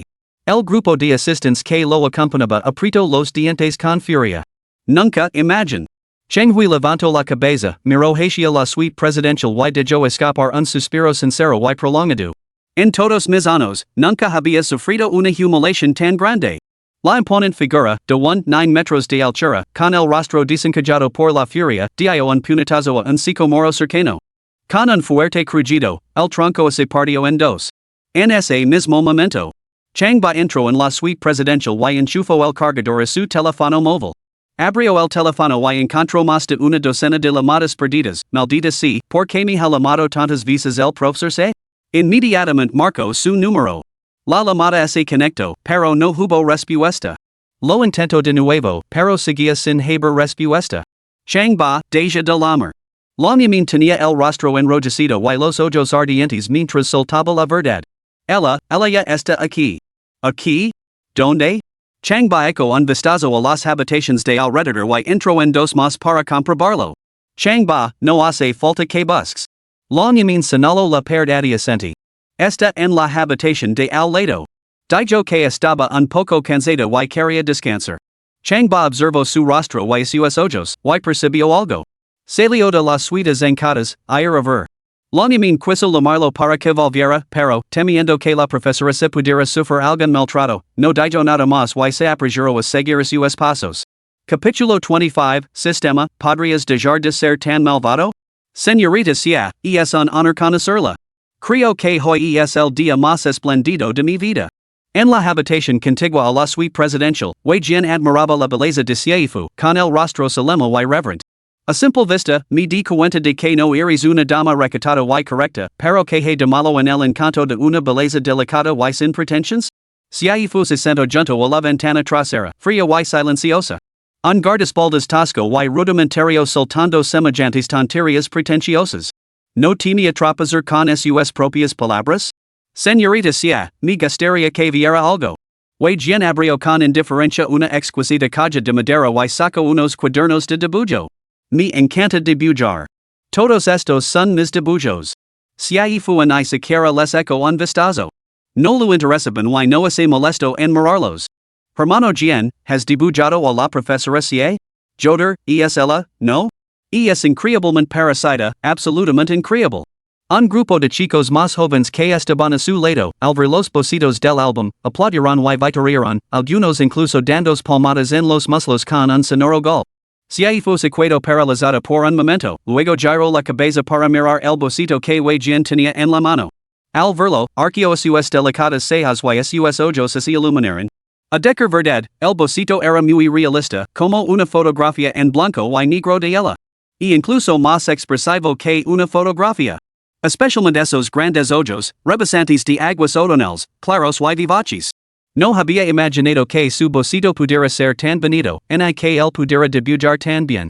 Por primera vez, lo miró detenidamente. ¿Has dibujado todo esto tú?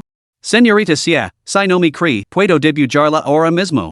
Wei Jian cogió su lápiz, colocó el papel y comenzó a dibujar en el acto.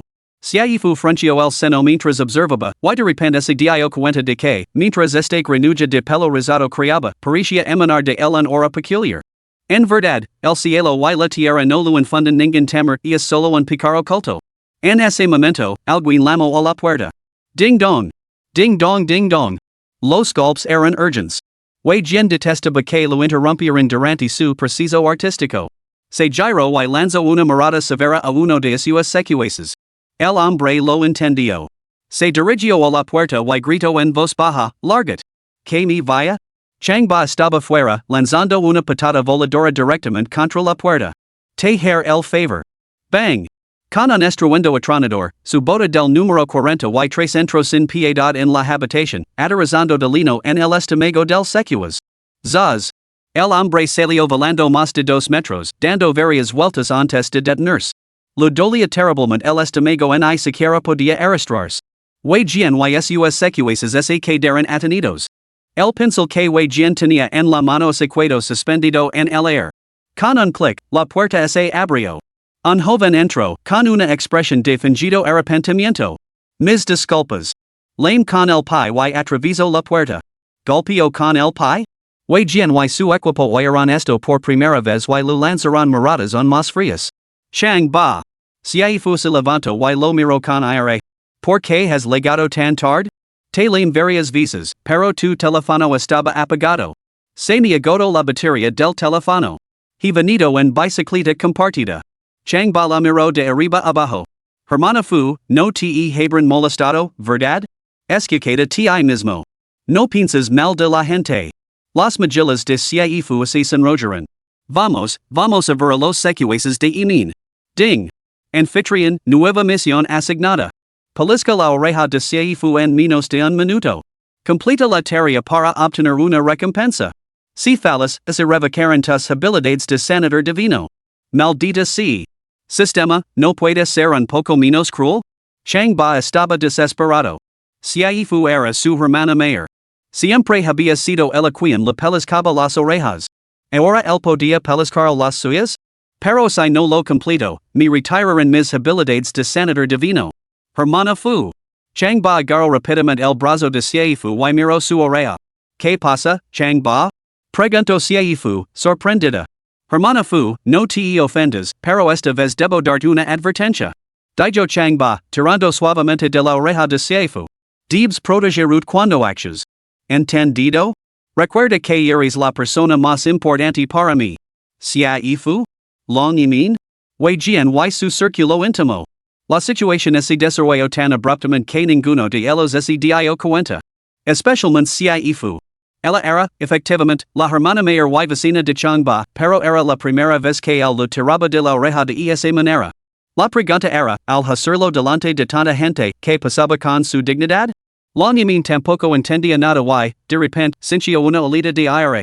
La última vez, delante de su padre, Changba había declarado su intención de casarse con ella y convertirse en yerno de la familia long ahora, delante de sus ojos, lo estaba diciendo a Seifu que era la persona más importante para él. ¿A qué demonios estaba llegando? Si intentas cuidar con el pastel y comértelo, al menos no seas tan descarado. Y, en serios, ¿a quién te gusta realmente? Seguro que tienes alguna lealtad emocional, ¿no? En ese momento, Wei Jian era el más furioso. Se sentía como si le hubieran puesto una capa verde brillante sobre la cabeza. Él estaba cortejando a Seifu, pero Changba la estaba mamando abiertamente delante de sus narices. ¿Acaso reconoce su existencia? ¿Lo consideraba humano? Esto es indignante. De repente, un joven rugió y se puso de pie de un salto. Changba se volvió y vio que era el mismo joven al que habían lanzado por los aires momentos antes. Con los ojos desorbitados y el rostro contorsionado por la furia, agarró un bate de béisbol y se abalanzó hacia adelante. Changba negó con la cabeza. Cuando el bate bajó, ordenó en silencio, duerme, y atrapó el arma con la mano. El joven cerró los ojos y entró instantáneamente en un estado de letargo. Changba arrebató el bate y le dio un ligero golpe en la cabeza al joven. El joven se estrelló contra el suelo. Wei Jian y sus hombres de confianza se quedaron atenidos una vez más. Todos los hombres de esa habitación eran los luchadores más formidables de Wei Jian. Incluso el más débil podía enfrentarse 18 oponentes, pero contra Changba, eran completamente impotentes. Ni siquiera habían tenido oportunidad de atacar. Changba, no vuelvas a tratar a tu hermana con tanta desconsideración, ¿de acuerdo? ¿Entendido? Seifu salió de su aturdimiento, agarró a Changba por la oreja y se dirigió hacia la puerta. Vamos. Espera a que salgamos y verás lo que te hago. La Yamin la siguió, también con ganas de tirar de la oreja de Changba. Un mujeriego como él se merecía una buena lección. Pero entonces lo pensó mejor. Habían llamado a Changba para que tratara a su hermano menor. Mientras ella se recuperara, todo iría bien. En cuanto a las aventuras amorosas de Changba, bueno, eso era solo mala suerte por su parte. Si en el futuro se conversa en yerno de la familia Long, tal vez ella podría hacer la vista gorda de vez en cuando. Mientras la tratara bien, podría tolerar sus aventuras amorosas. Cuando alcanzara cierta edad, su corazón volvería sin duda a ella. Durante todo el trayecto hasta la suite presidencial, su mente divagó con esos pensamientos. Hermano Jian, ¿qué hacemos? ¿Intervenimos? A tus órdenes, hermano Jian, lo acabar con él. Los secuaces de Wei Jian se agolparon a su alrededor, gritando amenazas. No. Wei Jian permaneció sentado, furioso por dentro, pero sereno por fuera. Esperad. Vimos primero como trata al joven maestro. Capítulo 26, La furia de la tutora diosa. Changba, ¿de verdad has perdido la cabeza? Te lo recuerdo una vez más, yo soy tu tutora. Incluso después de entrar en la suite presidencial, Seifu seguía tirando de la oreja de Changba. Explique, ¿por qué lo has tirado de la oreja a esta anciana? Changba no podía admitir que el sistema lo había dado ese orden, hermana Fu, ¿no dijiste que eres mi hermana y mi madre? ¿Qué hay de malo en que te diga unas palabras? El problema es que lo hices de forma tan repentina, sin dar ningún respiro. No puedo aceptarlo. Rápido. Dime por qué lo hices. Está bien, pondré las cartas sobre la mesa. Lo hice por una sola razón, para sentirme bien. Te voy a alegrar el día. Seifu se quitó el cinturón de cuero de su esbelta cintura y lo levantó para golpear. Hoy te voy a alegrar hasta la muerte. Ada dame. Changba se dio la vuelta y corriendo en círculos por las habitaciones. Seifu la persiguió sin descanso, golpeándola con la correa de cuero cada cierto tiempo con un chasquido seco. Pero el cinturón aterrizaba en la mesa de centro, en el sofá o en la pared, nunca en el cuerpo de Changba. Señorita Xie. Señorita Xie. La Yamin las había estado persiguiendo todo el tiempo. Tras una larga persecución, finalmente alcanzó a Seifu en un dormitorio y la agarró con fuerza. Comete, no acches precipitadamente. Changba estaba momentáneamente confundido. Por favor, de la otra oportunidad. Seifu se detuvo, jadeando. Apuntó con el cinturón a Changba, respirando con dificultad. Te estás volviendo completamente rebelde. En el campo de deportes, lo tocas la cara al instructor su la vista de todos. Ahora mismo, en la sala privada, me has tirado de la oreja a la vista de todos. Dime, ¿no te estás volviendo cada vez más rebelde? Si hoy no me das una explicación adecuada, no te lo perdonar. Mientras tanto, Changba se acercó a la ventana trasera, se sentó, admiró el paisaje urbano durante un momento y luego sacó su teléfono y lo abrió. Parecía estar sumergiéndose rápidamente en algún tipo de atmósfera. Si ahí fues equado paralizada, ¿qué estás haciendo? ¿No has oído lo que acabo de decir? Hermana fu, pensan ponerme al día con mi novela mientras tenemos un momento. Changba levantó el teléfono. El otro ha vuelto a actualizarla. Tengo que seguir el hilo de la historia. Si no, ese mi cuento atrás, afectará a mi clasificación. Si ahí fu estaba completamente atenida. Maldito bastardo. En lugar de pensar en disculparse en un momento como este, estaba pensando en leer novelas. Su pequeño cuerpo tembló mientras levantaba el cinturón una vez más. Esto es lo que te pasa por estar obsesionado con las novelas, Changba. Hoy te voy a dar una paliza. Señorita Xie. La yamin se aferró a ella con fuerza una vez más, al borde de las lágrimas. Por favor, dele una oportunidad a Changba, ¿de acuerdo? Se volvió hacia Changba, con la voz ahogada por la emoción. Changba, lo que hiciste antes fue realmente excesivo. ¿No vas a pedir al menos perdón a la señorita Xie? Changba puso los ojos en blanco, guardó el teléfono en el bolsillo y se levantó. Se acercó a Xie Fu y lo dijo con sinceridad. Hermana Fu, antes solo estaba bromando. En realidad, lo hice por ti. ¿Por mí? Preguntó Xie Fu con desdén, curvando deliberadamente los labios en una mueca casi adorablemente feroz. Changba asintió. Bueno, Wei Jian te ha estado cortejando, ¿no? Lo estaba provocando. Con su nivel de habilidad, ¿qué derecho tiene para persiguirte? ¿Qué derecho tiene para estar contigo? Estaba tratando de molestarlo deliberadamente. Xie Fu recordó la mirada gentil de Wei Jian hacia ella, luego pensó en sus magistrales habilidades para debujar. Ella resopló. Debuja muy bien. Creo que es mejor que tú. Si es mejor que yo, lo descubrirás con el tiempo. Changba le dio una palmada en el hombro a Xie Fu. Solo recuerda, no te encarines con Wei Jian. Aunque sientas algo por mí, no lo sientas por él. Hablando así, no dices más que tonterías. Xie Fu levantó el cinturón, lista para golpear de nuevo. La yamin agarró rápidamente el cinturón, mirando a Changba con aire y espetando. Changba, la señorita Xie está enfadada, yo también, ¿sabes? Lo sé. ¿Quieres que traten a tu hermano pequeño rápidamente? Respondió Changba. La yamin negó con la cabeza. No, es solo que, hay algo que me preocupa. Quiero decirlo ahora, pero no sé cómo sacarlo. Suéltalo. Xie Fu rodeó con el brazo los hombres de la yamin, animándola. Yamin, no te guardes las cosas. Solo dilo. Animada por estas palabras, la yamin encontró el valor necesario. Sin apartar la mirada de los ojos de Changba, continuó. Changba, dijiste que querías casar conmigo, convertir en yerno de la familia Long. Sin embargo, hace un momento has besado a la profesora Xie en la mejilla. Y antes querías que la instructora su te dijera te quiero. Así que te pregunto, ¿a cuál de las tres nos prefieres? Al esta pregunta, Xie Fu se animó y miró a Changba con aire. Ella también albergaba esta confusión, desesperada por saber a quién prefería Changba realmente. ¿A quién prefería? La imagen de ese instructor apuesto y elegante pasó instantáneamente por la mente de Changba. Pero no la mencionó. En cambio, sonrió, mirando de uno a otro antes de declarar solamente. Me gustáis los tres. Ah. Xie Fu y la yamin perdieron los estribos al mismo tiempo, agarraron a Changba y le dieron una paliza. Uno lo agarró por el cuello, el otro le hizo una zancadilla, tirándolo al suelo, donde lo inmovilizaron y lo frotaron contra las baldosas. Changba se agarró la cabeza, rugiendo de risa mientras una lluvia de delicados puñetazos cae sobre él. De vez en cuando, emitía un grito que les hacía chillar de diversión. Al final, ambas bellezas se rían a pesar de su enfado.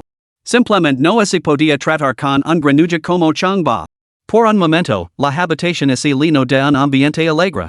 No sabían que varias figuras ya habían abierto la puerta y se habían quedado observando su juguetona peli.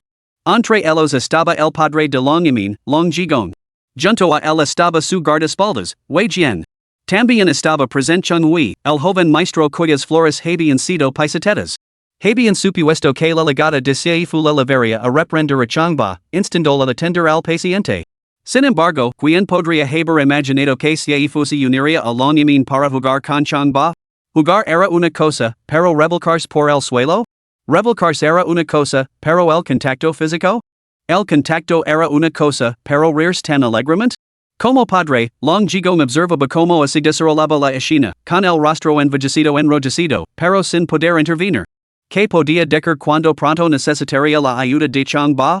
Como pretendiente de Longyamin, Changhui hervía de frustración al verla prácticamente ahorcajadas sobre Changba. Pero así Long Jigong permanecía en silencio, ¿qué derecho tenía él para hablar? Wei Jian mantuvo la mirada fija en Seifu, con el rostro verde de rabia, como se pudiera convertir la hierba en verde. Antes, Seifu había tirado de la oreja de Changba con evidente furia, y ahora ella estaba revolcándose por el suelo con él en sus brazos. Como considera, era realmente tan desvergonzada? Pero, pensó, tal vez ella no tuviera la culpa. Si alguien tenía la culpa, era Changba. No te dejes engañar por eso estadístico o de insinuanos, el chico está podrido hasta la médula. Y como se hubieran legado al limite, o tal vez por acuerdo tacito, Long Jigong, Zhenghui y Wei Jian que respiran al unisono. Seifu y Longyamin, que seguían inmovilizando a Changba para castigarlo, giraron la cabeza al oír el sonido. Alvara varios hombres de pie en la puerta, sus rostros así sonrojaron. Se pusieron en pie apresuradamente y se apresuraron hacia una esquina, diciendo poder desaparecer en el aire. A la cama. Changba miró a Long Jigong y a los demás, murmurando entre dientes. No tenía ningún deseo de crear una situación incómoda, en quería avergonzar a Longyamin y Seifu. Al ver que Long Jigong y los demás ya habían cerrado los ojos, se levantó lentamente. Ding! El anfitrión ha completado la tarea. Se concede la recompensa. El anfitrión ahora puede ejercer hipnosis a lo largo del tiempo. El anfitrión puede hacer que una persona duerma durante un segundo, una hora, un día, un mes, un año o incluso toda la vida. Capítulo 27. No solo se puede hipnotizar a una persona, sino que se la puede hipnotizar de por vida. Changba estaba completamente satisfecho con esta recompensa. Si alguien se cruzaba en su camino, dormirlo de por vida sería equivalente a una sentencia de muerte. Se preguntó quién podría ser la primera víctima. La perspectiva lo llenó de expectación. Hermana Fu, Yamin, vamos al salón. Se acercó a Seifu y Longyamin. Seifu y Longyamin seguían de pie, timidamente, en un rincón, sin atravesar sin saber cómo enfrentarse a Long Jigong y los demás. Antes habían ido demasiado lejos, presumiendo en exceso, dejando a todos sin saber cómo resolver la situación. Al acercarse Changba, ambos giraron ligeramente la cabeza y le lanzaron una mirada fulminante. Todo era culpa de Changba. Si no hubiera dado esos 2 pesos, ¿estarían ahora en esta situación? Vamos al salón. Changba se acercó a ellos y les dio una palmada en el hombro. Se han quedado dormidos justo al lado de la puerta. ¿Qué? Seifu y Longyamin no podían creerlo, y giraron la cabeza para mirar hacia la puerta. Una mirada los dejó a ambos paralizados. Era cierto. Long Jichong, Chenghui y Wei Jian estaban de pie en la puerta, con los ojos cerrados, dormitando. ¿Qué demonios estaba pasando? ¿Cómo así habían quedado dormidos? Miraron a Changba con los ojos muy abiertos, completamente desconcertados. No lo sabías, ¿verdad? Puedo hipnotizar a la gente. Changba les guiñó un ojo con complicidad y les explicó con una sonrisa, con air bastante presumido. Seifu y Longyamin fruncieron los labios con incredulidad. Deja de fanfaronir. Ya es bastante difícil hipnotizar a una persona, ¿cómo podrías hipnotizar a varias a la vez?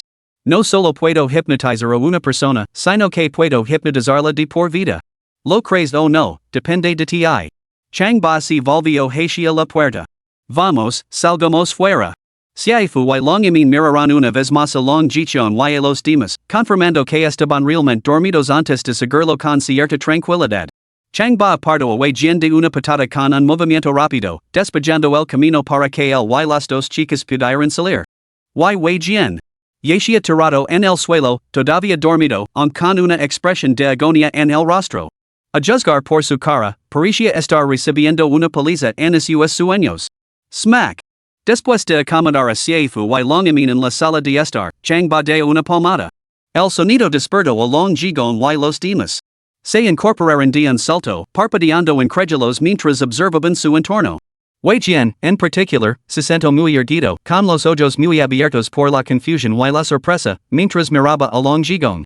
Durante un momento, se miraron sin comprender, como si no se reconocieran. Hace solo unos instants, Changba estaba en el dormitorio con Seifu y Longamin. Como habían acabado en la sala de estar? Estaban claramente de pie junto a la puerta. Como así habían quedado dormidos? Wei Jian. Como había acabado sentado en el suelo?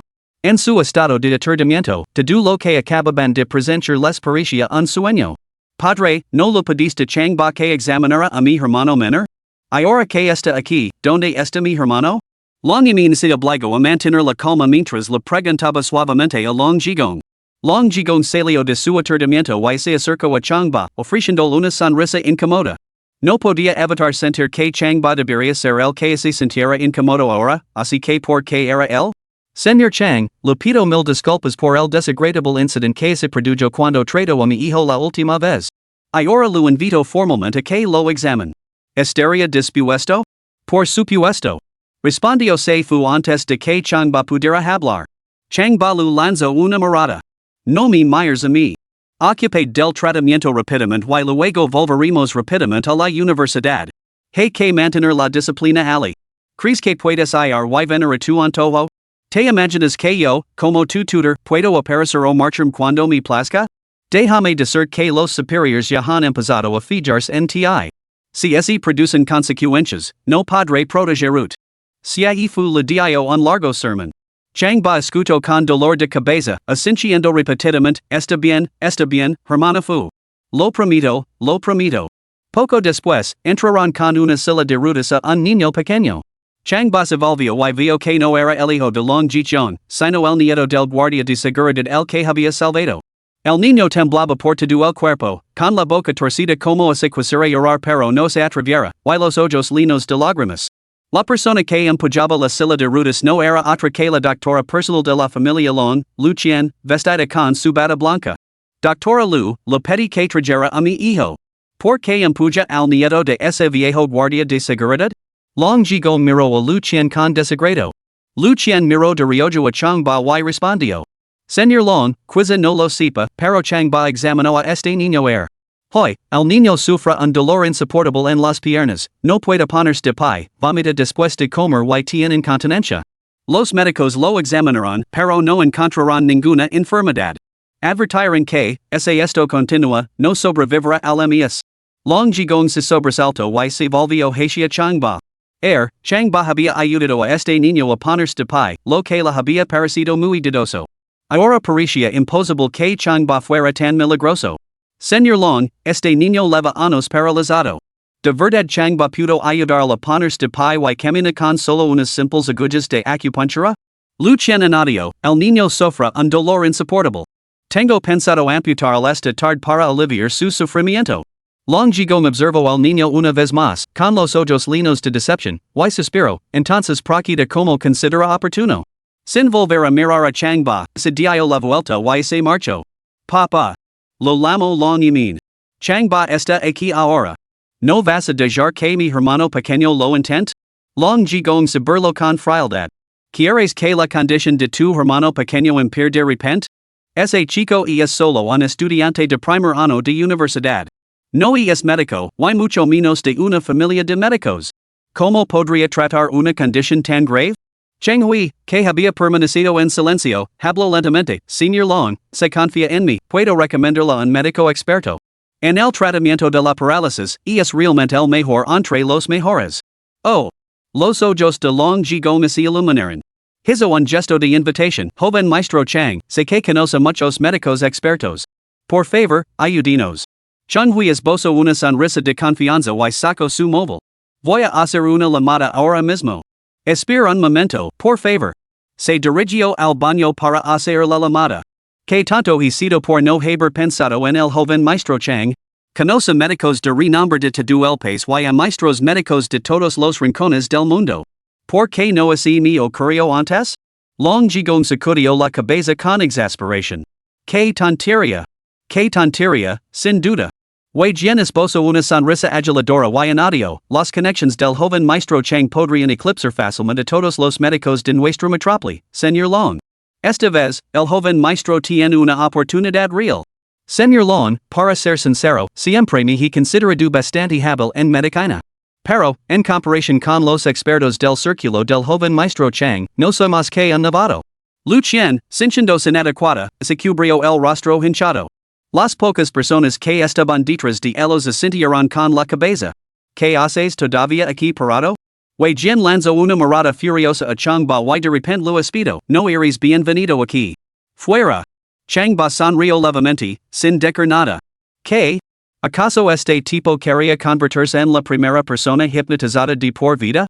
¿Qué tonterías estás diciendo? Long yamin protegió a Chang Ba detrás de ella y miró con ira a Wei Jian. Espera a que el experto que ha invitado el señor Chang haya tratado al niño. En ese momento, Chang Hui regresó con paso firme. Ese reloj, he conseguido el número de móvil de ese médico milagroso. Lo llamaré inmediatamente. Quizá no lo sepas, pero era un anciano exlider en silla de ruedas se topó con un médico milagroso. Con su mano maestra, logró que el viejo lider volviera a ponerse en pie. Long Jigong estaba encantado. Se apresuró a acercarse a Chang Hui, gesticulando con ambas manos. Joven maestro Chang, gracias por tus esfuerzos. Por favor, llama de inmediato. Chang Hui asintió, le dirigió una fría sonrisa a Chang Ba, se sacudió la coleta y marcó el número. Segundos después, un teléfono de la sala de estar sonó de repente. Sorprendidos, todos se volvieron hacia el sonido. Para su sorpresa, era el de Chang Ba.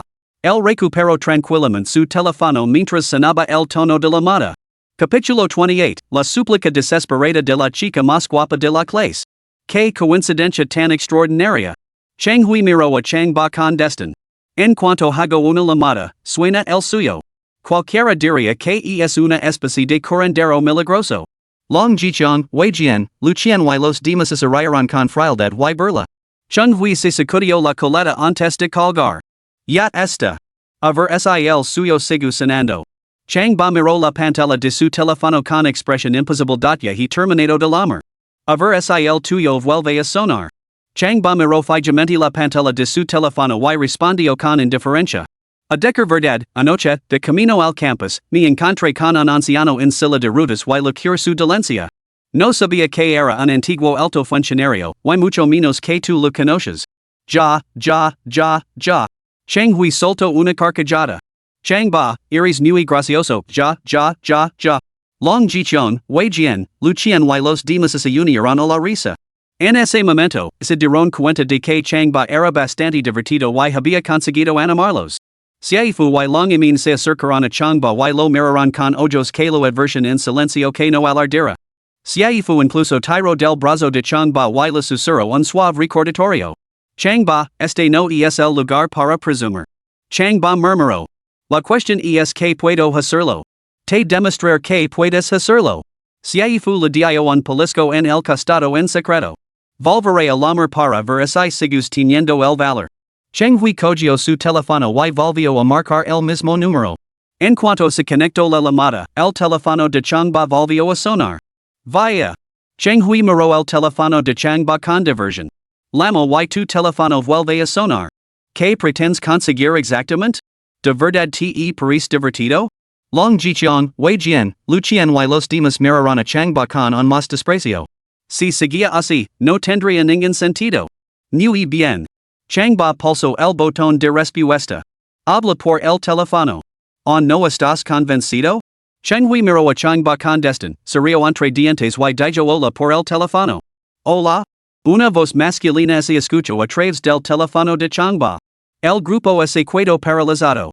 Chang Hui arqueó las cejas. Mirando fijamente el teléfono de Chang Ba, se dirigió al suyo. Disculpe, ¿es usted ese médico tan famoso? Disculpe, ¿es usted ese médico tan famoso? La misma voz resonó en el teléfono de Chang Ba. Ah. Chang Hui y los demás se quedaron boquiabiertos, incrédulos. En ese momento, no pudieron evitar aceptar una cosa, el número de teléfono que había dejado el antiguo líder era, efectivamente, el número de Chang Ba. Debe de ser un error. Tras recuperar la compostura, Chang Hui señaló el número que aparecía en la pantalla y declaró con certeza, el antiguo líder debe de haber escrito mal el número. Ya sabes, un dígito equivocado supone una gran diferencia. Long Jigong asintió enfáticamente con la cabeza. Muy cierto. Interveniren Wei Jian, Lucien y los demás, asinciendo al unisano. Alvar esto, Chang ba le dio una palmada en el hombro a Siefu. Hermana fu, vámonos entonces. Siefu, sin ganas de presentar sus caras valuables, tomo el brazo de Chang ba y comenzó a alejarse. Espera. Long y agarro apresuradamente el brazo de Chang ba. Hermano ba, has venido hasta aquí, solo examina a mi hermano pequeño. Antes de que Chang ba pudiera responder, Long Jigong espido. ¿Y mean, no ves lo que le ha hecho a este niño? ¿Quieres que convierta a tu hermano pequeño en un vegetal? Los ojos de Long y se enrojecen, yo creo en Chang ba. Él puede hacerlo. Y es bueno persiguiendo chicas, bueno acosando mujeres. Long Jigong rugio, un hombre así no es digno de mi confianza. Chang ba lo miró sin decir nada, simplemente sonriendo con un toque de diversión. Entonces, no debería haber convencido a Chang ba para que viniera.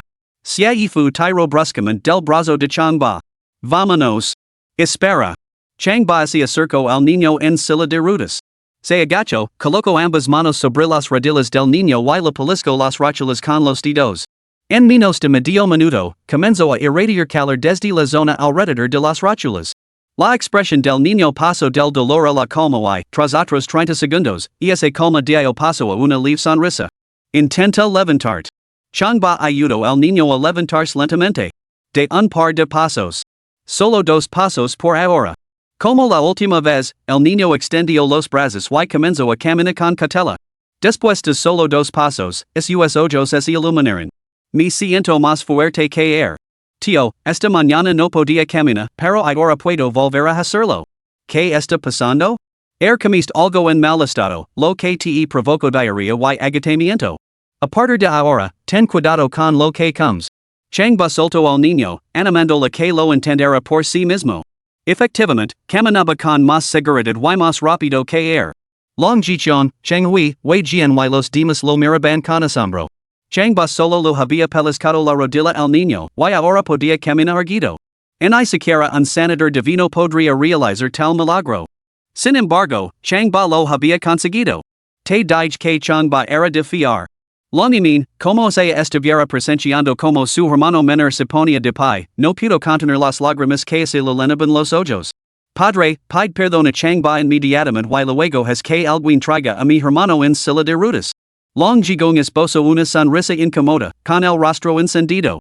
Sus labios temblaron 2 veces, sin saber muy bien qué decir. ¿Debería intentar retener a Chang ba? Acababa de despedirlo sin pensarlo 2 veces. ¿No debería intentar retenerlo? Su hijo seguía esperando a que lo trataran. En ese momento, Chang Hui se burló con frialdad, Señor Long, no se preocupe. Her otra llamada y traerá un sanador divino.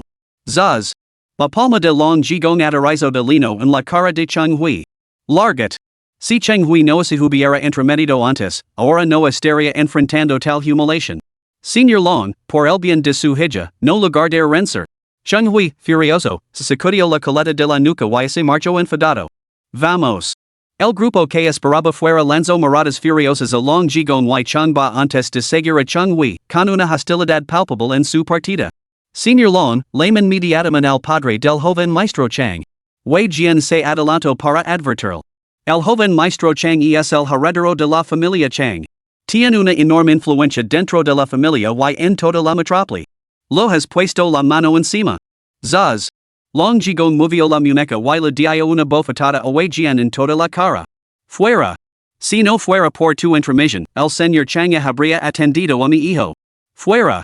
Wei Jian apretó los dientes, lanzó una mirada furiosa a Chang ba y se escabuló. Señor Chang, antes actúa de forma precipitada. Por el bien de Yamin, por favor, denos otra oportunidad a mi hijo y a mí. Long Jigong nunca había recibido una disculpa tan sincera de un joven. Se sonrojó y luego se puso morado de vergüenza, deseando poder esconderse debajo de la mesa de café. Chang ba, sin embargo, no le prestó ninguna atención. Hizo una señal a un anciano con uniforme de seguridad que estaba fuera de la puerta, el abuelo del niño. Anciano, no se cuida ahí fuera. Entre. Lu dire lo que le dijer, el niño se recuperará poco a poco. El anciano guardia de seguridad, con lágrimas corriendo por su rostro, entró en la habitación y volvió a arrodillarse con un golpe seco. Maestro sanador, lo siento mucho. Pensé que había empeorado a mi nieto, así que. No te arrodilles. Leva a tu nieto a casa.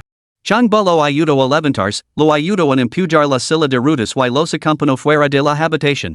Luego intercambio una mirada con Seifu y juntos se dirigirán al ascensor. Chang ba. Longimin los alcanzo y lo agarro del brazo entre lágrimas. Te lo ruego, no te vayas. Por favor, examina a mi hermano pequeño. Conteniendo los celozos, se arrodillo ante él y lo agarro una pierna. Capítulo 29, Rompiendo las reglas de las cuatro familias. Chang ba bajo la cabeza. Esto me pone en una situación difícil. Longimin levanto la cara, con la voz ahogada por las lágrimas. Hermano ba, se salvas a mi hermano pequeño, ser tu serviente por el resto de mi vida. Levantate. Sia ifu se aprigero a sostener a Longimin. Al verla celosa incontrolablemente, una panzada de tristeza lo apretó el corazón. Se volvió hacia Changba y dijo. Changba, independientemente de como te traten el padre de y los demás, debes mostrarle algo de misericordia en este asunto. Se arrodilló y extendió la mano para sacar las lágrimas que le corrían por el rostro. Antes de que Changba pudiera hablar, un rugido resonó de repente en el pasillo. Changba. Si no te atreves a tratarla, te mataré aquí mismo. Changba levantó la vista y vio una figura. No podía ser otro que Wei Jian. Sostenía un machete en la mano, irradiando intenciones asesinas. Detrás de él había 8 hombres corpulentos, cada uno con un machete en la mano, su aura amenazante era palpable. Su imponente estatura, combinada con su formación, amplificaba la tensión palpable a su alrededor. Wei Jian, retirate. Long Jigong fingió enfadarse y miró a Wei Jian con ira. El rostro de Wei Jian se endureció con desafío. Señor Long, esto no tiene nada que ver con usted. Si pasa algo, asumo toda la responsabilidad. ¿Qué equipo tan difícil de manejar? Long Jigong fingió resignación, sacudiendo la cabeza y dando un paso atrás. Ahora que Wei Jian y los demás estaban listos para presionar sus machetes contra la garganta de Changba, quería ver cómo se atrevía a negarse. A menos que quisiera perder la vida. Wei Jian, has ido demasiado lejos. Longimin gritó, saltando de un salto y entrando corriendo en la habitación. Unos instantes después, regresó, agarrando un cuchillo de fruta que se presionó contra su propia garganta. En el instante en que la joya tocó su piel, la cortó, y un chorro de sangre brotó. El vívido color carmesí contrastaba fuertemente con su piel blanca como la nieve. Agarrando el mango con ambas manos, apretó los dientes. Si no te retiras ahora, moriré ante tus propios ojos. Wei Jian y los demás se sobresaltaron y se volvieron para mirar a Long Jigong. Long Jigong bajó la cabeza, sin decir una palabra, sin siquiera parpadear. Wei Jian y los demás lo entendieron y dieron un paso adelante. Al mismo tiempo, varios hombres corpulentos irrumpieron desde el otro lado, cortando la retirada de Changba. Así, rodearon completamente a Changba, dejándolo totalmente atrapado. Padre. Longimin vio la mirada en los ojos de Long Jigong y sintió una panzada de dolor en el corazón. En ese momento, se dio cuenta de lo prescindible que era para su padre. Cerró lentamente los ojos y las lágrimas comenzaron a correr por su rostro. De repente, apretó el cuchillo en su mano y se lo clavó con fuerza en la garganta. En este mundo, incluso su propio padre la consideraba como si fuera ¿qué sentido tenía seguir viviendo? Pero, en el instante antes de que pudiera actuar, una gran mano agarró la suya, arrebatando el cuchillo de fruta. Soltame. Longimin abrió los ojos de golpe y miró con ira a la persona que la había quitado el cuchillo. Una mirada. Era Changba. Extendió ambas manos y gritó, dame el cuchillo. Changba dijo, sigo vivo y salvar a tu hermano pequeño. El delgado cuerpo de Longimin temblaba mientras lo miraba con los ojos llenos de lágrimas. Al ver su mirada clara y resuelta, llena de compasión, rompió a llorar y se arrojó a sus brazos. Su madre había fallecido prematuramente y su padre no lo mostraba en afecto ni cariño. Durante mucho tiempo había sentido que no lo cuidaba nadie en este mundo en quien confiar. Sin embargo, en ese preciso momento, acunada en los brazos de Changba, se dio cuenta por primera vez de que su verdadero apoyo estaba justo allí. Loro hasta que su cuerpo quedó empapado en lágrimas y se derrumbó exhausta en sus brazos. Changba, mientras tanto, tomó un pañuelo para limpiar la sangre del cuello.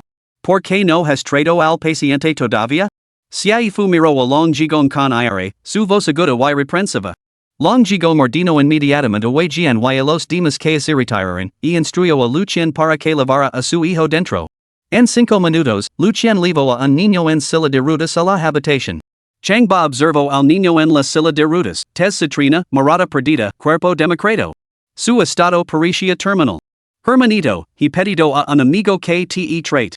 Debes aguantar. L'animin se seco rapidamente las lágrimas, es agacho junto a la silla de rutas, abrazo los hombres del niño y le susurro suavemente. El niño asintió con la cabeza, comprensivo. Levelo al sofá, lo indico Chang ba a Lucien. Lucien asintió con la cabeza, levanto con cuidado al niño y lo acomodo suavemente en el sofá. L'animin cogió una almohada y la colocó debajo de la cabeza del niño. Chang ba volvió a hacer un gesto a Lucien, director a Lu, quitale los pantalones. Lucien se quedó paralizada. ¿Quitar los pantalones? ¿Los pantalones de quién? He dice que le quites los pantalones. Lu espido Chang ba con voz severa. Lucien se sobresaltó y instintivamente se agarró la cintura. ¿Qué decker? ¿Qué quieres decker? Replicó Chang ba. Lucien se sonrojó. Yo, soy una mujer de mediana edad. ¿Me está diciendo que me quite los pantalones? ¿De qué serviría que te los quitaras? ¿Para que pueda ver un montón de basura? Chang ba señaló al niño pequeño que yacía en la cama del hospital. Te estoy diciendo que le quites los pantalones. Solo entonces Lucien se dio cuenta de que no se refería a sus pantalones. Miró de reojo a Chang ba y murmuró entre dientes, tú eres el montón de basura, bastardo, antes de empezar a forzar apresuradamente con los pantalones del niño. El niño, que hasta entonces había estado calado, de repente gritó con fuerza, pataleando y forceando, negándose a dejar que nadie le tocara los pantalones. Al fin y al cabo, era un niño de unos 10 años, y consciente de la necesidad de proteger su intimidad. Pasó un momento y Lucien jadiaba agatada. No puedo quitárselos. ¿En siquiera sabes desabricar los pantalones de un niño? ¿Cómo has llegado a ser jefe de medicina interna? Le preguntó Chang ba. Lucien se sonrojó de ira.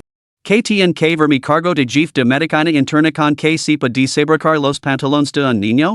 Un jefe de medicina interna que no sabe desabricar los pantalones de un hombre no es un buen jefe de medicina interna, respondió Chang ba. Lucien se sintió mareado. ¿Es buena una jefa de departamento que puede quitar los pantalones a un hombre? ¿Estoy aquí para tratar a pacientes o para prestar otros servicios? ¿Cómo se atreve este estudiante universitario a hablarme así? Chang ba se acercó a la cama, tomó la mano extendida del niño y lo acarició suavemente la cabeza con la palma de la mano. Al igual que cuando había tratado a ese niño la última vez, a continuación ocurrió algo milagroso. En menos de medio minuto, el niño se había quedado dormido. Chang ba se quitó los pantalones, sacó el estuche de agujas de plata y comenzó a insertar agujas una por una en su abdomen. Al igual que antes, se centró en los puntos de acupuntura, Zhongwan, Shewan, Shuifan, Shenke, Indu, Shirguan, Shangxiu, Zhongzhu y Simon. En 5 minutos, retiró todas las agujas, desinfectó los puntos y cubrió al niño con una manta de toalla. ¿Ha terminado? Preguntó Long Jigong. Antes de que Chang ba pudiera responder, un joven con gafas se acercó corriendo, presa del pánico, gritando, Señor Long. Señor Long. Al reconocer a su secretaria, Xiao Son, Long Jigong espido, a que viene tanto alboroto? El secretario legó jadeando al lado de Long Jichong y se tapó la oreja para susurrar con urgencia. Después de hablar, lanzó una mirada adorada a Wei Jian. Long Jichong abrió mucho los ojos al oír las últimas palabras. Giró la cabeza hacia Wei Jian y le preguntó, Wei Jian, tú sabes lo del incendio del Hotel Wooding, ¿verdad? Wei Jian permaneció impasible. He oído hablar de ello. Sobornaste Xiao Su, el jefe de seguridad del Hotel Wooding, para que atacara a la hermana de Suyuichi, Suyuan? Preguntó Long Jigong. Wei Jian lo miró a los ojos, pero no respondió. El silencio lo dice todo.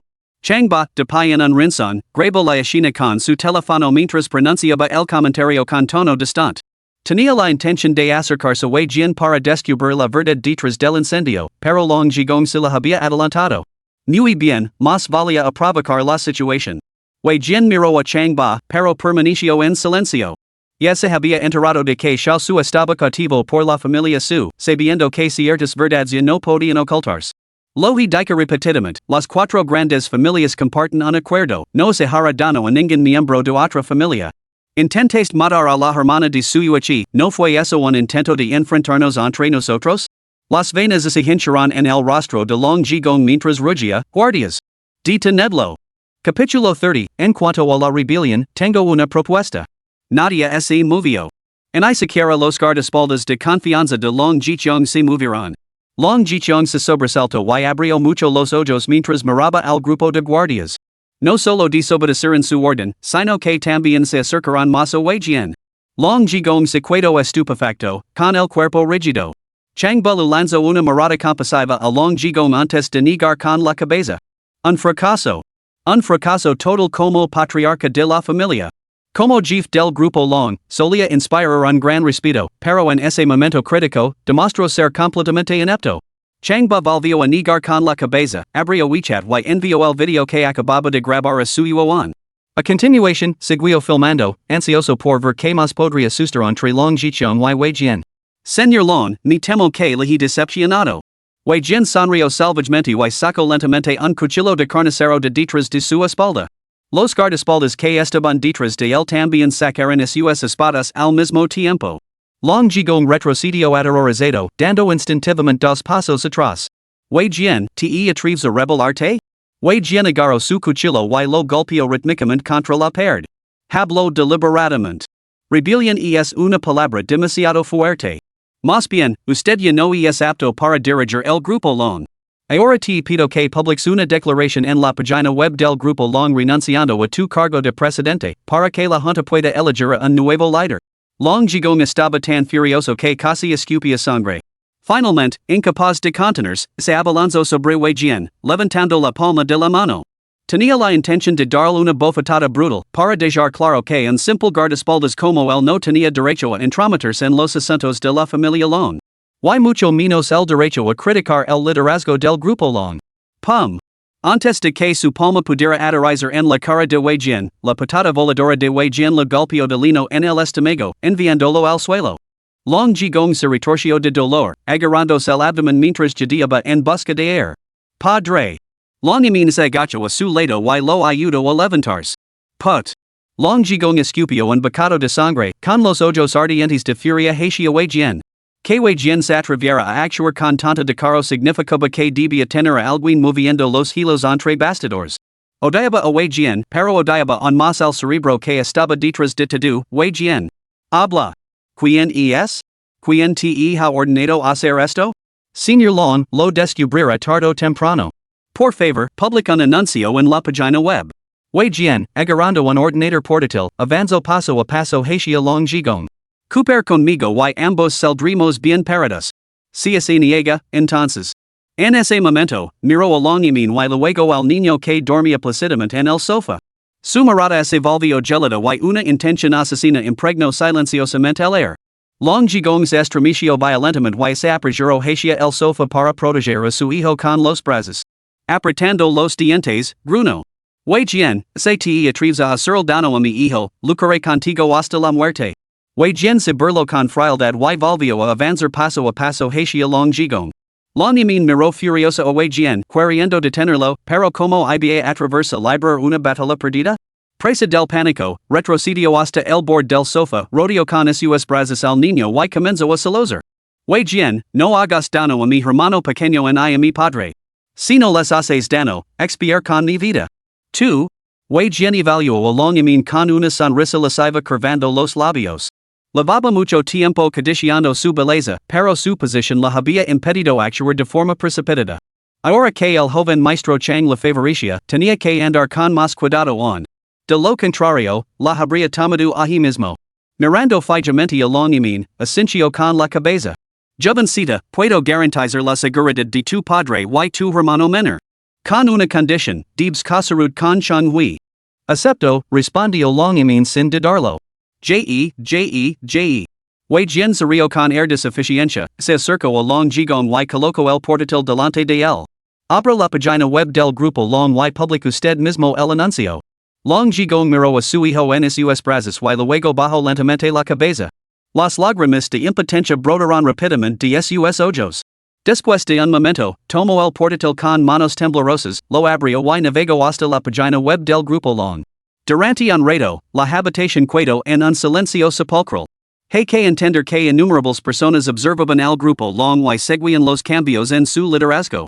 Tanto para el grupo Long como para la esfera económica de la ciudad mágica, la sustitución del líder de la familia era un acontecimiento de enorme importancia. Justo cuando long llegó extendio sus dedos temblorosos para preparar el anuncio, la voz de un hombre corto abruptamente el air. Bien, el niño ya debe estar despertando. Aperteos, quiero verlo. Todas las cabezas así giraron. Era Chang Ba. Una sonrisa adornaba su rostro, como esa la tensa atmósfera que lo rodeaba no lo preocupara en absoluto. Ya había enviado el video recién grabado a su yuan. Ahora era el momento de ocuparse de sus propios asuntos. Chang Ba. Si fuese sobresalto al verlo, lo agarró apresuradamente del brazo y lo tiró hacia atrás con fuerza. Le susurró con urgencia, si quieres morir, al menos avísame antes. Joven. Wei Jian levantó lentamente la larga espada que tenía en la mano y apuntó a Chang Ba. Ya te he tolerado bastante. Arrodillate. Los demás miraron a Chang Ba con los ojos inyectados en sangre. Chang Ba apartó la mano de Seifu y se dirigió hacia Wei Jian, sin dejar de sonreír. Wei Jian, ¿verdad? En cuanto a tu rebelión, tengo una propuesta. Ahora mismo, pide perdón al señor Long y Imin, y sometido el castigo que ellos consideran adecuado. Después, me llevará a mi tutor y me ir de aquí, como si nada hubiera pasado. Jaja. Wei Jian echo la cabeza hacia atrás y sacó a reír. Su banda de leales seguidores se unió a él, con una risa salvaje y feroz. No podían entender de dónde había sacado este tipo el valor para ser tan temerario. Chang Ba. Dragon Imin lo miró con lágrimas en los ojos, sacudiendo la cabeza. Los asuntos de nuestra familia no tienen nada que ver contigo. Levade al maestro Xia de aquí. Te lo ruego, levade al maestro Xia. Chang Ba se acercó a ella, señalándola con el dedo acusador. Imin, no te ofendas, pero no me ha gustado lo que acabas de hacer. Todo el mundo conoce nuestra relación, y tu prometiste casarud con el joven maestro Chang. ¿No te parece indignante? Long Imin, abrumada por la vergüenza, se cubrió el rostro y loro. Chang Ba, lo siento. Por mi padre y mi hermano pequeño, sacrificaría todo. En cuanto a ti lo compensar en mi próxima vida, aunque eso signifique ser una vaca o un caballo. Compensarme, y una mierda. Chang Ba la miró con ira. Yo vivo el presente. No creo en la próxima vida ni en el más allá. En ese momento, sonó su teléfono. Lo saco y veo que era su yuan quien llamaba. Levantó un dedo, indicando a todos que guardaran silencio, y respondió, hermano Juan. Chang Ba, me he enterado de lo de Wei Jian. Dale dos bofetadas por mí. Su yuan espito por teléfono, me está enfureciendo. Hazlo ahora mismo. Entendido. Chang Ba se dio la vuelta y se dirigió hacia Wei Jian. Wei, mi instructor me ha dicho que te de dos bofetadas. Wei Jian, que hacía tiempo que había legado a su limite, levantó lentamente la larga hoja que tenía en la mano. Baja el cuchillo. Solo coopera como es debido. Chang Ba se dirigió a grandes zancadas hacia Wei Jian. Wei Jian entrecerró los ojos y apretó la hoja con tanta fuerza que le crujían los nudillos mientras veía acercarse Chang Ba. Parecía dispuesto a partir el Manhwa en dos y dividir a Chang Ba en dos. Chang Ba. Si fu intento tirar de Chang Ba hacia atrás, pero el miedo le paralizó las piernas. Chang Ba. Cor. Long Imin se arrodilló, salazando a sus pies. Leveos al maestro Xia. Long Jigong cerró los ojos con total desesperación. Con la fuerza de Chang Ba, luchar contra Wei Jian era como enfrentar un huevo contra una piedra. Y ahí estaba él, presumiendo delante de todos, atreviéndose a bofetear a Wei Jian dos veces. ¿No temía por su propia vida? Capítulo 31, El misterioso gran premio del instructor Su. Duerme. Chang Ba se acercó a Wei Jian, murmurando entre dientes. Los ojos de Wei Jian se entrecerraron al instante y comenzó a dormirse de pie. Sentía que una fuerza misteriosa lo controlaba. Intentó liberarse, pero por más que luchó, fue en vano. Y esa fuerza se sentía como una mano gigante invisible, como una maldición mental o un poderoso campo magnético. Ante tal poder, no solo se sentía impotente, sino también dominado por el miedo. Palmada. Palmada. Chang Ba se plantó ante él, levantó la mano y le propinó dos fuertes bofetadas, una en cada mejilla. El sonido fue ensordecido, como un latigazo en la cara de Wei Jian, que le torció la mandíbula. Su pelo rizado voló por los aires, formando un peinado peculiar. La multitud se quedó boquiabierta por la sorpresa. Incluso los leales secuaces de Wei Jian lo miraron atenidos, incrédulos. ¿Qué demonios estaba pasando? ¿Chang Ba realmente había golpeado la cara de Wei Jian? ¿Por qué Wei Jian no se defendía? Debería haber cortado a Chang Ba en pedazos con su machete. ¿Por qué estaba siendo tan discreto? Mirando más de cerca, Weijian no solo tenía la boca torcida y los ojos desviados, sino que también le salía sangre por la nariz y la boca. Si no lo hubieran conocido de antes, nadie lo habría reconocido. Sin embargo, mantenía la cabeza gacha, los ojos entrecerrados, y seguía pareciendo somnoliento y completamente pavo. Parecía que tenía la intención de permanecer en silencio hasta el final. Hermano Juan, solo le di dos bofetadas en la cara. Chang ba informó por teléfono, ¿qué debo hacer ahora? Derribalo y dejarlo lisiado. Suyo Juan dio otra orden. Chang ba se encogió de hombres, con el cuerpo ligeramente tembloroso. Instructor su, tengo miedo. Y así la policía me arresta. Inútil. Yo me encargo. Suyo Juan volvió a esperar. Has lo que te digo y te recompensar cuando nos vimos esta noche. Chang ba se animó. ¿Qué recompensa? Un premio ultra secreto. ¿Qué premio ultra secreto? Si te lo digo ahora, ¿qué sentido tiene que si secreto? Solo de una pequeña pista a tu hermanito. Y es el premio que más dices. Chang ba sonrió radiant. Lo que más ansiaba de suyo Juan era te quiero, así que ese debía de ser el premio. Hermano Juan, trato hecho. ¿Alguna vez te he incumplido una promesa? Por supuesto que no, está hecho. Al ese tono tan seguro, Chang ba sonrió de oreja a oreja y lanzó una patada voladora directamente al estómago de Weijian. El impacto produjo un crujido seco. Pum. El sonido resonó mientras Weijian volaba por los aires, atravesaba la puerta de un dormitorio y se estrellaba de cabeza contra el sofá.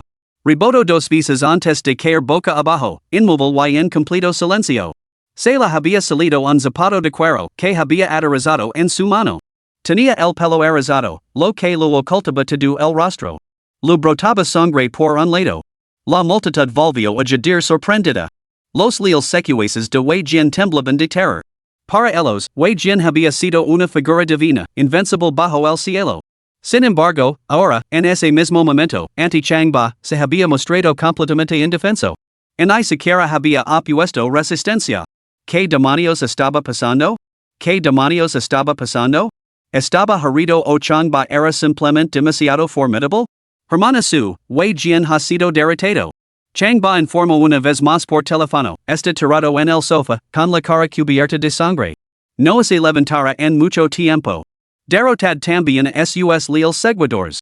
Suyo Juan dio otra orden. Entendido. Chang ba suspiró y se encogió de hombres con impotencia ante el grupo de leales secuaces de Weijian. Caballeros, mi instructor ha hablado. ¿Serían tan amables de cooperar? Los guardaespaldas no estaban dispuestos a rendirse sin luchar. Intercambiaron miradas, apretaron los dientes y se abalanzaron sobre Chang ba. Si un hombre no podía derrotarlo, se negaban a creer que un grupo tampoco pudiera. Mostraron los dientes, rebasantes de intenciones asesinas. Esta vez, aunque los mataran a golpes, se levarían a Chang ba con ellos. Pero, en el instante en que cargaron hacia adelante, el sueño los abrumó, levándolos rápidamente al sueño. Impulsados por su impulso hacia adelante, uno tras otro se estrellaron pesadamente contra el suelo. Pum. Pum. Pum. Cada golpe era más fuerte que el anterior. Cada golpe era más espectacular que el anterior. Seifu, Long Yamin y Long Jicheng volvieron a abrir los ojos como platos. ¿Cómo demonios había sucedido esto? Desafiaba toda lógica. Como ejecutores de elite, ellos mismos eran figuras temibles. ¿Cómo habían quedado todos antes incluso de dar un golpe? ¿Era porque eran demasiado débiles o porque Chang ba era demasiado formidable? Decker que eran débiles parecía absurdo, eran los lugartenientes de confianza de Weijian, luchadores experimentados de principio a fin. Decker que Chang ba era formidable parecía igualmente inverosímil, solo era un estudiante universitario de primer año normal y corriente, sin nada particularmente notable. Más allá de ser testigos de sus habilidades médicas algo milagrosas, no lo habían visto mostrar ninguna otra habilidad extraordinaria. Papa, hermana. En ese momento, el niño se despertó. Abrió los ojos y miró a Long Jigon y luego a Long Yamin, con la mente confusa. Long Jigon agarró la pequeña mano de su hijo. Yuyu, ¿cómo te sientes ahora? El niño miró a sus brazos y luego a sus piernas. Creo que puedo mover las piernas. Mientras hablaba, flexionó una pierna. Al ver que las piernas de su hijo se movían, Long Jigon lloró de alegría, maravilloso. Las piernas de mi hijo pueden moverse. Ya, el cielo tiene ojos. Chang ba negó con la cabeza. Dio gracias al cielo como se esto no tuviera nada que ver con él. Vamos, intenta poner de pie. Longimin, abrumada por la emoción, con lágrimas corriendo por su rostro, apoyo con cuidado a su hermano menor para ayudarlo a ponerse de pie. Al principio, él no se atrevía a levantarse. Poco a poco, animado por su padre y su hermana, se puso de pie tambaleandos. Gradualmente, logró caminar. Aunque se balanceaba de un lado a otro, podía caminar. Gracias. Long llegó laro de alegría y se arrodilló de golpe ante Changba con un golpe seco. Gracias, señor Chang, por salvar a nuestra familia. Gracias por curar a mi hijo. Golpeó repetidamente su cabeza contra el suelo. La sangre le goteaba por la frente. Sin Changba, el sus hijos nunca habrían tenido ninguna oportunidad contra Wei Jian. Sin Changba, su hijo nunca habría vuelto a ponerse de pie. Sin medios para pagarle, arrodillarse era su único gesto de gratitud. Longimin, abrumada por la emoción, se arrojó a los brazos de Changba, sollozando. Changba, gracias por salvarnos. En esta vida, no solo ser tu esposa, sino que con mucho gusto ser tu concubina. No tengo ninguna objeción, sonrió Changba, dándole una palmadita en el hombro. Un hombre debe ser de mente abierta, capaz de acoger a más personas. Si estás dispuesta, te imitar. En ese momento, su yuan no había colgado. Al arresto, ese enfureció. Siaifu, estás justo a su lado, de una bofetada. Muy bien. Siaifu levantó la mano, dispuesta a bofetear a Changba. Sin embargo, justo cuando su palma se acercaba a su mejilla, se detuvo abruptamente. Después de todo, Changba había salvado a la familia de Long Jigong. Sencha que sería excesivo poner la mano encima. Además, no se atrevía a hacerlo. ¿Por qué no lo pegas? Reprendió su yuan con tono fingido el no oír la bofetada. Siaifu se dio una palmada apresurada en el dorso de la mano. Yo, lo hice. Siaifu, te conozco demasiado bien. No te atreviste a hacerlo. Espido su yuan. Siaifu, debido a tu falta de cooperación, se revoca el premio misterioso de Changba. ¿Por qué? Preguntó Siaifu alzando bruscamente la voz. Quería que te declarara mi amor, mientras tú exiges que otras mujeres se conviertan en tus concubinas? Eso no es como se recorren dos caminos, ¿verdad? Dil que se revoca el premio misterioso. La voz de su yuan era gelida. Arpia. No pudo evitar maldecir Changba. Changba, te atreves a llamar arpia a esta instructora? Casi gritó su yuan. Siaifu se apresuró a intervenir, instructora se dirigía a mí antes. Por favor, no lo malinterpret. Dila ese bastardo que coget el teléfono. Al arresto, Changba asintió apresuradamente Longimin, pasó por encima de los cuerpos dormidos uno por uno y se retiró apresuradamente. Ahora que había provocado la ira de su yuan, ¿quién sabía lo que podría suceder esa noche? Capítulo 32, mi felicidad solo yo puedo crearla. Un Rolls Royce negro se deslizó por la avenida. Unos minutos más tarde, entró lentamente en el patio del Club Pingbao. Cuando se encendieron las luces de la noche, el club brilló con esplendor por dentro y por fuera. Su yuan y su hermana mayor, su yuichi, se sentaron en el asiento trasero. Hermana, ¿no vamos a encontrarnos con Changba en el restaurante? ¿Por qué estamos en el club? Su yuan eco un vistazo al jardín del club y preguntó con indiferencia. ¿No te apetece un poco de tortuga de caparazón blando picante? Aquí la preparan de maravilla. Su yuichi sonrió levemente, abrió la puerta del coche y salió. Nadie sabía que había recibido la noticia de que habían contratado a un asesino para matarla. Tenía que prepararse para defenderse. Como dice el refrán, una libra astuta tiene tres madrigueras. Para alguien de su talla, una figura de primer nivel, necesitaba un más escondites. El Club Pingbao estaba situado en un lugar relativamente apartado, pero sus medidas de seguridad eran impecables. Esto, junto con su oferta culinaria distintiva, era precisamente la razón por la que había traído a su hermana menor Ali. La novena planta del club albergaba lujosas habitaciones privadas, que rivalizaban con las suites presidenciales en opulencia y comodidad. Un gran contingente de seguridad y personal se encontraba en la entrada, saludando a su yuichi como si fuera de la realeza. Las hermanas entraron en su habitación, se dieron una ducha rápida y luego se dirigieron a la sala de té para preparar una tetera de té aromático. Se acomodaron y bebieron a sorbos mientras esperaban. Hermana, a veces hay que admirar a Changba. Su yuan murmuró con admiración mientras veía un video en su teléfono, neutralizar a Wei Jian y rescatar a Long Jigong y a su hija Longimin. No es moco de pavo. Suyuachi solto una risa fría, con su rostro de belleza gelada delatando impaciencia. Ya has olvidado tan rápido que te llamo arpia? Suyuan puso los ojos en blanco. Hay que ver el panorama completo. En general, cada vez me impresiona más. Hermanita, come primero. Suyuachi levantó su taza de té. Logi dica varias veces, Changba no puede posar una fuerza tan formidable. O tien un respaldo poderoso o es increíblemente afortunado. Suyuan se inclinó hacia delante, apoyando los codos en la mesa de té. Querida hermana, Changba intervino para salvar a Longamin, rescatándola del borde de la muerte. Mis compañeros de clase y yo lo vimos con nuestros propios ojos. Entonces, es afortunado. Suyuachi elevó la taza a sus labios carmesí y sorbió el fragante té.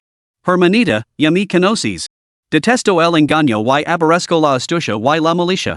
Hizo una pausa y luego añadió con frialdad, en lo que respecta a Changba, debes tener cuidado a partir de ahora. No dejes que te conmueva solo porque te toco la cara durante el entrenamiento militar. Que tontería. Suyuan se sintió mareada y cerró los ojos exasperada. El tema de la visita al médico quedó zanjado y no se dijo nada más. Pero aquella vez, durante el incendio, cuando Changba la había lavado en brasas mientras saltaban del edificio y ambos habían aterrizado alisos, ella había sentido que no era un hombre corriente. Sin embargo, su hermana mayor albergaba tal prejuicio contra el que no podía hacer nada al respecto. Voy a reunirme con Changba pronto. Tengo intención de poner a prueba a este hombre. Un destello frío brilló en los ojos de Suyuachi. Si pasa mi prueba, se convertirá en mi invitado de honor. Si falla, desaparecerá de este mundo. Su tono era distante, tratando a un ser humano con la misma indiferencia con la que se trata a un insecto. Que? Suyuan se puso de pie de un salto y alzó la voz bruscamente. Hermana, eso es totalmente tiránico y despiadado. En su mente, incluso si Changba no satisfecha a su hermana, el peor castigo sería una paliza. Pero ahora, Suyuachi exigia su vida. El problema era que Changba era su cadet durante el entrenamiento militar. ¿Cómo podía permitir que sucediera algo así? Al ver la actitud fría de su hermana, añadió, hermana, aunque Changba no supera tu prueba, no puedes quitar la vida. Es mi alumno. Soy responsable de él. Suyuachi permaneció impasible. Mi hermana pequeña es tan preciosa como el oro y el jade, mi punto más vulnerable y mi límite absoluto. Quien la toque lo pagará con su vida. Por lo tanto, cualquier hombre que toca mi hermana pequeña deberá pesar mi prueba. De lo contrario, morirá. Su voz no era alta, pero tenía el peso de 1000 libras. Suyuan escuchó, y cada palabra le legó al corazón. Pensando en las pruebas notoriamente duras de su hermana y en la alta probabilidad de que Changba fallara en esta, no pudo contener las lágrimas que brotaban de sus ojos. ¿Por qué lloras? Suyuachi golpeó la taza de té con fuerza, salpicándose la mano con té caliente. Como mi hermana, tienes prohibido llorar, sin importar dónde estés, sin importar lo que pase. El ambiente de la habitación cambió abruptamente con esa reprimenda. El grupo que esperaba fuera oyó vagamente el arrebato de Suyuachi y todos temblaron involuntariamente. Suyuan se secó las lágrimas con el dorso de la mano, con voz tenida de rebeldía. Me gusta. ¿Tienes que hacer el daño también a él? Que te gusta es tu sentimiento. Mi satisfacción con él es la condición indispensable. Ambas deben cumplirse, pero la segunda tiene prioridad. Las palabras de Suyuachi eran tan afiladas como un cuchillo.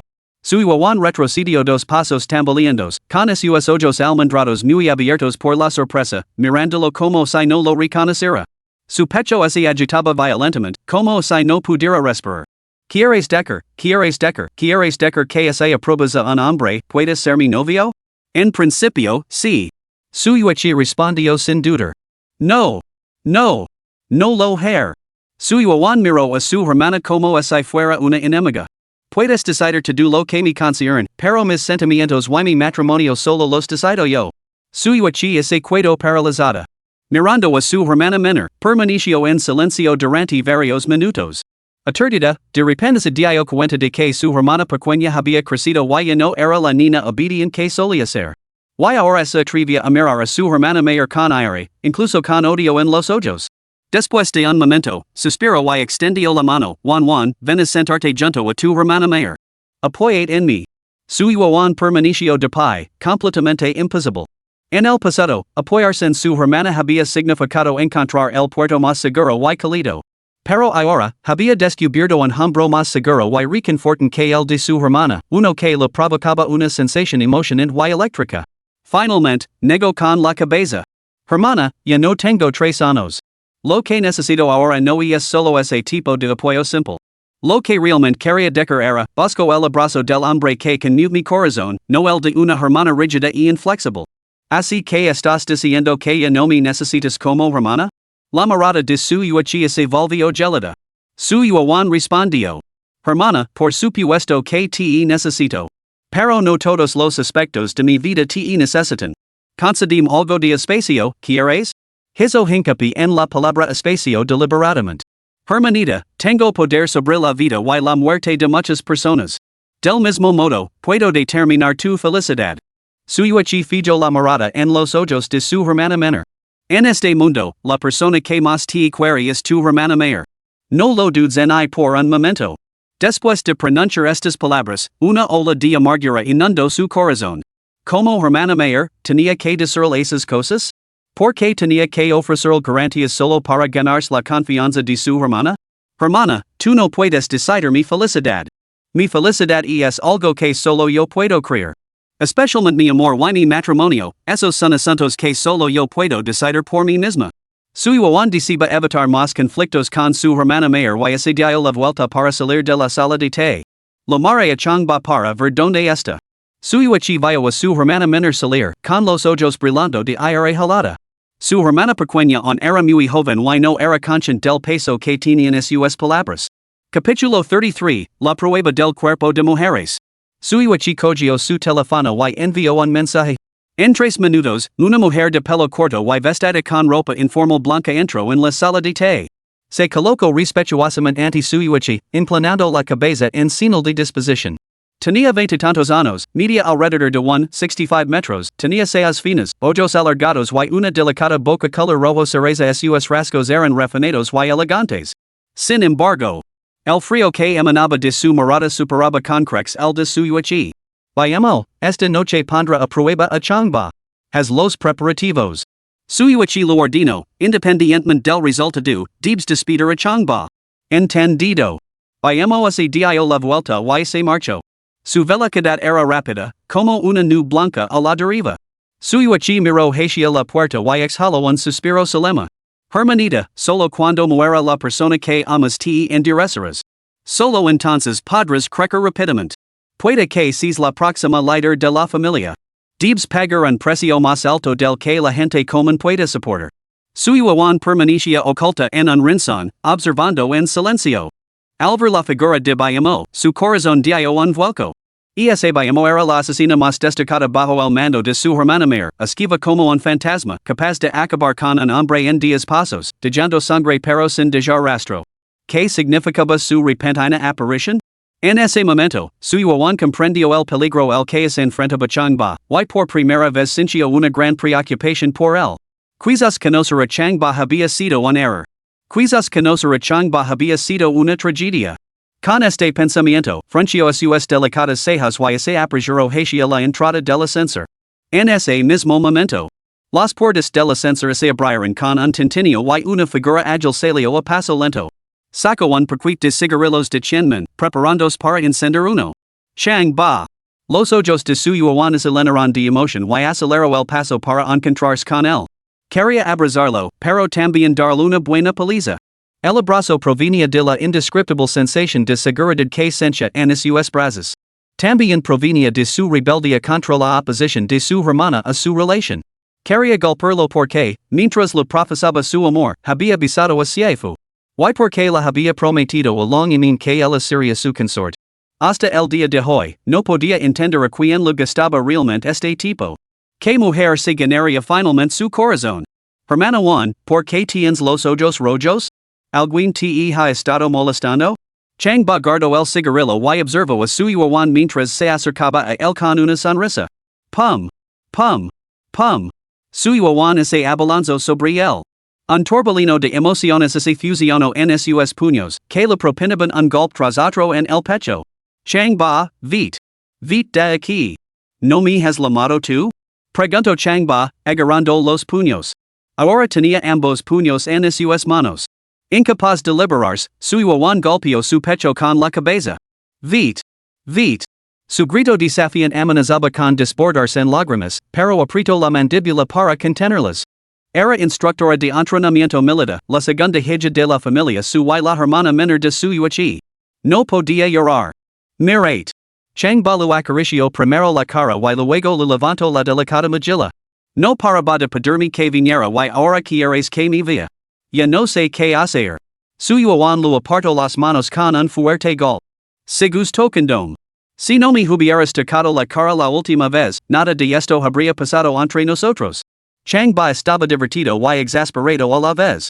Sin el sistema del perro, nada de esto habría pasado. Pero ahora que había pasado, había vuelta atrás? Además, todavía tenía una misión que completar. No podía romper los lazos con su Juan, aunque eso lo matara. Hermano Juan, deja esto.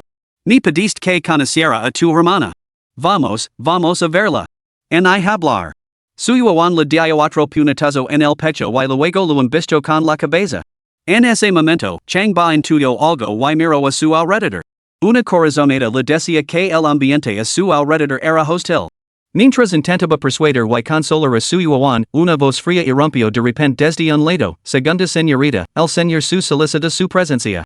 Su Juan se sobresaltó y levantó la cabeza bruscamente para mirar a la figura que estaba junto a ellos. Una mirada. Era la asesina de confianza de su hermana mayor, llamó. Instintivamente, agarró el brazo de Changba y declaró, Changba tiene que volver al dormitorio. No vaya entrar. Llamó levantó la mano derecha y hizo un gesto. Aunque no dijo nada, su mirada escalofriante no admite réplica.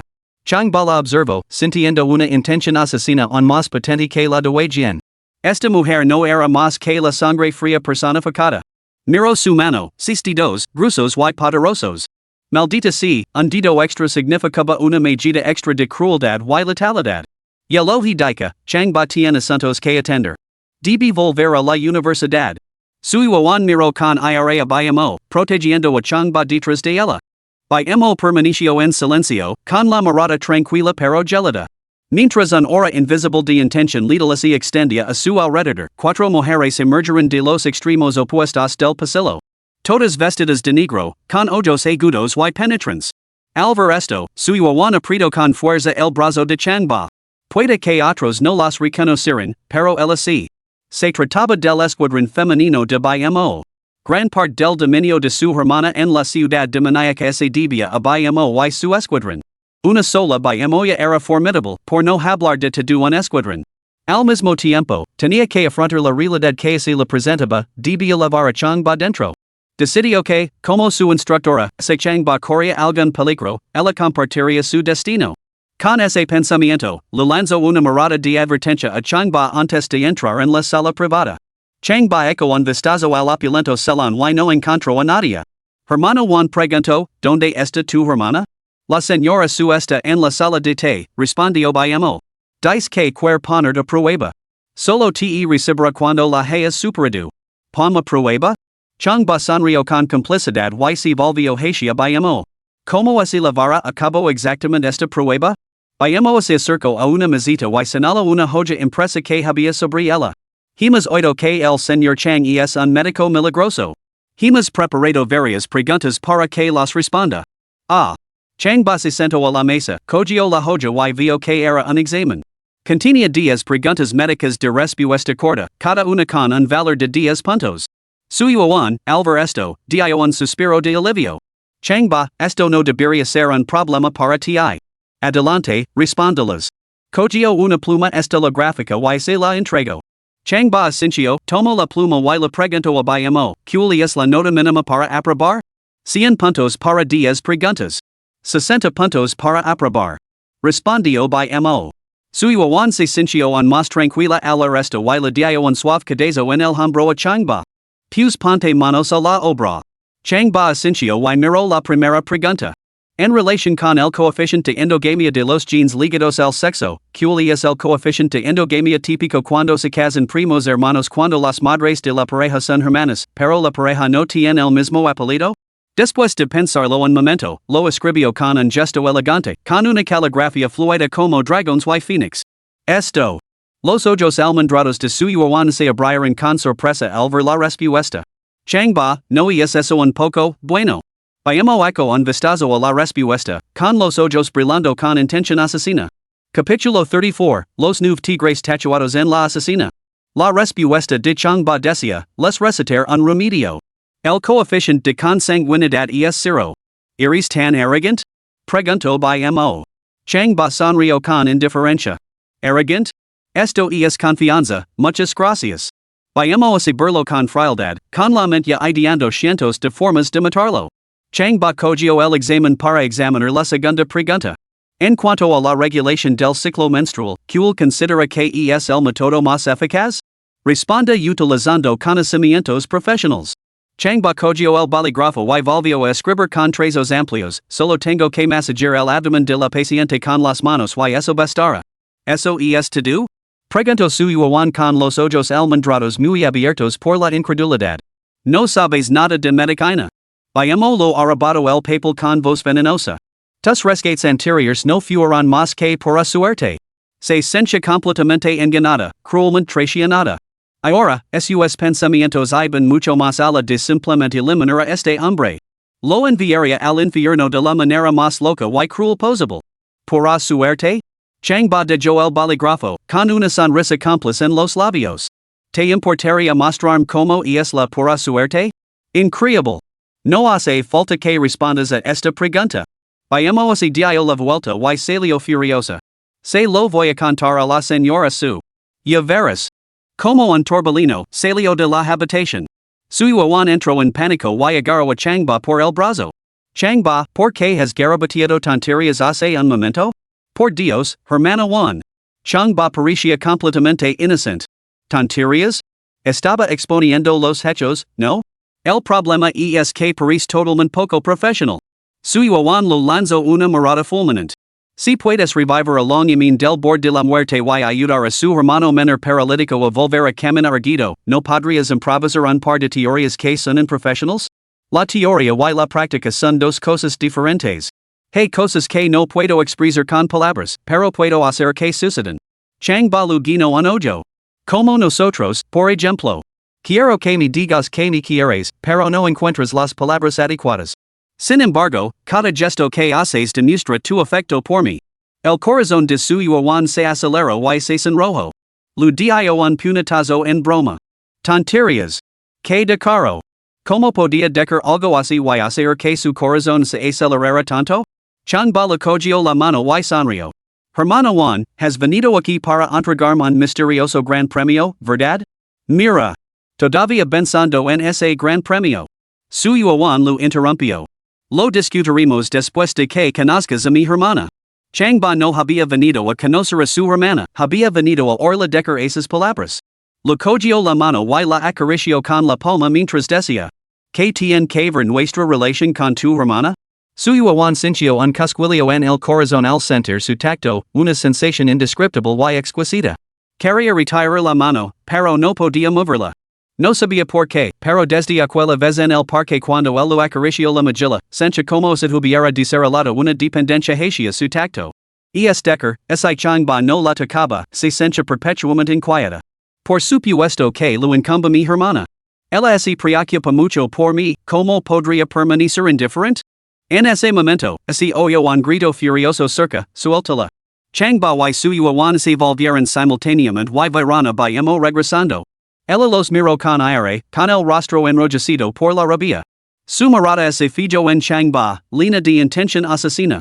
Su yuan retiró apresuradamente la mano, con las mejillas enrojecidas, y balbuceó, Mo, no lo malinterpretes. Me dolía la mano, así que le pedí a Changba que lo echara un vistazo. ¿Me tomas por ciega? Mo a saberlo, sin ocultar su furia. Segunda señorita, eres una dama de noble cuna, una joya preciosa. ¿Qué derecho tiene este muchacho sin un centavo a acercarse a ti? Y tú, le dejas tocar tu mano como si fuera lo más natural del mundo. ¿Has pensado en cómo así debe sentir tu hermana? Su yuan no se dejó en flor por esto y respondió con una fría sonrisa burlona. Mo, ¿qué derecho tienes a darme lecciones? Me gusta Changba. Estoy perfectamente feliz de dejar que ni tope la mano. ¿Está claro? Mi hermana puede gobernar el cielo y la tierra, pero no puede dictar mi vida privada. Emo abrió los ojos con sorpresa.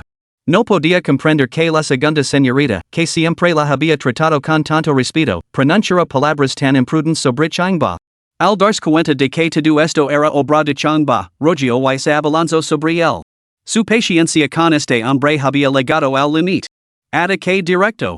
Destruiría al hombre que su yuan amaba, justo delante de sus ojos. Zaz. Una poderosa ráfaga de viento barrió a Changba. Cor. Su yuan intentó protegerlo, pero sus movimientos eran demasiado lentos. Solo pudo observar impotent como Mo se abalanzaba sobre él. Como la mejor asesina de la hermandad, sintió que Changba no tenía ninguna oportunidad y se lo encogió el corazón. Sin embargo, Changba se quedó completamente quieto, observándola acercarse con una pizca de diversión. Ding. Anfitrión, nueva misión asignada. Cuenta el número de tigres que tienen los hombres. Al completarla, STE otorgará una recompensa.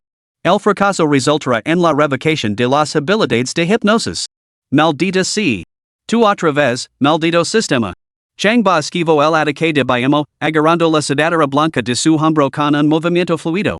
Mo se sorprendió, estudiando a Changba de cerca. Como miembro del gremio de asesinos, nunca había encontrado a nadie que pudiera evadir sus golpes. Sin embargo, ahora Changba la había esquivado sin esfuerzo. ¿Era este tipo realmente hábil? En esa fracción de segundo en la que su mente se aceleró, Changba le puso una mano ligera en el abdomen. El golpe la hizo gritar y doblarse involuntariamente. Vamos, entonces. Changba agarró la sudadera y tiró con fuerza. Zaz. Con un sonido agudo, la chaqueta quedó atrapada en su mano. Mo sintió un escalofrío en la piel y instintivamente dio dos pasos atrás. Como si su cuerpo estuviera siendo atacado, miró a Changba con intenso odio. Changba miró su hombro, arqueando sus cejas afiladas como espadas. Maldita sea. Vaya. Su yuan miró fijamente el hombro de Mo, incapaz de reprimir su propia exclamación. La piel de Mo era blanca como la porcelana, sobre la que estaban pintados una luna creciente carmesí y feraces tigres rojos. Este tatuaje combinaba perfectamente con su piel y su figura. Una combinación perfecta de belleza y bestia. 1, 2, 3. Changba contó uno por uno los tigres del hombro de Mo. Changba, nunca te perdonar. Sintiéndose completamente humillada, Mo rogió y se abalanzó sobre Changba una vez más. Esta vez, empuñaba un pequeño cuchillo afilado. Bajo las luces, la joya brillaba con un intimidante destello frío. El corazón de su yuan dio un vuelco al verlo. Changba, ten cuidado. Gritó. Antes de que sus palabras se desvanecieran, la joya se lanzó hacia Changba, apuntando directamente a su garganta. Al verlo venir, Changba extendió su mano izquierda y agarró la joya. Agarró directamente el filo afilado. Con un rápido tirón hacia atrás, retrocedió varios pasos, enviando a Mo volando por los aires. Su pie izquierdo se elevó, conectando con su abdomen. ¡Ya! Con un grito desgarrador, Mo cayó al suelo, agarrándose el estómago, incapaz de levantarse. Miró a Changba con total desconcierto, devanándos los sesos en vano para comprender cómo era posible que no pudiera hacerlo frente. ¿Cómo era posible que la hubieran derribado en menos de 3 intercambios? Recordando su estatus y su historial de combate, apretó los dientes, roto y se abalanzó sobre Changba una vez más. Aunque eso significará la muerte, lo llevaría consigo. Pero en el momento en que roto cerca de él, quedó inmovilizada. Más precisamente, inmovilizada y luego montada. ¿Qué estás haciendo? Mo estaba furiosa. Madame Debs, deshuela ese quieres, pero ¿por qué me estás montando? Changba, monado sobre ella, lo inmovilizó las manos, haciendo inútil su resistencia, y comenzó a contar los tigres de sus hombres una vez más. 1, 2, 3. Contándolos todos, había 9 tigres. Al mirar a los 9 tigres, algunos de pie, otros tambetos, tan vividos y majestuosos como si fueran reales, Changba sintió incluso la tentación de acariciarlos. En ese momento, la puerta se abrió de golpe. Su yuan irrumpió en la habitación gritando. Mo, no le quites la vida. Capítulo 35, ¿te atreves a cadishar la figura de mi hermana? ¿Ya no quieres vivir?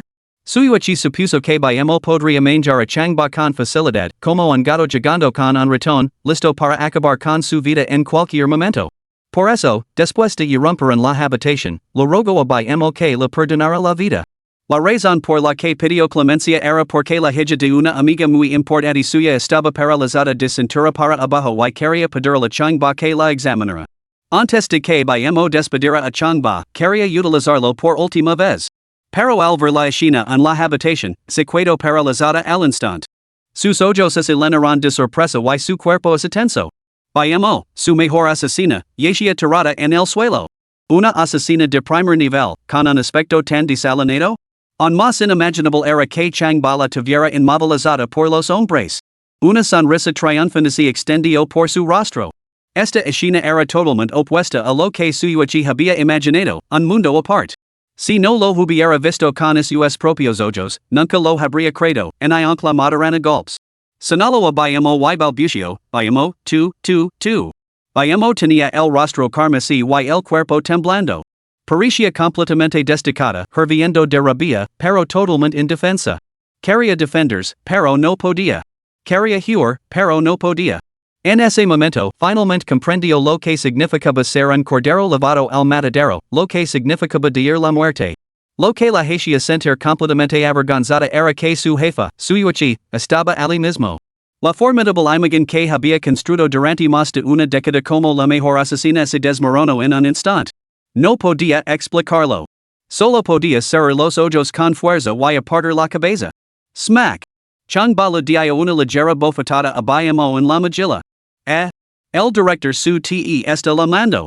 El golpe de Joe a Bayamo sintiéndose completamente humillada, y su deseo de devorar a Changba entró casi la abrumo.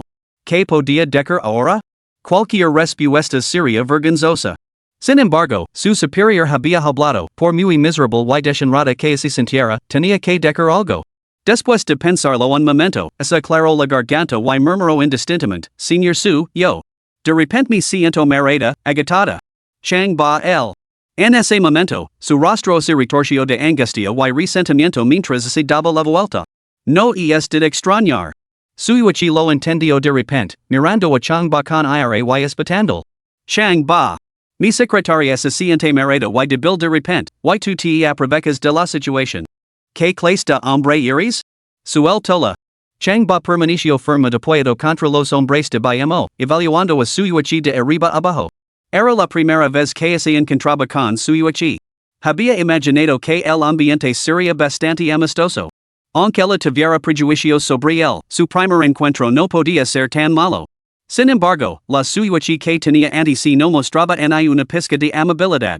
Que así fuera. Se quedó completamente inmóvil, clavando su mirada directamente en la de ella. Suyuichi le devolvió la mirada con la misma intensidad. Durante un momento, se miraron fijamente, y el ambiente se volvió tenso y cargado al instante. Changba, esta es mi hermana. Al ver esto, el corazón de Suyuan comenzó a latir con fuerza. Se apresuró a acercarse a Changba, lo agarró del brazo y lo tiró con fuerza. Levantate rápido. Te presento a mi hermana. Solo entonces Changba se puso de pie. Le dio un golpecito en el tobillo a Bayamo con el dedo del pie. ¿No te mareas? Gatea hasta el sofá y descansa un poco. Bayamo se sintió un más avergonzada, se cubrió la cara y deseó poder esconderse debajo del sofá. Como dice el refrán, hay que tener en cuenta al amo cuando se pega a un perro. Al ver esto, Suyuichi se enfureció aún más y le lanzó a Bayamo una mirada asesina. Ahora, incluso delante de su hermana pequeña, tenía que acabar con Changba. Bayamo entendió la mirada de Suyuichi. Apretando los dientes, se arrastró lentamente hacia el sofá.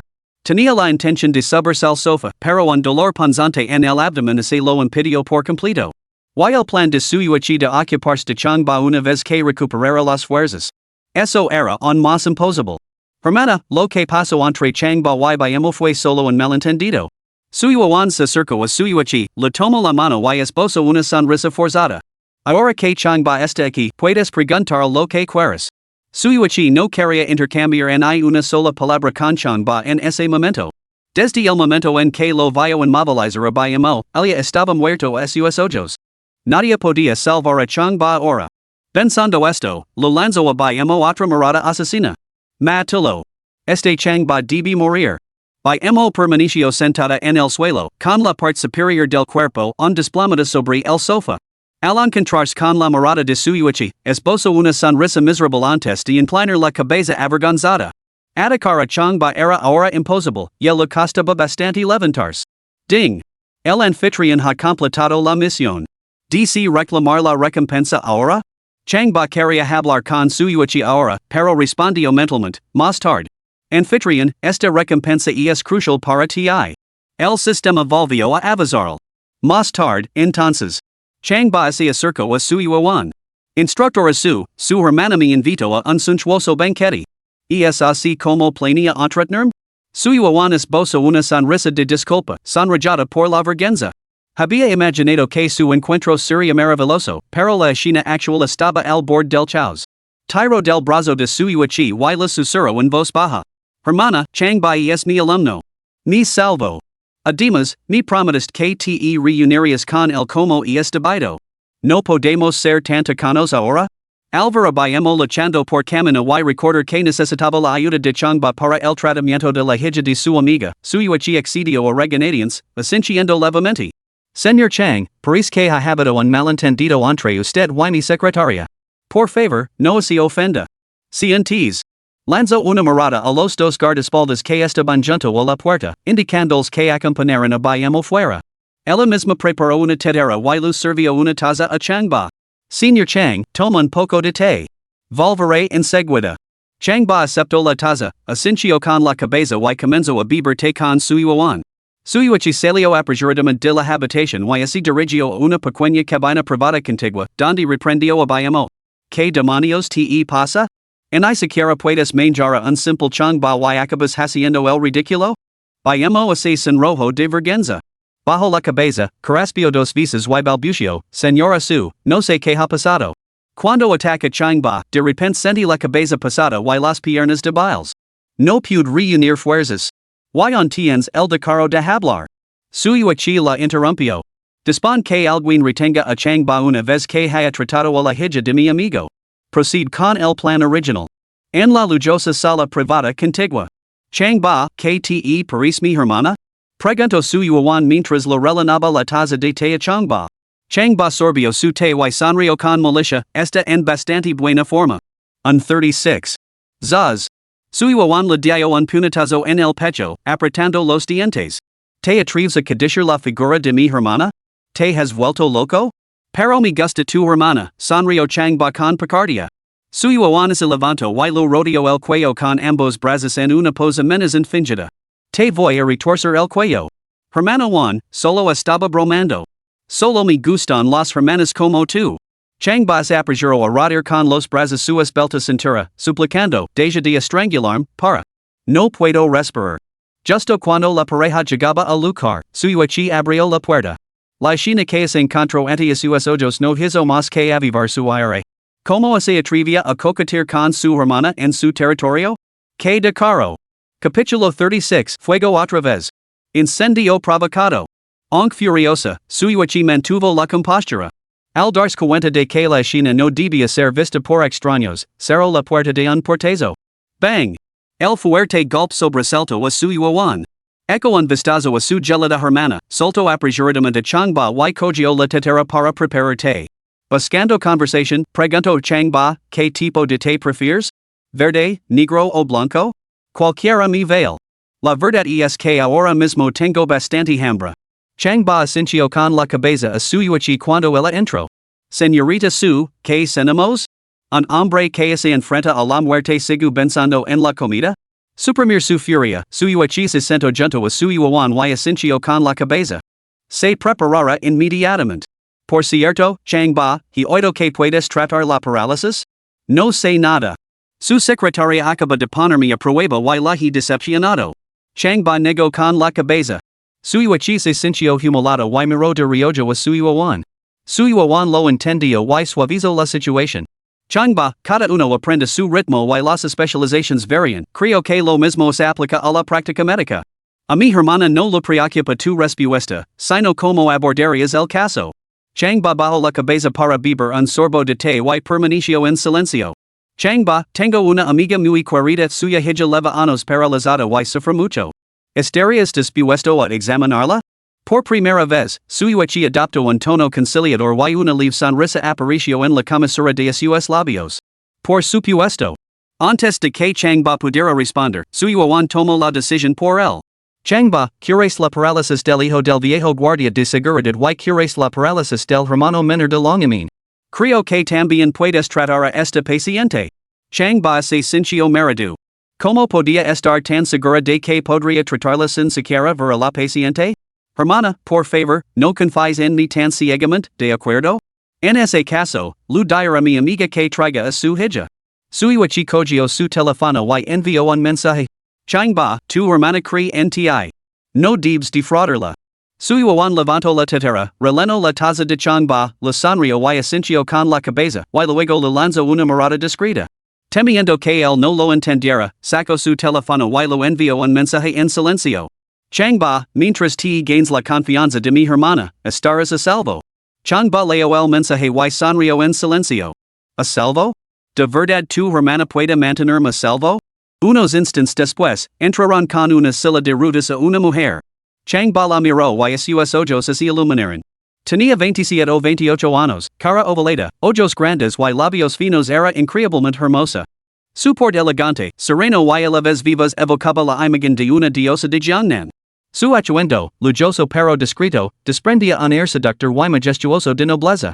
Al observarla de pies a cabeza, Changba murmuró para sí mismo, esta belleza es realmente exquisita, rivalizando incluso con Suyuan y Siefu. Al mirar sus piernas ocultas bajo la falda blanca, frunció el seno con desconcierto. Su comportamiento general y su respiración no sugerían ninguna discapacidad física, pero ¿por qué estaba confinada a una silla de ruedas? Huizi, ya has llegado.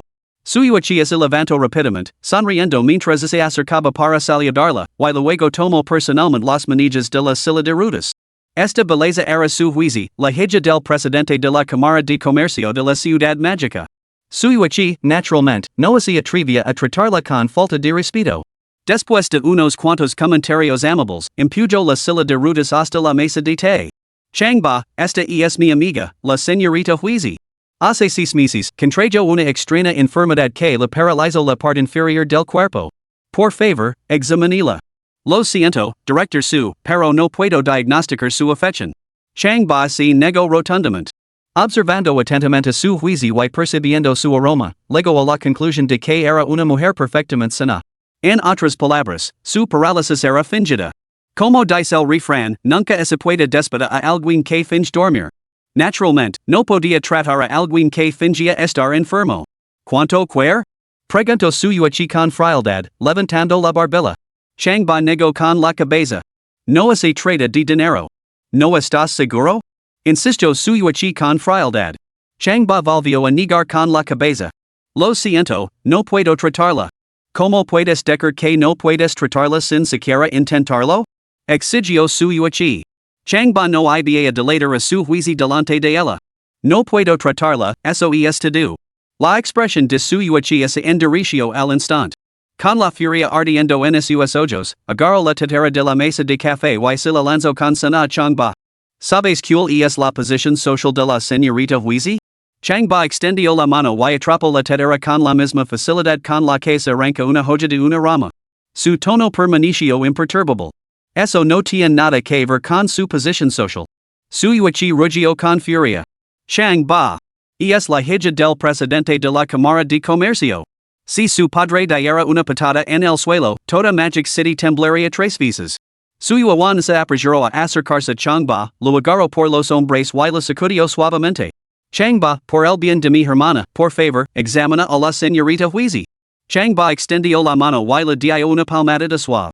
Instructor a su, el favor de su hermana tiene poco peso. He venido aquí por usted. En cuanto a por qué no puedo tratarla, ese lo explicar en privado más tarde. Suyuan abrió los ojos con asombro y se quedó en silencio. ¿Cómo se atrevía este Changba a hablar tan arrogantemente de su hermana? La furia de Suyuechi estalló. Guardias. Detengan a Changba inmediatamente. Antes de que la orden se desvaneciera, varias mujeres con corte de pelo militar irrumpieron en la habitación y rodearon a Changba. Todas ellas eran miembros del cuerpo de mujeres. Cada una era una luchadora formidable, capaz de defenderse de 100 hombres. Habiendo presenciado la humilante derrota de Mo, y despreciaban a Changba hasta lo más profundo de su ser. En el momento en que lo rodearon, anhelaban destrozarlo miembro a miembro. Señora Su, no la haya dano. Si no se puede curar, no se puede curar. Ni marchar. Su juicio asintió con la cabeza y empujó su silla de rutas hacia la puerta. Señorita Huizi, le pido mil disculpas por decepcionarla. Su yuachía se apresuró a despedirla. Después de acompañarla a la habitación contigua para que descansara, regresó a la sala, cerró la puerta y lanzó una mirada severa a las mujeres. Corta la raíz. Hermana. No lo hagas. Su yuan se colocó junto a Changba, agarrando con fuerza del brazo. Convencerá a Changba para que traiga la señorita Huizi. Le tiró con fuerza del brazo, suplicando, Changba, solo examina a la señorita Huizi, ¿quieres? Antes de que Changba pudiera responder, el sonido familiar resonó una vez más en su oído. Ding. Último recordatorio del sistema al anfitrión. Si no reclamó la recompensa, desaparecerá automáticamente. Changba solo pudo asentir. Está bien, está bien.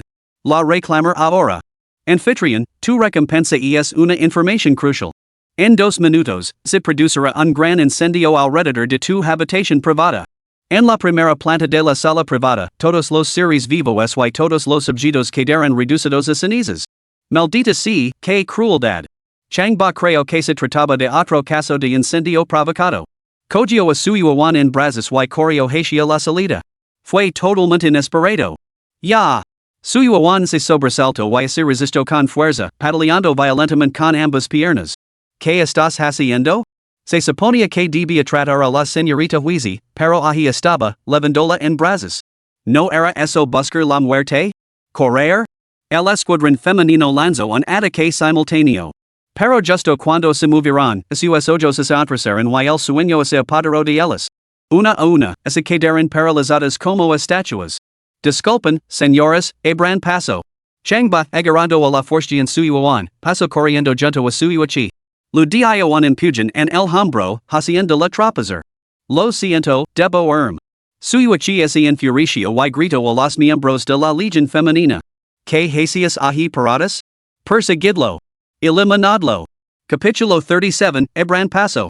No me retrasen para bajar las escaleras. Varias mujeres se despertaron de gol, abriendo los ojos de par en par. Por un momento, se quedaron aturdidas, incapaces de comprender dónde estaban y qué se suponía que debían hacer. Depras. Les gritó su yuachi, mirándolas con ira. Las mujeres intercambiaron miradas desconcertadas antes de volver a prestar atención. Miraron a su yuachi y luego a Changba, que ya había irrumpido por la puerta. Con intención asesina en sus ojos, lo siguieron. Ellas tampoco lo entendían, como se habían quedado dormidas de repente.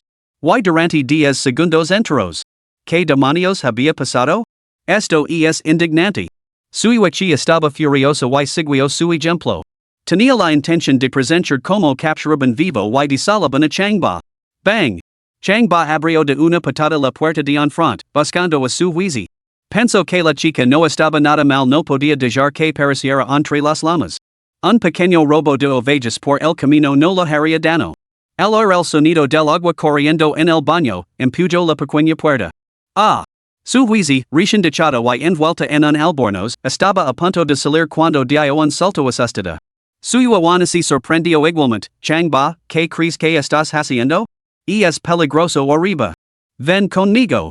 Changba se lo explicó brevemente, subió a su yuan a hombres y agarró a su Huizi por el brazo. Salió corriendo del baño y se dirigió a toda velocidad hacia la escalera. Se movía con tanta facilidad como si estuviera escoltando a 2 niños. Mientras corría, gritaba. Abran paso. Abran paso todos.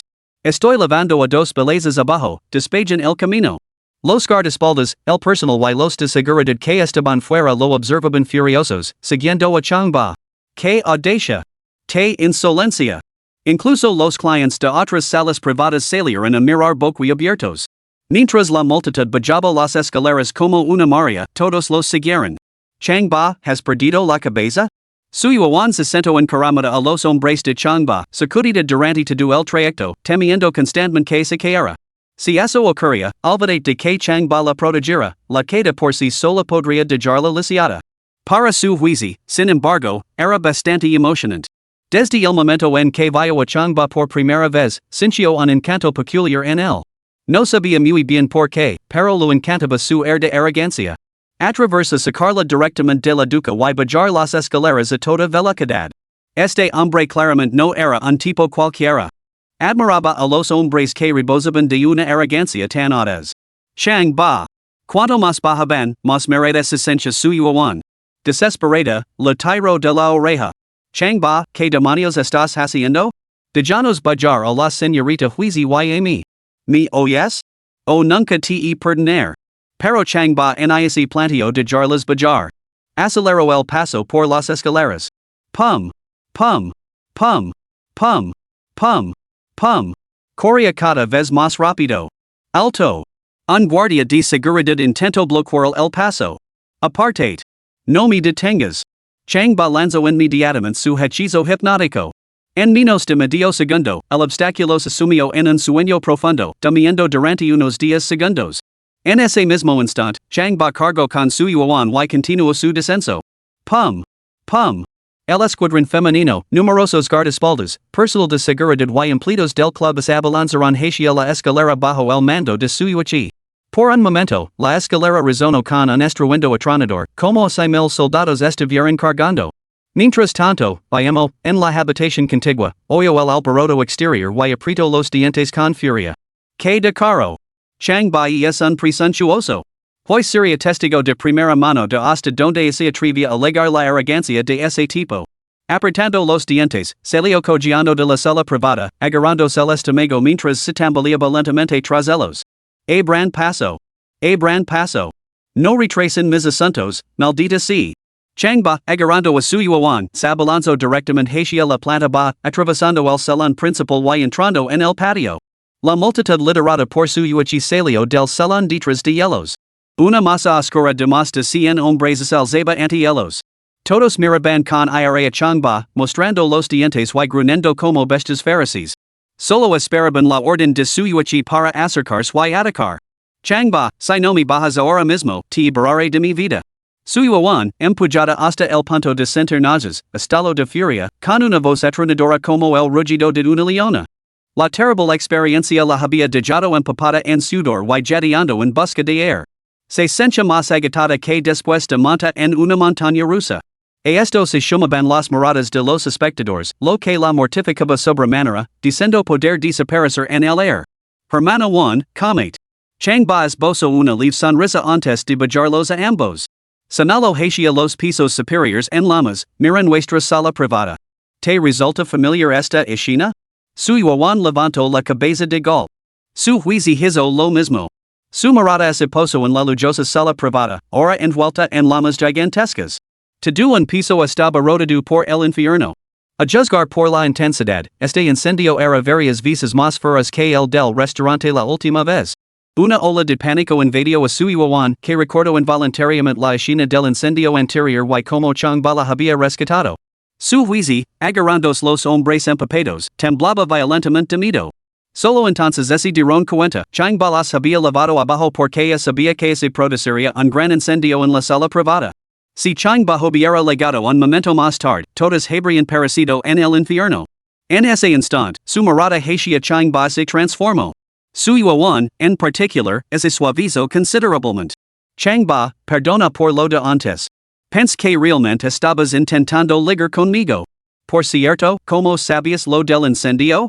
Sexto sentido, respondió Chang Ba con una sonrisa pícara. Su yuan no insistió más. Sonrió junto con él, soltó el puño que tenía preparado para golpearlo y, en su lugar, lo abrazó con fuerza. Tanto se Chang Ba se besó en su intuición como si no había un hecho innegable ante ellos, no solo había salvado a su yuan, sino también a su hermana y a todo el grupo que la acompañaba. Inconscientemente, él se apoyó en su hombro, sintiendo una profunda sensación de seguridad acariciada contra su cuerpo. Señorita Su, hey, un incendio arriba. Alguien que había visto las llamas se lo comunicó a su yuchi. Ella levantó la vista y gritó horrorizada. Que un incendio tan grande estelara tan repentinamente en su propio territorio solo podía significar una cosa. Había sido provocado deliberadamente. La intención era quemar vivas a las hermanas. Un nombre le vino a la mente, Wei Jian. Era el hombre que había contratado a unos asesinos para eliminarlas. Pero yacía derrotado, todavía inconsciente. Entonces, ¿quién podía ser? Asesinos que seguían cumpliendo las órdenes de Wei Jian? O las fuerzas oscuras que había detrás de él, continuando con su diabólico complot contra las hermanas? Hermana. Su Yuan se apresuró a acercarse y le tomó la mano. Esta noche así lo debemos todo a Changba. Si no hubiera bajado a la señorita Huizi y por las escaleras, atrayendo de ti a todos los demás, todos habríamos perecido en las lamas. Suyuichi asintió con la cabeza, con una mirada compleja mientras observaba a Changba. Tenía la intención de eliminarlo, de hacer que se alejara de su hermana menor para siempre. Sin embargo, él les había salvado la vida a todos. Sin él, ella y su hermana, junto con los demás, habrían ardido vivos en el infierno, reducidos a cenizas. La idea la heló la sangre, pero sintió un profundo alivio. Changba no era su enemigo mortal, era un benefactor tanto para ella como para su hermana. Te matar. En ese momento, el grito histérico de una mujer atravesó el air cercano. Capítulo 38, tú eres ese hero que cumple todas mis fantasías. Suyuichi giró la cabeza rápidamente. Era BMO. Con los ojos inyectados en sangre y un pequeño cuchillo en la mano, sabalanzó sobre Changba con intención asesina. Changba la miró sin moverse ni un centímetro. Su Yuan y su Huizi instintivamente rodaron a Changba con sus brazos, protegiéndolo como galinas clucas protegen a sus polluelos. BMO. Atrás. Rugió Suyuichi. Fue Changba quien salvó a mi hermana. BMO se detuvo y miró a Changba con ira. El señor su sabía lo del incendio. ¿Por qué no nos avisó? Es evidente que estaba intentando presumir. Suyuichi permaneció en silencio, con la mirada fija en Changba. Suyuichi permaneció en silencio y dirigió su mirada a Changba. Changba sonrió con frialdad. ¿Cuál era nuestra relación antes del incendio? Si hubiera dicho que había un incendio, ¿me habrías creído? Dio un paso adelante y le dio una bofetada, alzando la voz. Si hubiera dicho que había un incendio, ¿me habrías creído, maldita sí? Luego se volvió hacia Suyuichi y le preguntó. Si hubiera dicho que había un incendio, ¿me habrías creído, maldita sí? Suyuichi esbozó una sonrisa amarga. Changba. Suyuan tiró suavemente del brazo de Changba y le susurró una advertencia. No te atrevas a insultar a mi hermana. ¿Por qué te has quedado mudo? Changba levantó la mano y abofeteó a BMO. Responde mi pregunta. BMO apretó los dientes, reprimiendo su rabia. Al ver que Suyuichi permanecía en silencio, se apartó y murmuró entre dientes. Ya verás. Te voy a dejar invalido. ¿Acostarud conmigo? ¿Todavía te apetece acostarud conmigo? Changba dio un paso adelante y le dio otra bofetada a BMO. ¿Quién te crees que soy? ¿Que puedes acostarud conmigo cuando te apetezca? BMO se sintió completamente indefenso y se apresuró a esconderse detrás de Suyuichi. Se arrepintió amargamente, como había terminado enredada con un bastardo tan problemático? Nunca debería haberlo provocado.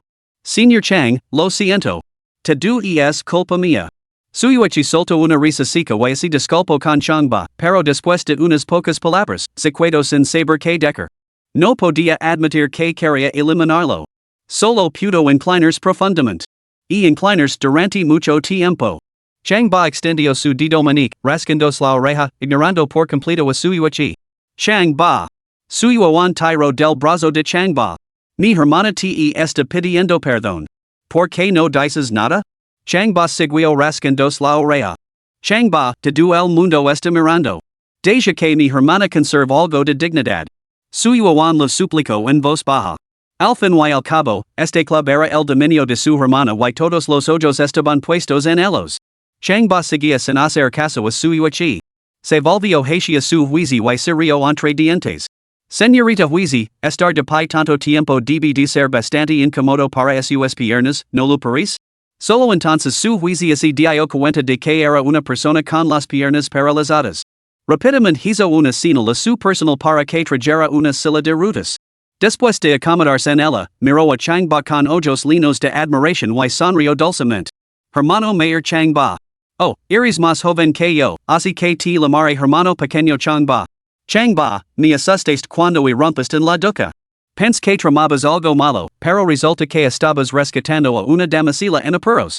Sabes, he oído muchas historias sobre ti. Sobre como salvaste la belleza de la escuela, como rescataste la encantadora instructora, como ayudaste ese niño, y ahora mismo, me has salvado a mí, has salvado a la señorita Suer y has salvado a muchos otros. En ese momento, su huizi junto las palmas de las manos, con los ojos llenos de lágrimas y la voz entrecortada. Changba, conocerte hoy es un verdadero honor para mí, su huizi. No te imaginas cuánto he deseaba que apareciera un héroe en mi vida, alguien que pudiera cumplir todas las fantasias que he tenido sobre los hombres. Y ahora, debo decir que tú eres ese héroe. Has cumplido todas y cada una de ellas. Changba se sintió halagado más allá de toda medida y lo estrecho la mano lo encantaba ver esa mirada de admiración en sus ojos. A decir verdad, sentirse admirado por una joven rica lo resultaba bastante esplendido. Sin embargo, su Yuan no pudo soportarlo más. Su corazón se llenó de amargura mientras escuchaba, y rápidamente apartó a Changba y tomó la mano de su huizi para tranquilizarla con delicadeza. Señorita huizi, ese está dejando lavar. Intent calmarse, ¿de acuerdo? Inmediatamente llamó a los asistentes de su huizi y les dio instructions, la señorita huizi debería darse una ducha primero. Hace bastante frío fuera y, dada su delicada constitución, no debemos permitir que se resfríe. Será mejor que la lavemos a casa ahora mismo. El sequito de su huizi la livo rápidamente en sus silla de ruedas. Su huizi miraba atrás a cada paso, con una renuencia palpable. Changba, ven a la residencia de la familia su este fin de semana. Te estar esperando ali. Muy bien, muy bien. Levara a Changba. Su Yuan se despidió con la mano de su huizi y soltó un suspiro en silencio. Simplemente no podía entenderlo.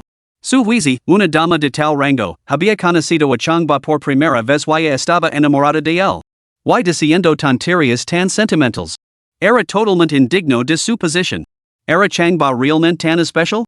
¿Podía realmente cumplir todas las fantasias que una mujer podía albergar sobre un hombre? Al darse cuenta de que Changba miraba en la dirección en la que se había marchado su huizi, le dio un codazo en el hombro. Changba, mi hermana sigue inclinándose ante ti. ¿Things no verlo? Changba se limitó a rascarse detrás de la oreja, sin prestar atención a su yuchi. Esta mujer estaba siendo bastante grosera con él, ¿podía perdonarla sin más? En ese momento, su yuchi se dio la vuelta de repente y corrió hacia la entrada del club. Señorita Su, ¿a dónde va? Señorita Su, vuelva. Todo el mundo se sorprendió y lo gritó. Su Yuan lo vio y corrió tras ella. Hermana, ¿qué haces? He dejado un documento importante en la sala privada. Voy a volver a por él. Ahora mismo vuelvo. Su yuchi aceleró el paso. Hermana. Y es peligroso. No entres. Su Yuan se esforzó por seguirla. Los demás la imitaron. Su yuchi miró hacia atrás y fulminó a su hermana menor con la mirada. Volved. Que nadie me siga. Volveré enseguida. Su Yuan y los demás no tuvieron más remedio que detenerse y ver impotentes como el entraba corriendo en el edificio. En el interior, el fuego ardía con furia. Lo que había comenzado en la novena planta ahora envolvía tanto la novena como la octava. Su Yuan caminaba frenéticamente, como una hormiga sobre una sartén caliente, mirando hacia la entrada principal cada pocos segundos. Dentro del edificio, aparte su yuchi, no había nadie más. Un espeso humo salía ahora de la entrada principal. Se retorció y rugía como una bestia feroz lista para devorarlo todo. Hermana. Hermana. Gritó su Yuan, lanzándose hacia las puertas. Varias personas la agarraron y la tiraron hacia atrás. Suétenme. Rápido, suétenme. Voy a salvar a mi hermana. Su Yuan luchó desesperadamente, pero no pudo liberarse y se lozó incontrolablemente. Se sentó en el suelo, llorando. Llorando en un colapso total. En ese momento, entrar en el edificio en llamas para recuperar cualquier cosa sería una misión suicida, incluso con 10 vidas. No se atrevía a imaginar si su hermana saldría con vida. Ding. Enhorabuena, anfitrión. Te espera una nueva misión. Entra corriendo en el incendio y rescata a su yuchi. Maldita sea, ¿te has vuelto loco? Su yuchi me guardaba rencor y ahora se supone que debo arriesgar mi vida para salvarla. Changba quería maldecir en voz alta. El fracaso de la misión provocará que vayamos y llamen al anfitrión. El éxito de la misión otorga al anfitrión una oportunidad en la lotería. Atención, solo quedan 10 minutos. Maldita sea. Maldito sistema, prefieres que vayamos y llamen. Maldito sistema, ese te ocurriría eso. Capítulo 39, Declaré quiero hacer que el instructor su dismay. Changba tomó una decisión en un instante. Mejor lanzarse a las llamas para salvar a alguien que ser intimidado por BMO. Esa mujer tenía 9 tigres feraces a su servicio, no debía de ser nada agradable estar sometido por ella. Así que, con la cabeza bien alta, se dirigió con determinación, paso a paso, hacia el incendio. Su expresión era tan tranquila como se dirigiera a una cita. La multitud se quedó sin aliento, con la piel de gallina. ¿Quién? ¿Quién se acerca al fuego? Su yuan dejó de llorar y también levantó la vista. Chang Ba. Era Chang Ba caminando en silencio hacia la puerta. Su expresión era serena, incluso con una leve sonrisa. Entró en el espiso humo sin pestañear. Chang Ba, ten cuidado. Su yuan volvió a romper a llorar, con el rostro banado en lágrimas de tristeza. No se atrevía a imaginar que Chang Ba se precipitaría a salvar a su hermana. Nunca la había gustado su hermana, pero por ella, se lanzó sin dudarlo. Juntó las palmas de las manos, cerró los ojos y lloró mientras rezaba por ellos. Que Chang Ba esté a salvo. Que mi hermana esté a salvo. Que ambos estén a salvo. Bip bip. Bip bip. Por fin llegaron los camiones de bomberos. Deprisa. Chang Ba entró para salvar a mi hermana. Su yuan se puso en pie rápidamente y gritó a los bomberos. Los bomberos se sorprendieron. El capitán gritó, entrar ahora a rescatarlos sería buscar la muerte. Pronto se instalaron los canones de agua. Varios chorros de agua rugiaron, rociando furiosamente hacia la habitación privada del noveno piso. Al mismo tiempo, Chang Ba había irrumpido en la sexta planta del edificio, con una mano sosteniendo un tubo de agua purificada, cuyo contenido cae en cascada sobre su cabeza y su cuerpo. Con la otra mano colgaba otro tubo de agua purificada, destinado a su yuchi. Cuanto más subía, más brillantes eran las llamas, más espeso el humo y más abrasador el calor. Chang Ba se sentía como si lo estuvieran asando a la parrilla, con la piel chisporotendo. Tonzi, mi hipnosis funciona con el humo espeso y las llamas? Por supuesto que sí. La hipnosis del anfitrión afecta a todas las cosas. De lo contrario, ¿enviaría a mi anfitrión a la muerte? Maldita sí, ¿por qué no lo dijiste antes? Chang Ba lanzó inmediatamente su hipnosis sobre las llamas y el humo. En ese mismo instante, el fuego y el humo se congelaron abruptamente. Todo excepto Chang Ba quedó suspendido en el tiempo. Con el ánimo por las nubes, aceleró, irrumpió en la sala privada del noveno piso y gritó. Su yuchi. ¿Dónde diablos estás? La suite contenía varias habitaciones, todas envueltas en llamas, lo que hacía imposible ver escuchar nada con claridad. Solo podía buscar una habitación a la vez, gritando en cada puerta a medida que llegaba a ella. Cuando llegó a la puerta del baño, la abrió de una patada y gritó una vez más. Su yuchi, maldito bastardo, ¿dónde diablos estás?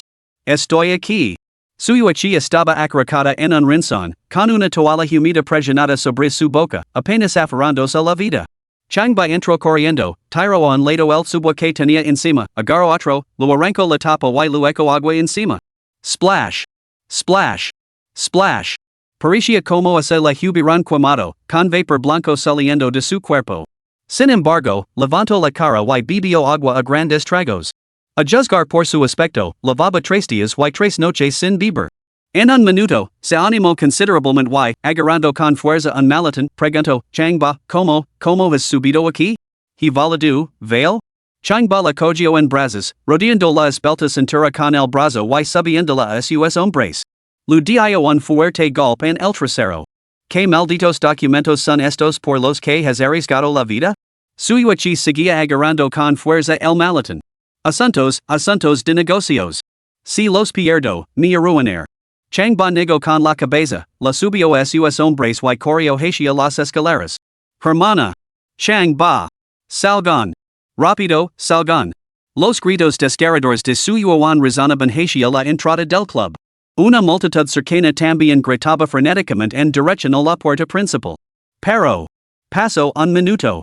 Pasaron 2 minutos. Pasaron 5 minutos. No se oía ningún ruido procedente de la zona de la entrada. Solo salía un humo espeso y ondulante. Atrás. Atrás. Todos atrás.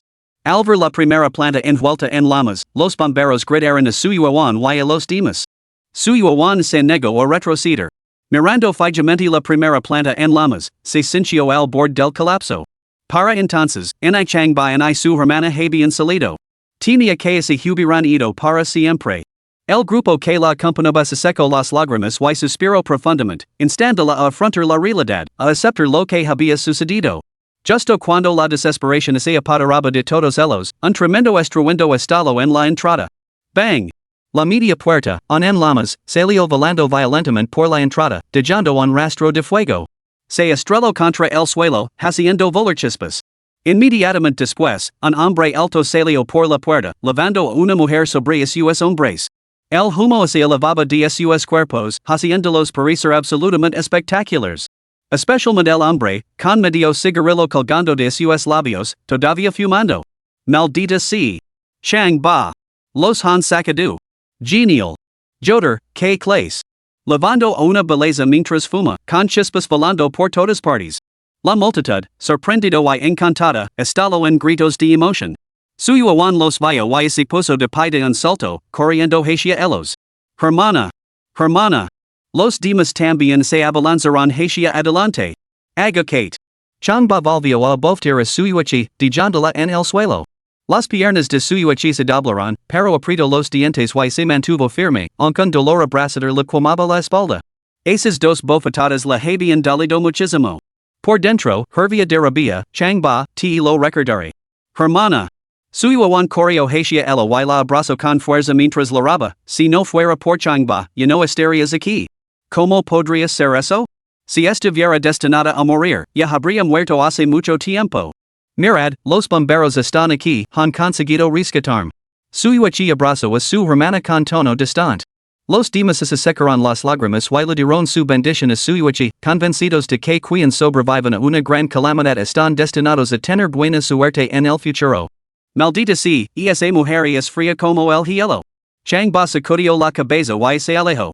Si no fuera por el sistema, no se habría molestado en salvar a esa zora. Chang ba. Después de separarse de su hermana, Suyuan se arrojó a los brazos de Chang ba. Gracias, gracias. Chang ba volvió a reírse. Hermana Juan, lo siento. Me levo un poco de tiempo a hacer mis necesidades en el cuarto piso. Siento haberte hecho esperar. Gj. Las lágrimas de Suyuan se disolvieron en risas mientras se acercaba para quitar el polvo de la cara. En ese momento, se dio cuenta de lo increíblemente guapo que era realmente. Chang ba, al encontrarse con su mirada tierna y llena de lágrimas, le levantó la barbilla con la mano y la miró profundamente a los ojos. Te quiero. Creía que las palabras que había esperado tanto tiempo escuchar finalmente serían pronunciadas. Y Suyuan pronunciaría esas tres palabras con un efecto ilimitado. Suyuan entendió su mirada al instante y asintió suavemente. En cuanto a la estrecha relación entre Chang ba y Siefu, y que Chang ba se convertirá en yerno de la familia Longimin, todos esos asuntos se la habían borrado de la mente. Las acciones de Chang ba ese día la habían conmovido profundamente. Sentía que había llegado el momento de decirlo. Te amo. Pensa en esas tres palabras hizo que su corazón se acelerara y asintió una vez más. Aunque solo eran tres palabras, tenían un peso inmenso. Pronunciarlas significaría un nuevo comienzo. También significaría que cumpliría su palabra y honraría su promesa. Al pensar en ello, se le llenaron los ojos de lágrimas, le temblaron los labios y luego se separaron lentamente mientras pronunciaba cada palabra. Chang ba, te amo. Justo cuando pronunció estas palabras, su respiración se volvió entrecortada y sus mejillas se enrollaron. Cerró los ojos, inclinó la cabeza y se desmayó. Maldita sea. No puede ser. Capítulo 40, La Carta del Consejero, la carta más poderosa. Hermana Juan. Hermana Juan. Chang ba rodeó con sus brazos los hombres de Suyuan y lo acarició suavemente las mejillas. Hermana Juan, ¿por qué te has desmayado? ¿Demasiado abrumada? La pequeña estaba realmente abrumada. Comentó Suyuichi con frialdad. Siempre ha sido así.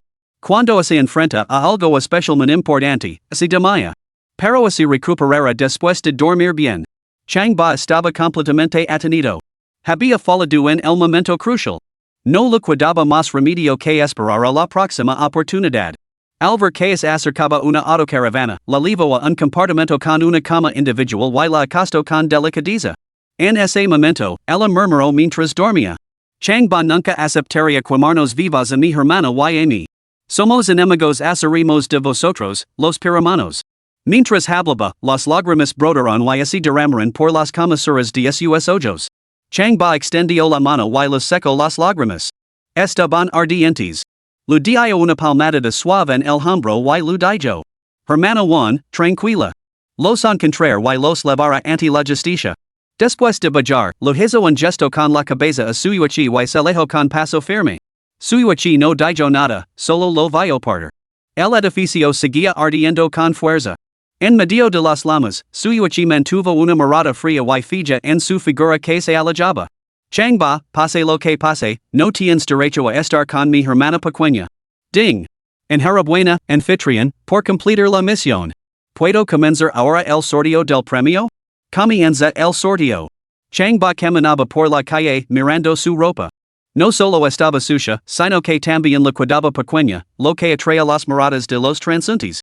Miró el supermercado que tenía delante, pensando en comprar un par de conjuntos nuevos.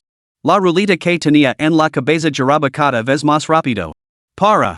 La rueda se detuvo gradualmente y la aguja se quedó en la parte superior. Anfitrión, has ganado un conjunto de ropa y un par de zapatos. Tanto la ropa como el calzado son maravillas tecnológicas de última generación, capaces de cambiar de color a voluntad y proporcionar calor en invierno y frescor en verano.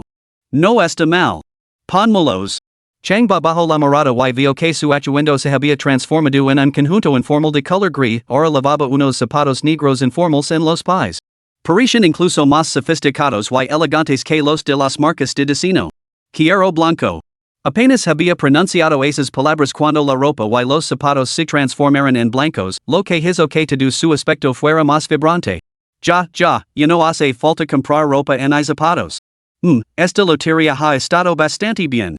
Changba estaba completamente satisfecho mientras se dirigía con determinación hacia la estación de metro.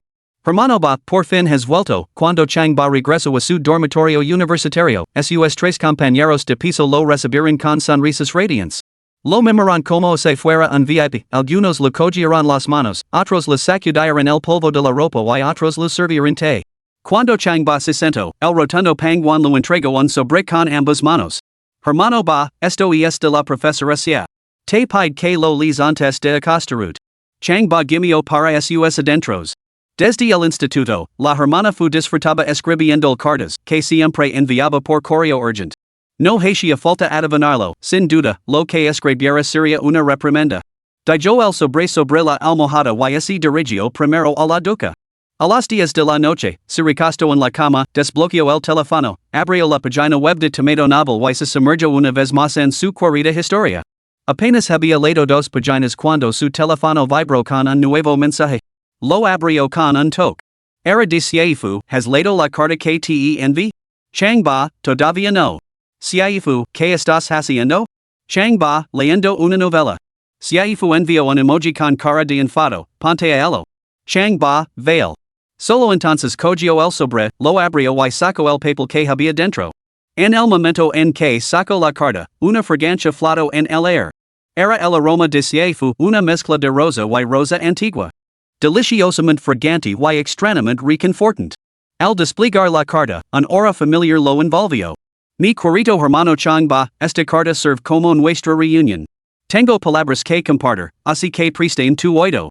Llevas 2 semanas en el caso, hermano, y has causado una gran impresión. Una impresión tan grande que ha llegado a sorprender. Acaricias la mejilla del instructor y salvaste la vida de Longimin. Extinguiste el fuego del instructor y curaste la parálisis de Emin. Castigaste la arrogancia del tiránico director general y reprimaste la insolencia del maten guardaespaldas. Salvaste vidas, ayudaste a los heridos, castigaste el mal y promoviste la verdad. Qué satisfacción tan grande. Qué alegría tan grande. Pero. Mi hermano es joven y no conoce límites. Es como un ternero recién nacido, desenfrenado y temerario. Su hermana mayor está muy preocupada, de ahí esta carta. De ahora en adelante, quédate firme dentro del recinto de la escuela. Las actividades académicas tienen prioridad, sin indulgencias. Firma diariamente, por la mañana y por la noche. No saldrás sin mi permiso. Si descubro lo contrario, no habrá clemencia. Muy bien. Con esto concluye mi advertencia. Piénsalo detenidamente, hermano mío. Atentamente, te buscar mañana. Changba terminó de leer y se echó a reír. Es la carta más formidable que he visto nunca. Hermana fu, te adoro. El único problema es prohibirme salir? Eso es simplemente imposible. Si fu envió un mensaje, ¿has estudiado el espíritu de la carta? Chang Ba respondió. He leído la carta. Te ofrezco mis respetos, hermana.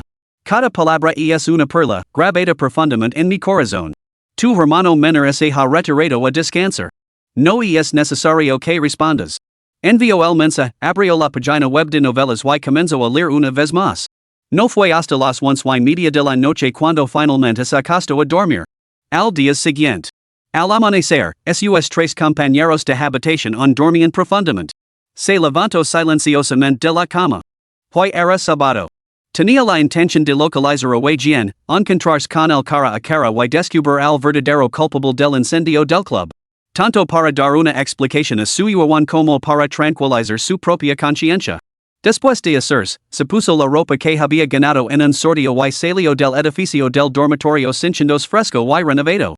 La puerta oeste de la universidad se encontraba a unos 200 metros al oeste del bloque de dormitorios, y se dirigió hacia ella. Cuando lo quedaban una docena de metros para llegar a la puerta, se detuvo bruscamente. Junto al jardín que había junto a la puerta se encontraba una figura familiar. Banada por la luz del amanecer, su rostro parecía exquisitamente delicado, mientras que su silueta resultaba absolutamente encantadora. ¿Quién más podía ser sino Fu? Recordando la carta que había recibido la noche anterior, Chang Ba se dio la vuelta y se dirigió de nuevo hacia el edificio de la residencia. Chang Ba. Una llamada suave y urgente llegó desde detrás de él. Chang Ba no tuvo más remedio que detenerse, esbozando una sonrisa forzada. Hermana fu, ¿eres tú? Buenos días. ¿A dónde ibas tan temprano? Fu se acercó a él y lo agarró del brazo. Chang Ba volvió a sonreír, solo salía a dar un paseo. ¿No dijiste que estudiarías después de la carta de anoche? Yo. Chang Ba sintió que le daba vueltas la cabeza. Hermana fu, hoy es sábado. Seguro que me dejarás salir un rato para despejarme, ¿no? Fu lo apretó el brazo con más fuerza y suspiró. Hermano Chang, por fin es fin de semana. Quiero que salgas y despidas la mente, pero. Su voz se apagó mientras bajaba la cabeza y volvía a suspirar profundamente. Hermana fu, ¿qué pasa? Chang Ba lo miró a los ojos y a la cara. ¿Qué te preocupa? Yo. Fu tartamudeó, sin saber cómo empezar. De repente, se cubrió la cara y se dio la vuelta. Hermana fu. Chang Ba se impacientó y le tiró de la mano. Dilo. Si no me lo cuentas, me voy. Se dio la vuelta, fingiendo marchas. Hermanito. Fu lo agarró del brazo para detenerlo. Miró a su alrededor y bajó la voz. Es mi secreto. Te lo voy a contar, pero no se lo digas a nadie más. ¿Qué tontería? ¿Eres mi hermana, acaso revelaría yo tus secretos? Chang Ba sintió la tentación de hipnotizarla para que dijera la verdad. Suéltalo. Dímelo para que pueda ayudarte. Capítulo 41, El secreto de la bella tutora, demasiado avergonzada para hablar. Fu miró a su alrededor una vez más, con air extremadamente cauteloso. Hermano, ¿qué te parece esto? Vamos primero a desayunar y luego te lo contaré. Chang Ba no tenía intención de esperar hasta después del desayuno. Dímelo ahora. Entonces olvidólo. Ve tú primero. Fu se dio la vuelta, boyando la cabeza con air tímido y profundamente preocupado. Su hermoso rostro cercado por la preocupación era realmente desgarrador. Al ver esto, Chang Ba no pudo evitar cogerla del brazo. Vamos, te acompañaré a desayunar. Hablaremos después de comer. Fu esposó una leve sonrisa y asintió con la cabeza, caminando con él hacia la cafetería del campus. La cafetería estaba llena de gente. Hicieron cola durante más de media hora antes de conseguir finalmente el plato favorito de Fu, fideos fríos a la parrilla. Con dos raciones grandes de fideos fríos a la parrilla en la mano, encontraron un rincón para sentarse y comer. De vez en cuando, Fu le servía una ración de comida a Chang Ba, lo que provocaba miradas envidiosas de los que los rodeaban. Después de todo, Fu era la consejera diosa pocos estudiantes varones del departamento de chino no la conocen. Al verla servir a Chang Ba, todos sintieron una punzada de envidia. Aunque Chang Ba gozaba de cierta fama en el campus, todos creían que no era digno de compartir el desayuno con la diosa consejera. Y, sobre todo, ciertamente no era digno de recibir su ración personal de comida. Chang ba y siaifu, sin embargo, no prestaron atención a lo que les rodiba. Comieran, viviran y conversaran a su antojo, estelando de vez en cuando en carcajadas. En cuanto a los espectadores, no hay que prestarles atención. Mas a la de tener boca para hablar, no pueden afectar de ninguna manera. Siaifu comio despacio y, cuando terminaran el desayuno, ya eran las 9:30 de la mañana. Salieron del comedor y así dirigieron hacia la pequeña arboleda y el parque junto al campo de deportes. El sol era cada vez más intenso, pero ali se mantenía algo más fresco. Hermana Fu, ¿puedes cantármelo ahora? Chang ba sospechaba que la hermana Fu no tenía ningún secreto, sino que solo estaba ganando tiempo. Bueno, hermanito. Siaifu bajo la mirada hacia su figura. Marame, he engordado estos últimos días. Supongo que será porque tú me has hecho engordar. Chang ba se rió sin poder evitarlo. Por Dios, hermana. ¿De verdad se puede hacer engordar a alguien solo con enfadarse?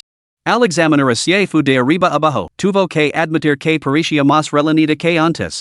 Sus curvas eran notablemente más pronunciadas, lo que lo aceleró el corazón. Se preguntó para sí mismo, ¿la hermana Fu no ha mencionado ningún novio, como es que su figura se ha vuelto aún más atractiva? En fin, he engordado. Ahora es un verdadero fastidio comprar ropa. Siaifu suspiró. Fui a la tienda de ropa, pero nada me quedaba bien, en la ropa interior en la exterior. Chang ba se mostró escéptico. Vamos, te llevaré de compras. Cuando terminemos, ¿me invitarás a salir? Me cham, lo prometo. Vamos. Siaifu lo arrastró consigo. En la esquina noteste del campus había un centro comercial con varias boutiques de ropa que ofrecen todos los estilos imaginables. Pero, a decir verdad, después de recorrer varias tiendas, nada lo quedaba bien. Todo lo quedaba demasiado ajustado o demasiado holgado, nada se adaptaba a su figura. Cuando llegaron a la última boutique, Chang ba seguía sin encontrar nada adecuado para ella. En el probador, Chang ba supervisó personalmente cómo se cambiaba, pero nada lo quedaba bien. Sin otras options, pensó en su propia ropa.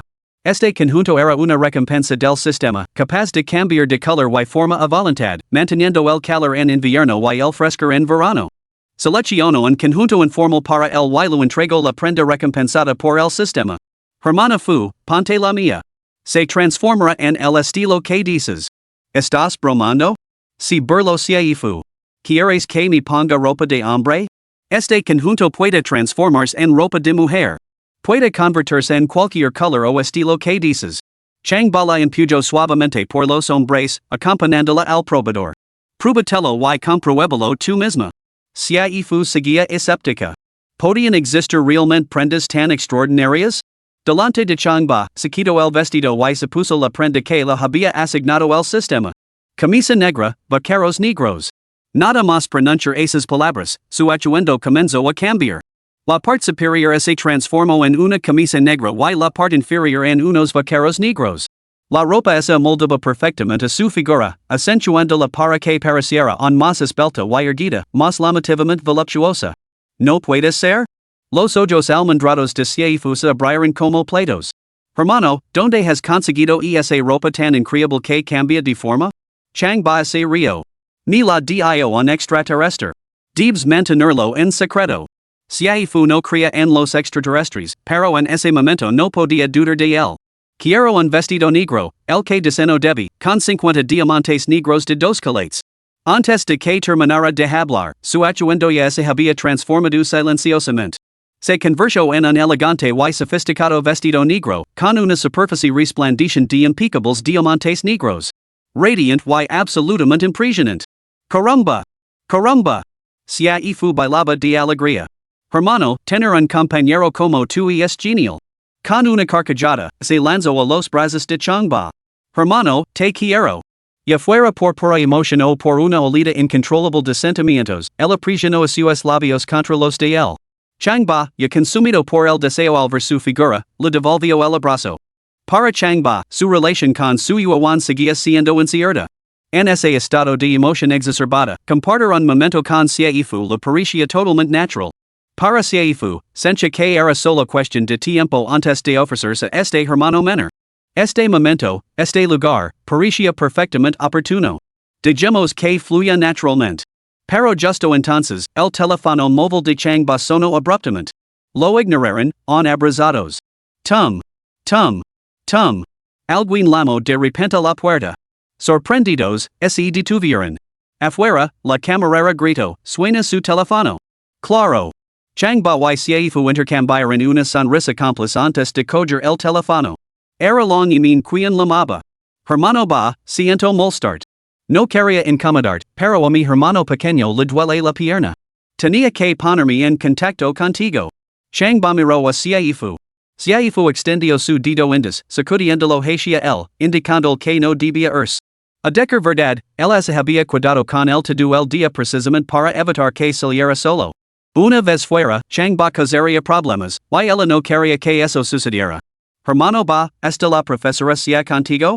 Si es así, no importa. Solo dan que hacer. A mi hermano pequeño le duele mucho la rodilla, está llorando de dolor. De acuerdo. Changba lu envió rápidamente el método para masajear la rodilla. Después de enviar el mensaje, quiso abrazar a Seifu una vez más. Pero un dependiente les preguntó si habían terminado, diciendo que otro cliente necesitaba el probador. Se dieron cuenta de que era hora de irse. Intercambiaron una sonrisa y salieron del probador. Era la hora del almuerzo, así que fueron a comer. Changba tenía la intención de encontrar una forma de marcharse después de comer, pero long yamin no dejaba de lamerlo, pidiendo que lo explicara la técnica del masaje de rodilla. Sin otra opción, tuvo que explicárselo una y otra vez, demostrando paso a paso. Cuando ella le comunicó la buena noticia de que a su hermano pequeño ya no le dolían las piernas, ya era de noche. Acompañó a Seifu a cenar una vez más. Caramba! Menudo día. Changba pensó que después de cenar, volver a la residencia le proporcionaría algo de paz y tranquilidad, algo de tiempo para sí mismo. Pero después de cenar, se quedó aún más estupefacto. Hermanito, vuelve a la residencia de chicos, recoge y ven a cuidarte en mi habitación, le pidió Seifu. Changba se preguntó si había oído mal. ¿Dónde me dices que me cuide?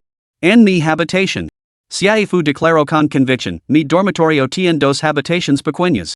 Una compañera vivía allí, pero ahora se ha mudado. Changba se rió, muy bien, me cuidar en la tuya. Esta noche te cámara. Las mejillas de Seifu se sonrojaron y su corazón latía con fuerza, muy bien, ya veremos quién se come quién. Le dio un empujón en el hombro a Changba y le regañó en tono juguetón, vete tu dormitorio a recoger tus cosas. Changba no era tonto. Una vez que se mudara al dormitorio de Seifu, perdería toda su libertad. Además, necesitaba centrar su tiempo y energía en su yuan para completar su misión rápidamente. Si su yuan se enteraba de que se alojaba en el dormitorio de Seifu, ¿seguiría diciendo te quiero? ¿Vas a ir o no? Seifu agarró a Changba por los hombres. Si te niegas, llamaré al instructor su ahora mismo. Changba se rió entre dientes. Adelante, marca. Seifu sacó su teléfono y marcó el número de su yuan. Tras unos breves saludos, dijo. Instructor su, ya sabe que Changba no es precisamente un palilia por seguridad, ni gastaría que se quedara en mi dormitorio. Hay dos habitaciones pequeñas en mi habitación se queda allí, podré vigilarlo. La voz de su yuan fue fría. Señorita Xie, solo soy responsable del entrenamiento militar. Este asunto no es de mi competencia. Seifu se quedó paralizada. ¿De verdad la instructora sugería la vista gorda con Changba?